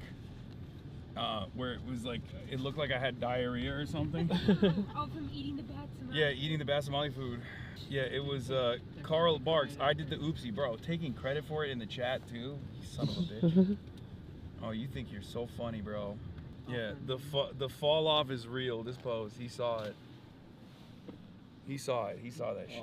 Somali people will make your nickname legless if you're missing a leg. It's true. Yeah, it's true. That's crazy. We're brutal.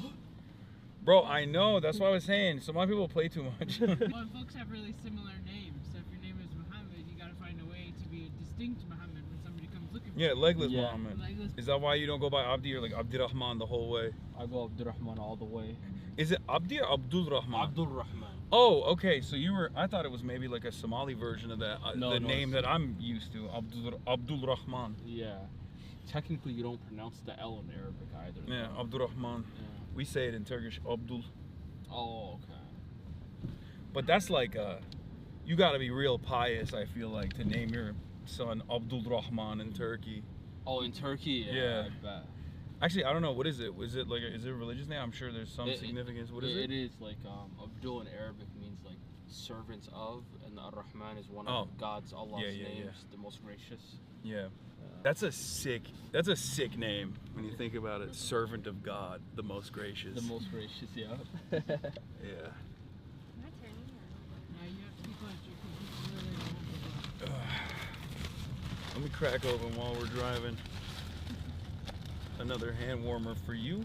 You want to start reading necropolitics while we're driving? I'm good, I think.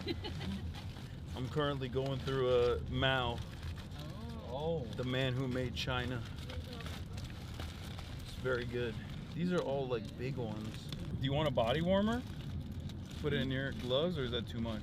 Is it big or is it kind of small? It's big. No, I think I have some hand warmers in my pocket. I'll grab. Literally, my whole body's good. It's just the hand that was holding it. Yeah, no, I was saying, like, you want to put the body warmer on your hands. Raquel, I might have you be the camera person for a while. Okay. Oh, because you're, yeah. You know, it's. I feel bad. I have to give you the bag when we get out. Oh. I don't know how this shit works, but it's like connected to the backpack. Yeah, see, blockade does have us fucked up. Oh, is the blockade all the way to 34th and Portland? It's like the perimeter so wide. The perimeter of the. This part first? Yeah, this is 2 ways. You can take a left. It's already getting dark. Yeah, sunsets at like 5. Do they issue dispersals after? They issued dispersal there earlier already. Oh yeah, no, I know that. But like in LA, once they get like right around now, they'll be like, no more, done. That's probably why people. I mean, they would have mobilized by now, I think, if they were gonna actually move. But who knows? Yeah, go left. You can take 28. Oh, I got more hand warmers. I found them. Do they have the whole MPD out today? Yeah. Yeah, they called like people that were off for the weekend immediately as soon as like moments after the shooting happened. They were like, oh, everyone's coming back. That's okay. Yeah, we're good. We're out. We just left the protesting and we're gonna go to Renee's Memorial. What are you up to? Omar, sorry, Mr. Call. Oh, there's a march over there? We can go to that. Where's the march? It's starting at Whittier Park. Where's it going? Oh, so it's going to the spot. Okay, that makes sense. Yep, yeah. That's on with us. Thanks. Did they say anything about are the National Guard planning to come to the protest site? Oh, good. That's gonna be great. Hexit is sending military lawyers to Minneapolis? What does that even mean? Yeah. I saw something about that on Twitter today. Oh shit, the gray boxes are back? Right on Portland once you get there. Fuck, how is that possible? Hold on. Oh, I'm gonna fix the grays, hold on. Yeah. Yeah, they got called in to hassle people. I'll fix it, chat. 1 second. I got my man working on it on the background. So frustrating. God. Did they say when? I'm assuming just like as soon as it gets dark, they're probably gonna be there. Okay. Okay, good. Throughout the city and on the highway. Good to know. But throughout the city. Okay, great. Good to know. You're going to the march now with Jalen? It's 34th, right? Yeah. Okay, that sounds good. Yeah, it's cold as hell outside. We're going to Renee's Memorial and then maybe we'll come by and see you. Yep, bye. Is he at the protest?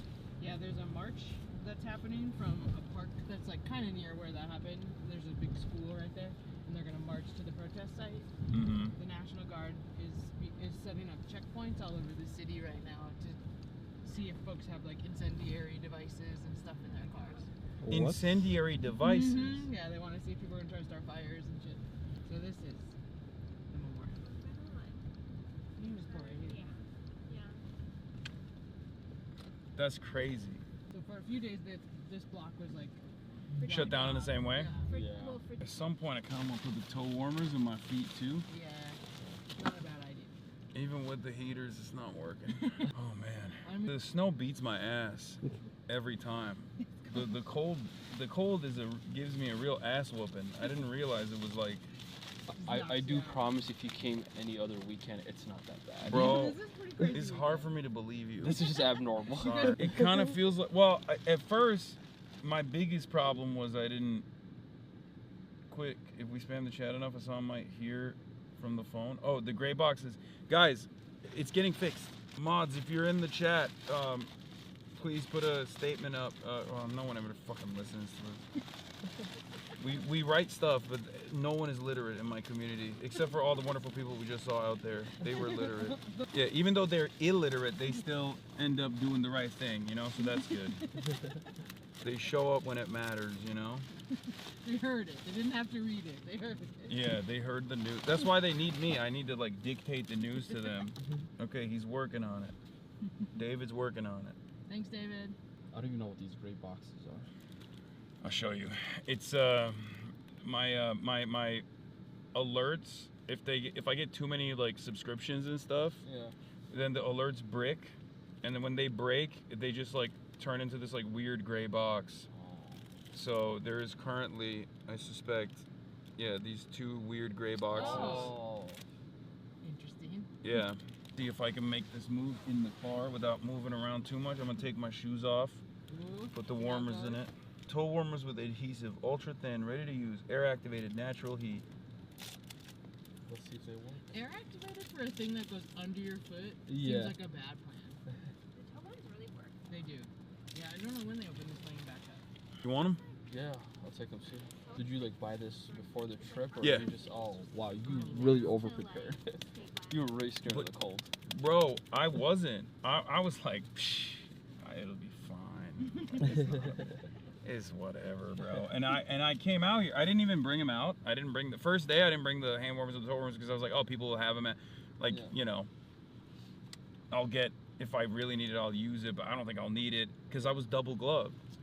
And I thought to myself, 2 gloves? Like, that's crazy. What more do you need? It turns out 2 gloves is nothing. Even with the heated gloves, you still need the warmers. Oh, fuck. How was it walking around with the press vest, by the way? Oh, that's fine. I mean, it's a little shitty on my on my traps, but I can handle it. Yeah, that guy, those guys. I don't think those guys were agitators. No, they're just social media influencers that we have all kinds of things Complicated. going on. Yeah. Very complicated. Yeah, I think the other lady that was like, you know, talking about Tampon Tim, I assume that's an agitator. Yeah. Yeah. Yeah, nobody. Lots of people in this circle have problems with him, but not for that. tampons in schools. Yeah. Yeah, that's the funniest thing. It's like she's over here being like, "Oh, what do y'all think about Tampon Tim?" And I'm like, "I don't like him, but I don't think we have the same opinion." Yeah. I don't want you to Not think for the we're on same the same reason. side on Yeah, this thing. it's like kind of gross actually the way you're. It's making me reconsider. How I feel about Maybe I like him now. Don't put me in this position. Yeah, that's my concern with the fucking governor of a I'm really state. mad that he got free. A governor of a state under Covered in siege hygiene right now is that he put tampons in the fucking bathrooms. Like, that's so. That's their biggest problem. Bro. But that's like that is perfect demonstration of reactionary politics. Is like that is their main gripe. Like that's what they're still even. Like if they were at least a little bit intelligent, they would exhaust the current contradictions. They would be like, oh, like, where's your guy at? He's not here. You know, he's not doing anything. Maybe he doesn't have your best interest in mind. Yeah. You know, that kind of thing. But nope, they're still doing Tampon Tim. And the Democrats, they see that stuff and they get scared. They're like, oh yeah, you're right. This tampon thing was bad. We should be transphobic. It's like, okay, first of all. The lesson we should take from Yeah. this is more It's crazy because it's like, yeah, like it's not like you were out and about defending trans people at any point. Like where that's what always blows my mind when people make it seem like Democrats are these great like defenders of trans people. I'm like, where are they? Where have you seen that? Because I have not. Sorry. It's taking a while. No, it's good. As long as you want to sit in this car, I'm okay. Yeah. Maybe I should take the incendiary device out of your car. Watch out when we get the checkpoint. That's gonna be weird to describe to the National Guard when they stop you. Oh yeah. I'm gonna get a news alert. Abdul Rahman. Oh man. Local Somali agitator arrested. Well, you know, Nick Sorter called him a criminal just like a week ago. So. Oh yeah. This guy right here. Fuck Nick Sorter. Yes. Yeah. What? Yeah. Apparently, I saw on Twitter. Braden was telling me this, but they couldn't tell if I was Somali because I was wearing a mask. So apparently, I'm allegedly a Somali agitator. Allegedly a Somali agitator. When Nick Sorter got his camera tipped. It's so funny that those guys get to call anyone an agitator. It's like your whole life is. That's your whole bag. Bro, you came out of the womb agitating. Your mom was probably agitated, like, oh God, I've given birth to this fucking thing. Put it back in. He's gonna spend his life driving around daycares trying to put cameras in. Yeah. Is Nick Shirley still here? That bomb? No, he's fucking around somewhere else. And it's crazy because like he's in Baltimore right now, and it's crazy because like the local population when he arrives are like, we should be very careful because now it's almost like a method where they go, you know, random right-wing agitator comes in, does like slopaganda, and is fucking annoying and is a nuisance, and Elon Musk boosts it into oblivion, and then after that the administration, which is the most like, this is the most Twitter administration of all time, they respond. Damn, this is fucking. Yeah.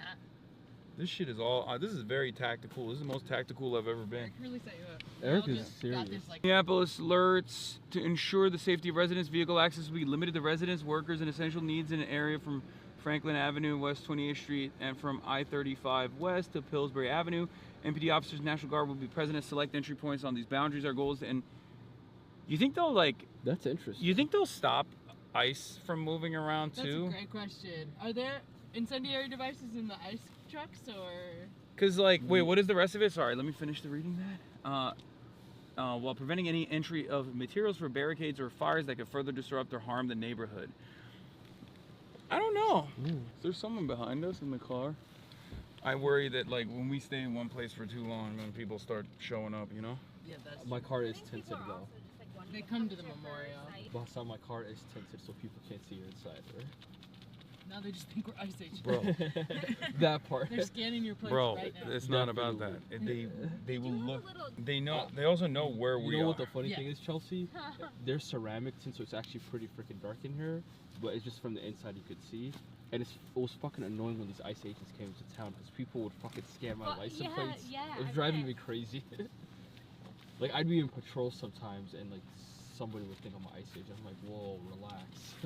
Yeah, that's why the cars that we were driving around in yesterday had the security, not ICE. Yeah. That's so funny. Those guys always get yelled at when they go and are security because Well, people think they're ICE agents. they do look like They ICE do look like agents. ICE.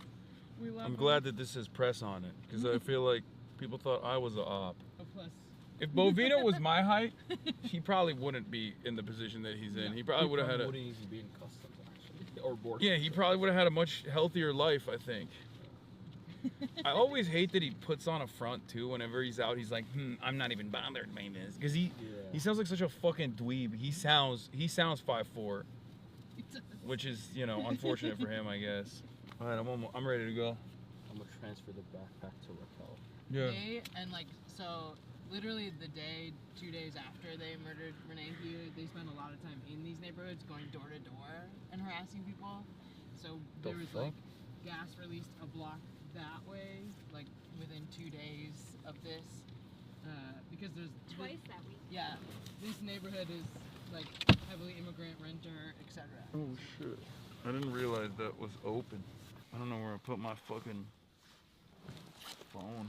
Yeah, it was the helmet. It was the helmet in the trunk. It's the really hardcore helmet. Yeah. It is bonkers. Yeah, we can do that. Yeah, I did see that. That is also a testament, in my opinion, to how immediately that people were trying to say it's AI. So before they got their marching orders to say, wait, you want to swap it? Yeah, I'm waiting for her to finish up that call.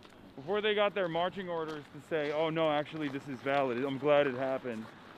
Because I know people that said fuck around and find out stuff like that. Thank you. Yeah, and thank you for coming out here. Raquel, I was gonna transfer the bag to you. Oh yeah, you want to hand me the camera? Yeah, I gotta give you the backpack. Okay. Oh wow. I'm holding it. All right. Okay. Look at me, I'm a brave boy. I'm not even wearing my jacket. My Yeah, really brave today. Wow. On a meeting, honestly, I thought that you were on stream.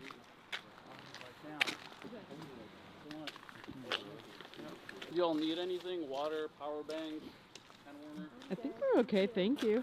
Our problems stem from our acceptance of this filthy, rotten system, Dorothy Day. It is kind of crazy to see this in person, because the amount of time I spent covering this is wild for the past couple of weeks. Looking at it from every angle, including down to the dinosaur thing. What's up with that, by the way? It's Minneapolis, so we have this huge May Day parade every year, and there's a huge essentially working class Trump calls it our communist parade. Yeah, And I mean there's- it is technically. Yeah, and they build these huge structures out of all metal and stuff, and the T-Rex goes with them. And the shark. Too. And the shark, yep, it's all a part of it. This is so crazy. So we promise it's not AI. Never seen one of these before, bro. You live out here. You need to get them. Oh yeah, I saw that. Yeah, Yeah, you we were saw just that. talking about it. Yeah, bro. How long you been out here? Just about a year and a half Isn't now. Dearborn cold too, though? Yeah, but not like this. Yeah, Like, this over is- there we got the Great Lakes kind of holding the Yeah. temps kind of steady. Here is just wind, straight wind. Yeah, coming from I the got floods. these this morning. I got socks too. I got socks that warm up too. It's crazy. Yeah, dude, that's a good investment right there. Yeah. And I work outside too, so it's like. Yeah. I heard you say something earlier about you might stay or. I mean, we'll see. If it doesn't, hopefully it doesn't get more chaotic. Oh, that's good. On that side. Man, I'm doing all right. Holding it down. Yo, I've been making his ass work. Not bad for a first time. No, you've been killing it. And he's been holding down, I don't know if he told you, but he's been holding down Cedar Riverside with like Ice Watch. Well, I won't take all the credit. It's a No, community. It's a community, effort. sorry, a community effort. I mean, you could talk about it, I don't want to, but I think it's definitely something noteworthy to talk about. No, definitely. He's right. Why don't you talk about it? I'm a humble guy. What can I say? But no, it's over Cedar Riverside. I think Chelsea or You want to talk to the camera about it? Anyways, after the whole ICE, bullshit started in our city, some of the youth over in Cedar Riverside started patrols in the neighborhood, kind of like a little ICE watch and mutual aid to our community members. It's been like damn near 2 months since they've been down here, so people have been covering the ground every day, like 6 a.m. till damn near midnight. Yeah. Are so they're operating at all the way up until midnight too? Like ICE is. I mean, yeah. Bro, you have to be so racist to do this. Yeah. Like that late. Mm-hmm. God damn. That late in these temperatures, and with the whole Jake Lang thing, I know you guys like made sure that there was a lot of messaging in terms of keeping him downtown, not making sure he comes to Cedar Riverside, which is a large Somali population there, especially the elderly Somali population, which has kind of been like the focal point for a lot of this bullshit when it comes to Nick Shirley and his videos. And Yeah. He didn't make it very far though. He didn't make it very far. Bro, no, it was crazy definitely because like, I think it's partially because obviously that it's like so racist that even most racists were like, I think I'm gonna stay out of this. Yeah. Because we had like 7 people. Literally, show up. that's it. But then also on top of that, I think half of the motherfuckers that will show up are already doing ICE. Literally, Yeah. they're They already getting paid got to do hired by the work. government. Facts, yeah. I think you even spoke about this where it was like a lot of it is just online. You know what I mean? Like online agitation, a lot of bots. I mean, it's crazy. First, I was gonna say, my name's Abdi. You wouldn't guess, Also Abdurrahman. And I've been a journalist here in town for the better part of a decade. Just What covering. outlet you write for? Spokesman reporter, Sahan Journal. I've been in TPT, PBS, but more so in the past few years, more so doing community organizing and advocacy within the Somali community.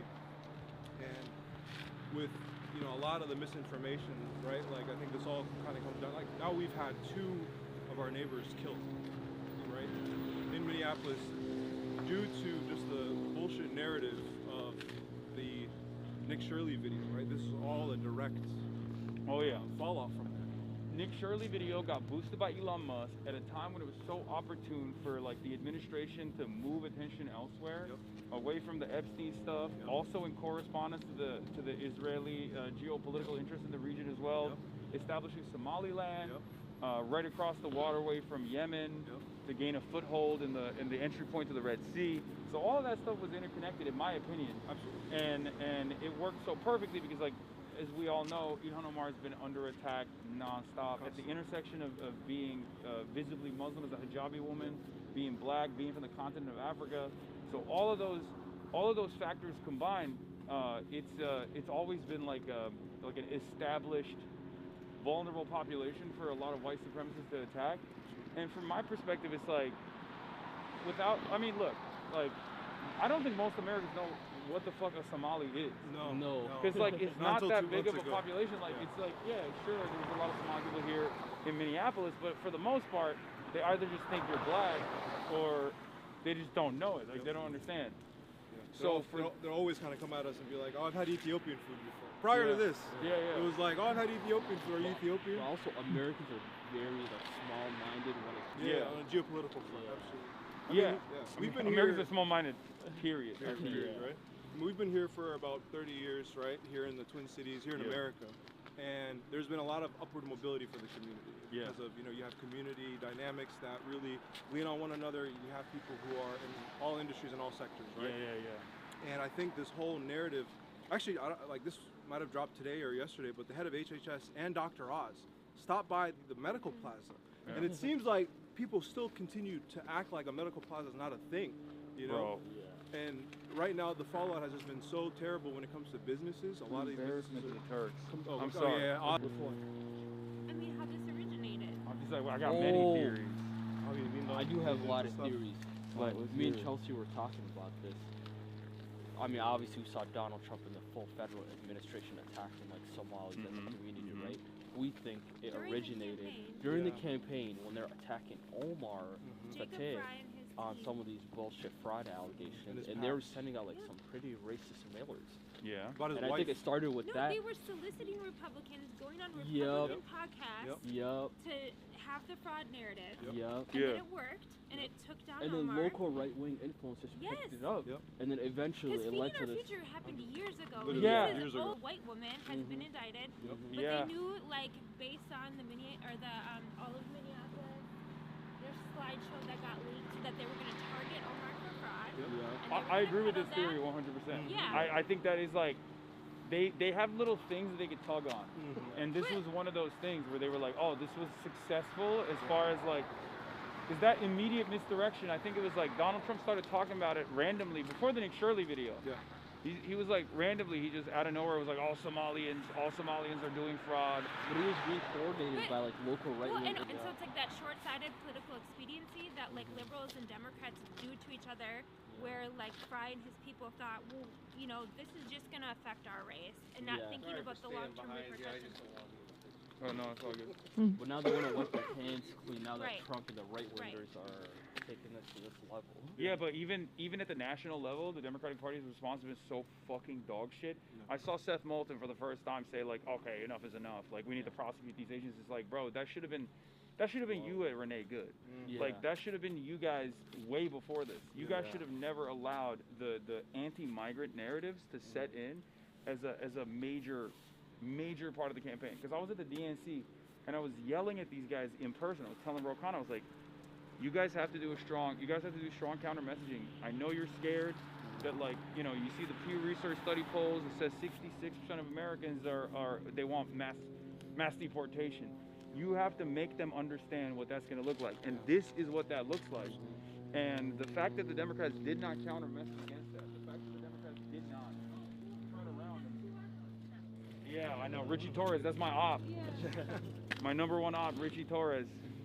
I mean, they miscalculated when they came to this town. This is like a long history of activism, from the American Indian movement to Asian American activism to recent to labor a lot of labor 100%. movement, absolutely, labor militancy in this town as well. Absolutely. Yeah. Yep.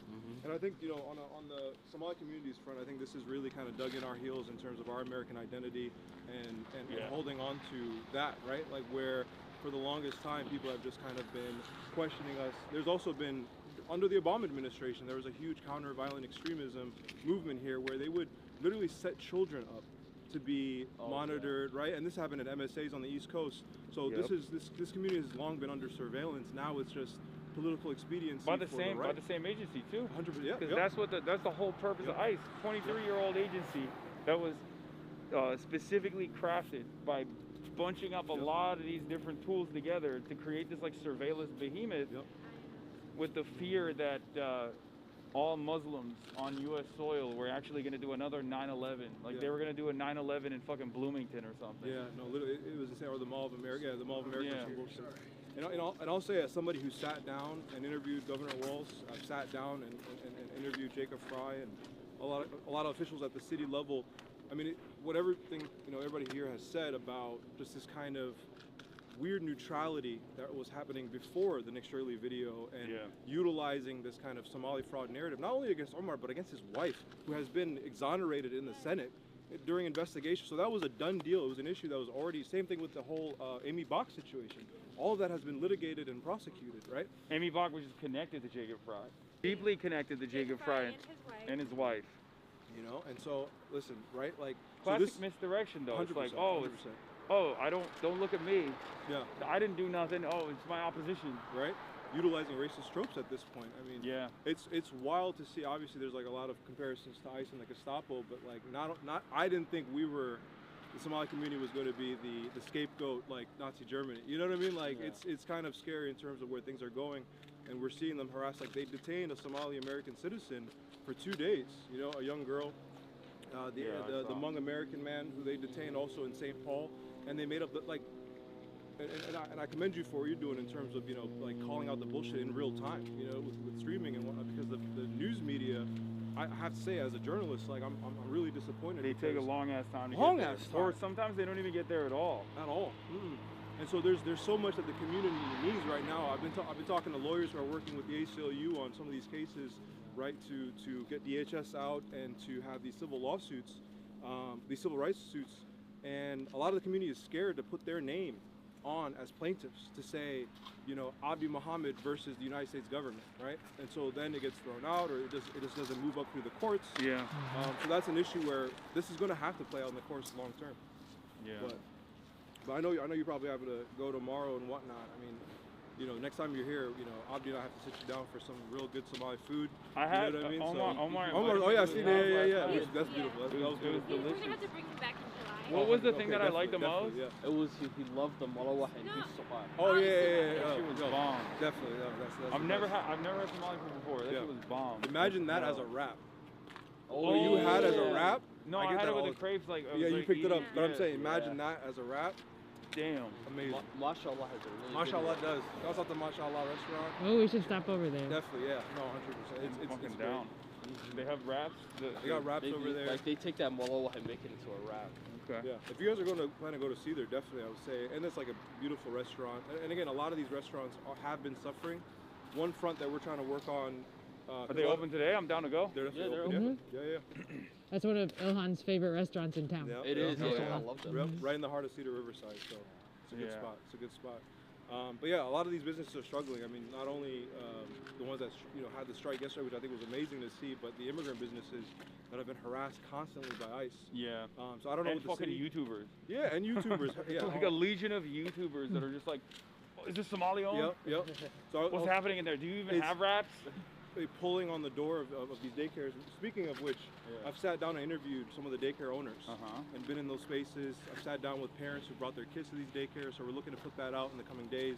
Just because, again, the whole crux of this has been predicated on the lie, which has been dispelled by officials. So there hasn't been enough, like, this was a major problem with the counter messaging from the Democratic Party during the election as well. Down there at all, by chance? Yeah, we were just there. Okay, they're handing these out right now down there. Oh yeah, there's a protest out there. Yeah, they're handing them out if y'all want to post that on your threads or whatnot. Mass meeting tomorrow. What's next for the movement at the Labor Center? Oh, this is just, I think this is just socialist alternative, right? Damn, you got the trots out here doing more than just pamphlets. That's crazy. Oh, they're picking up steam right now, I'll tell you. Yeah. Definitely. There you go. The Labor Building in Northeast. Labor Center. Tomorrow at 2 p.m. Labor Center. Okay. All right. Well, I'm starting to get a little cold. Yeah. Here, let me go bring this over to him so he can post it on all the threads real quick, and then you guys can take it with you. No, you can. It's all good. We actually got one. Yeah. What were you saying though, real quick, about just the narratives in terms of? Oh, what I was gonna say is I don't think that the Democrats did enough humanizing of migrants in general. Yeah. And I think that's why like so much of the dehumanization actually set in, where you had like down to all the people that I've talked to post-election, I've met people that are undocumented or have undocumented relatives. And the undocumented people that were like, yeah, I would have voted for Trump if I had the opportunity. Like, it blew my mind because like when you ask them the question, like, what the fuck? How what do you mean? They would think, oh, it's just a criminal. Yeah. They're just deporting the criminal migrants. And that's what's so crazy. How do you have undocumented relatives and you think that this administration is only deporting criminal migrants? You get there because there's no counter messaging and no one is saying this is bullshit. When anyone does a crime, documented or undocumented, local law enforcement actually apprehends them and they go through the system. And if it's like if it's a deportable offense in the aftermath of like justice being served, then they get deported after they go through their sentencing. After they finish their sentence. And That's just basic facts. Basic facts. Just say the truth. Yep. Say the truth. Especially like the guy that, again, they went into the Hmong community and they said, you know, under the guise of, oh, we're looking for this guy who's been in prison for since how long, right? The guy was already in jail, and that's what's so crazy. Like the Department of Corrections already is giving them undocumented immigrants that are already apprehended inside of these facilities as they are you know, going along with their sentence. So they use that to stat pad, to do this like dangerous, nefarious, disgusting, anti-migrant, dehumanizing propaganda. No, I'm good, man. Thank you. Good? To do this disgusting propaganda, and they and even then, like it's like 80%, 90% no criminal background. So like 99% of the people that are apprehending on the streets have no convictions whatsoever, and then the you know, the people that they bring up as the worst of the worst offenders, they have been arrested already. They've been already apprehended. Justice is being served in that situation. It's ridiculous. Anyway, nice to meet you, man. Nice to meet you as well. Might catch you guys at the spot, but all right. Nice to meet you. You're Hassan Piker, aren't you? Yeah, I am. Yeah. I'm Kosh. I don't know. I've been in your chat section a few times. Hell yeah. I don't know if you remember me or whatever, but yeah, I was like, that voice sounds familiar, and then I checked my phone, and I'm like, oh shit, he's still in town. Yeah, nice to meet you, man. Yeah, nice to meet you. Have a good one. Can I get a dap? What? Yeah, here you go, man. Nice to meet you. Don't get hit by the car. Yeah, these cars, they fucking drive by fast. They do. You want me to hold it while you go under? I think I can get it. My little turtle back. All right, we'll do. Sure, if you come over here real quick while I wait. All right. Quick. Thank All right, nice to meet you guys. You too. All right, let's go.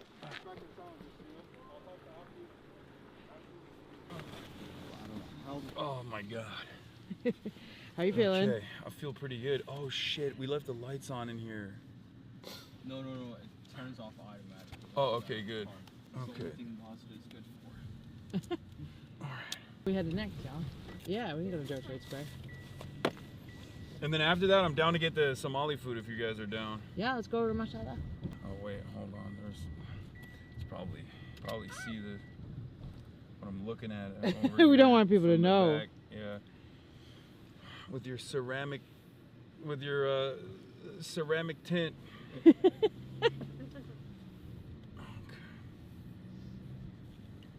Yeah, Parenti died today. R.I.P. Rest in peace. Wait, autofocus got turned off? Is it? Wait, is it? I think it's in focus. Is it not? I can fix it. Don't worry if it is. Salute. He's in heaven. The what does he say? What did he say? The last. He's in heaven giving speeches in heaven or something. I forget what it was. Never mind. I butchered it. 92 years old. I know. Gone before Noam Chomsky. How old is Noam now? I don't know. He must be like 90 something. Yeah.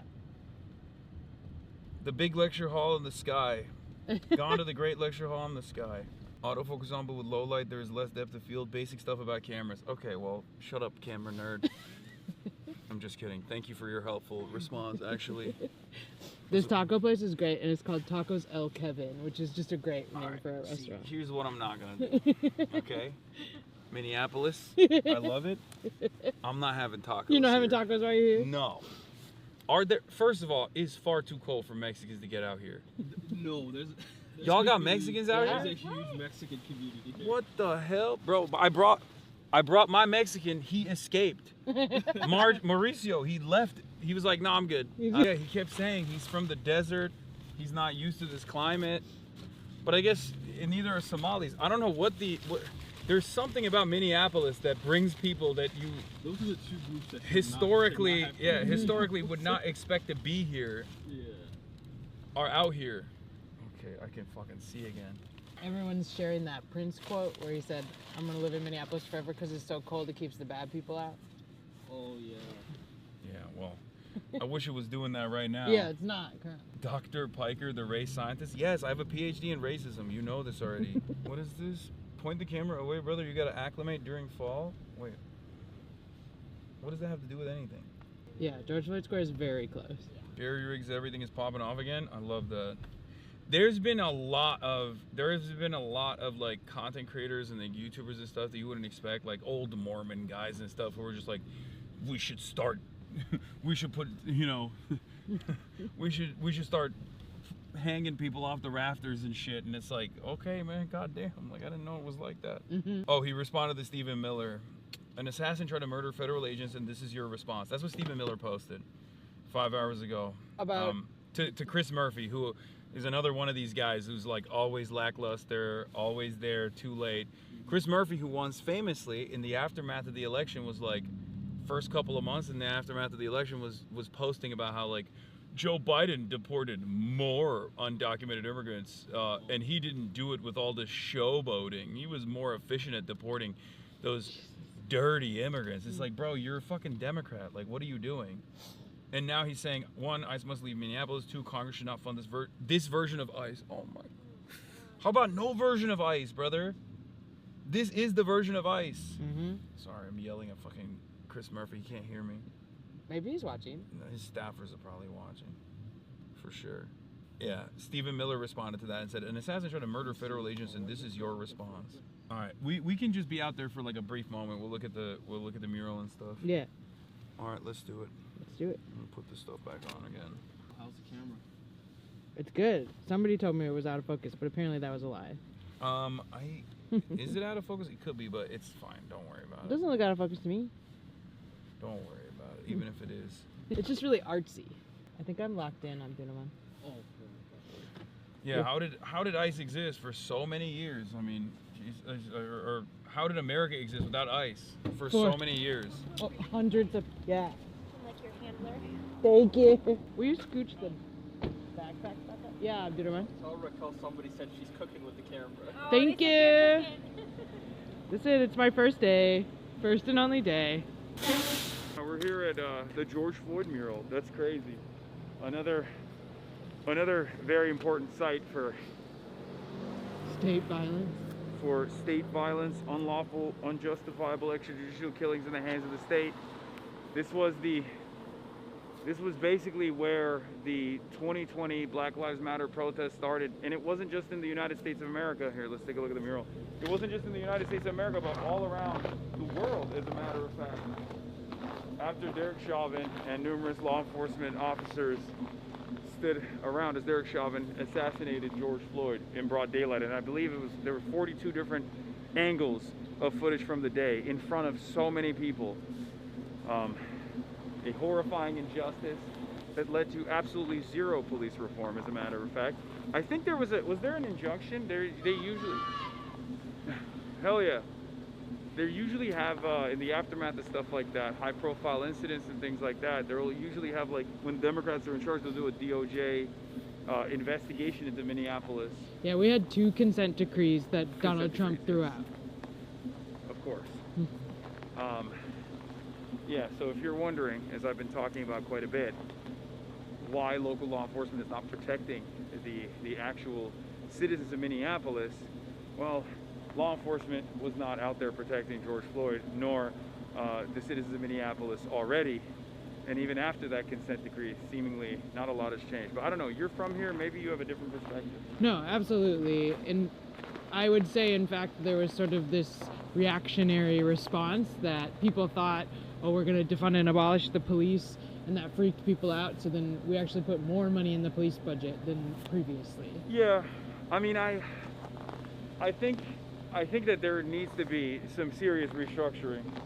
I know my childhood will get mad at me for saying this, because I always say, like, there is a reason for law enforcement to exist. The problem is not that law enforcement exists in theory.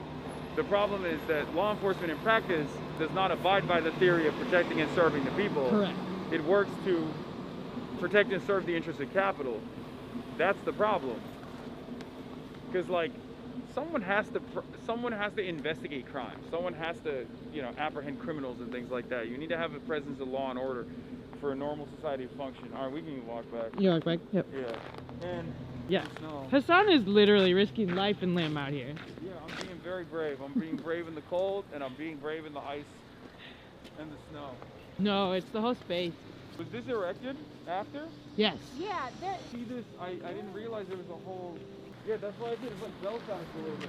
So yeah, that was the speedway, which is like now the Hello. Hi. Yes, it is me. Can I meet you? Yeah, hi, nice to meet you. My name is Moss. Nice to meet you. Thank you for How you coming. doing? Yeah. Especially outside whip. The whipple's been a total nightmare. Yeah,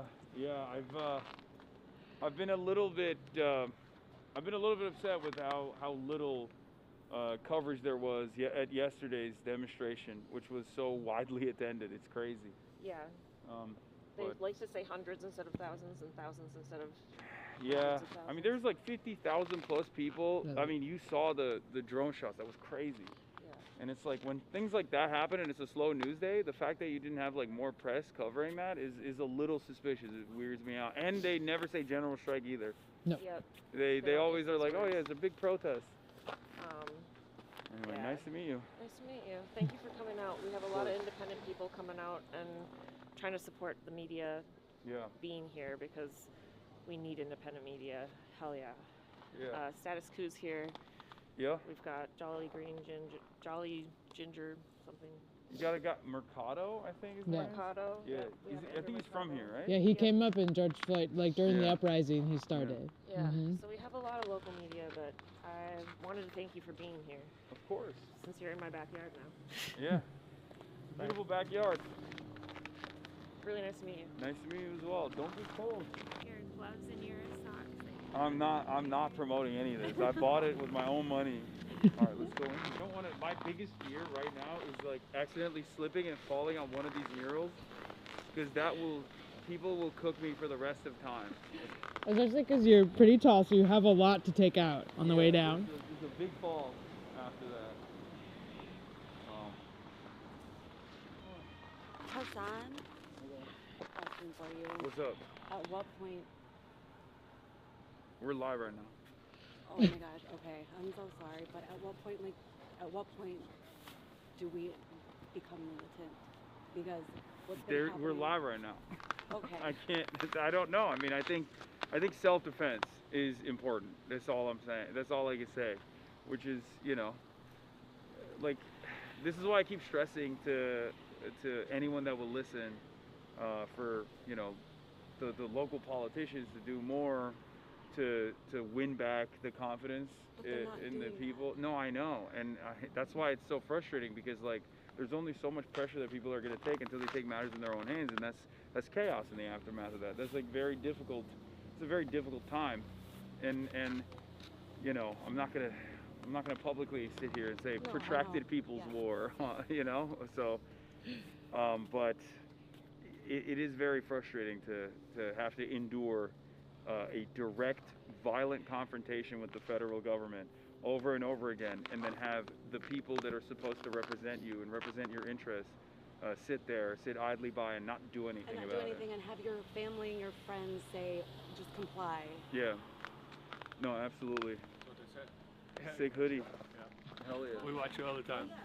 This is crazy. Oh, you got it too? God damn. Look at that. I got the new.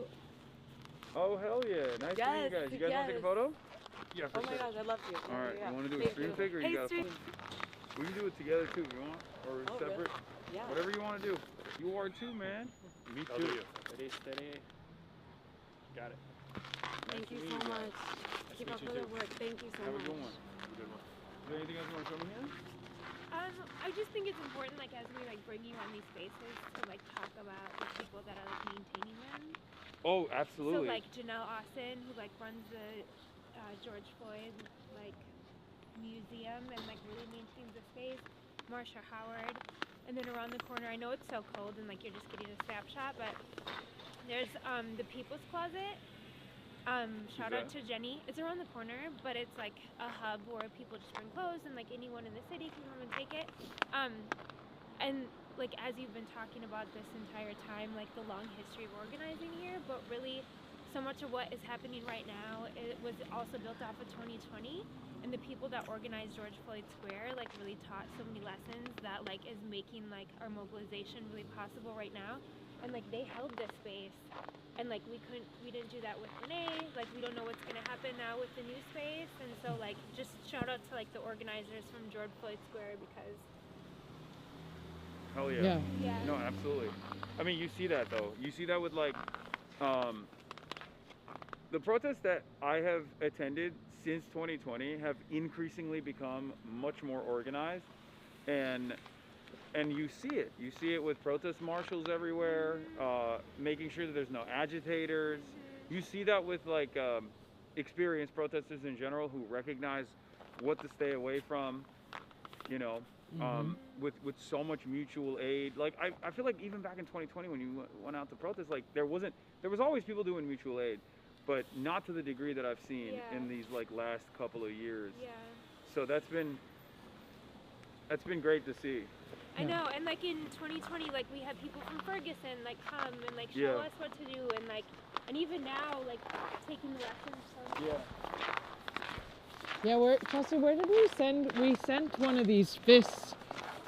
Was it somebody who was killed in Wisconsin, I think, by the police? I don't even know about that. Yeah, we built one and we sent it to them to put up as a memorial. Biggest fan. He pulled up one of my jokes on stream a couple of days ago. Yeah? The first time, and it just made my fucking years so far, man. All these Spanish Spaniels are taking our good white ice jobs. Oh yeah, that was a good one. I remember that. All right. Have a good one, man. Damn, this guy's good.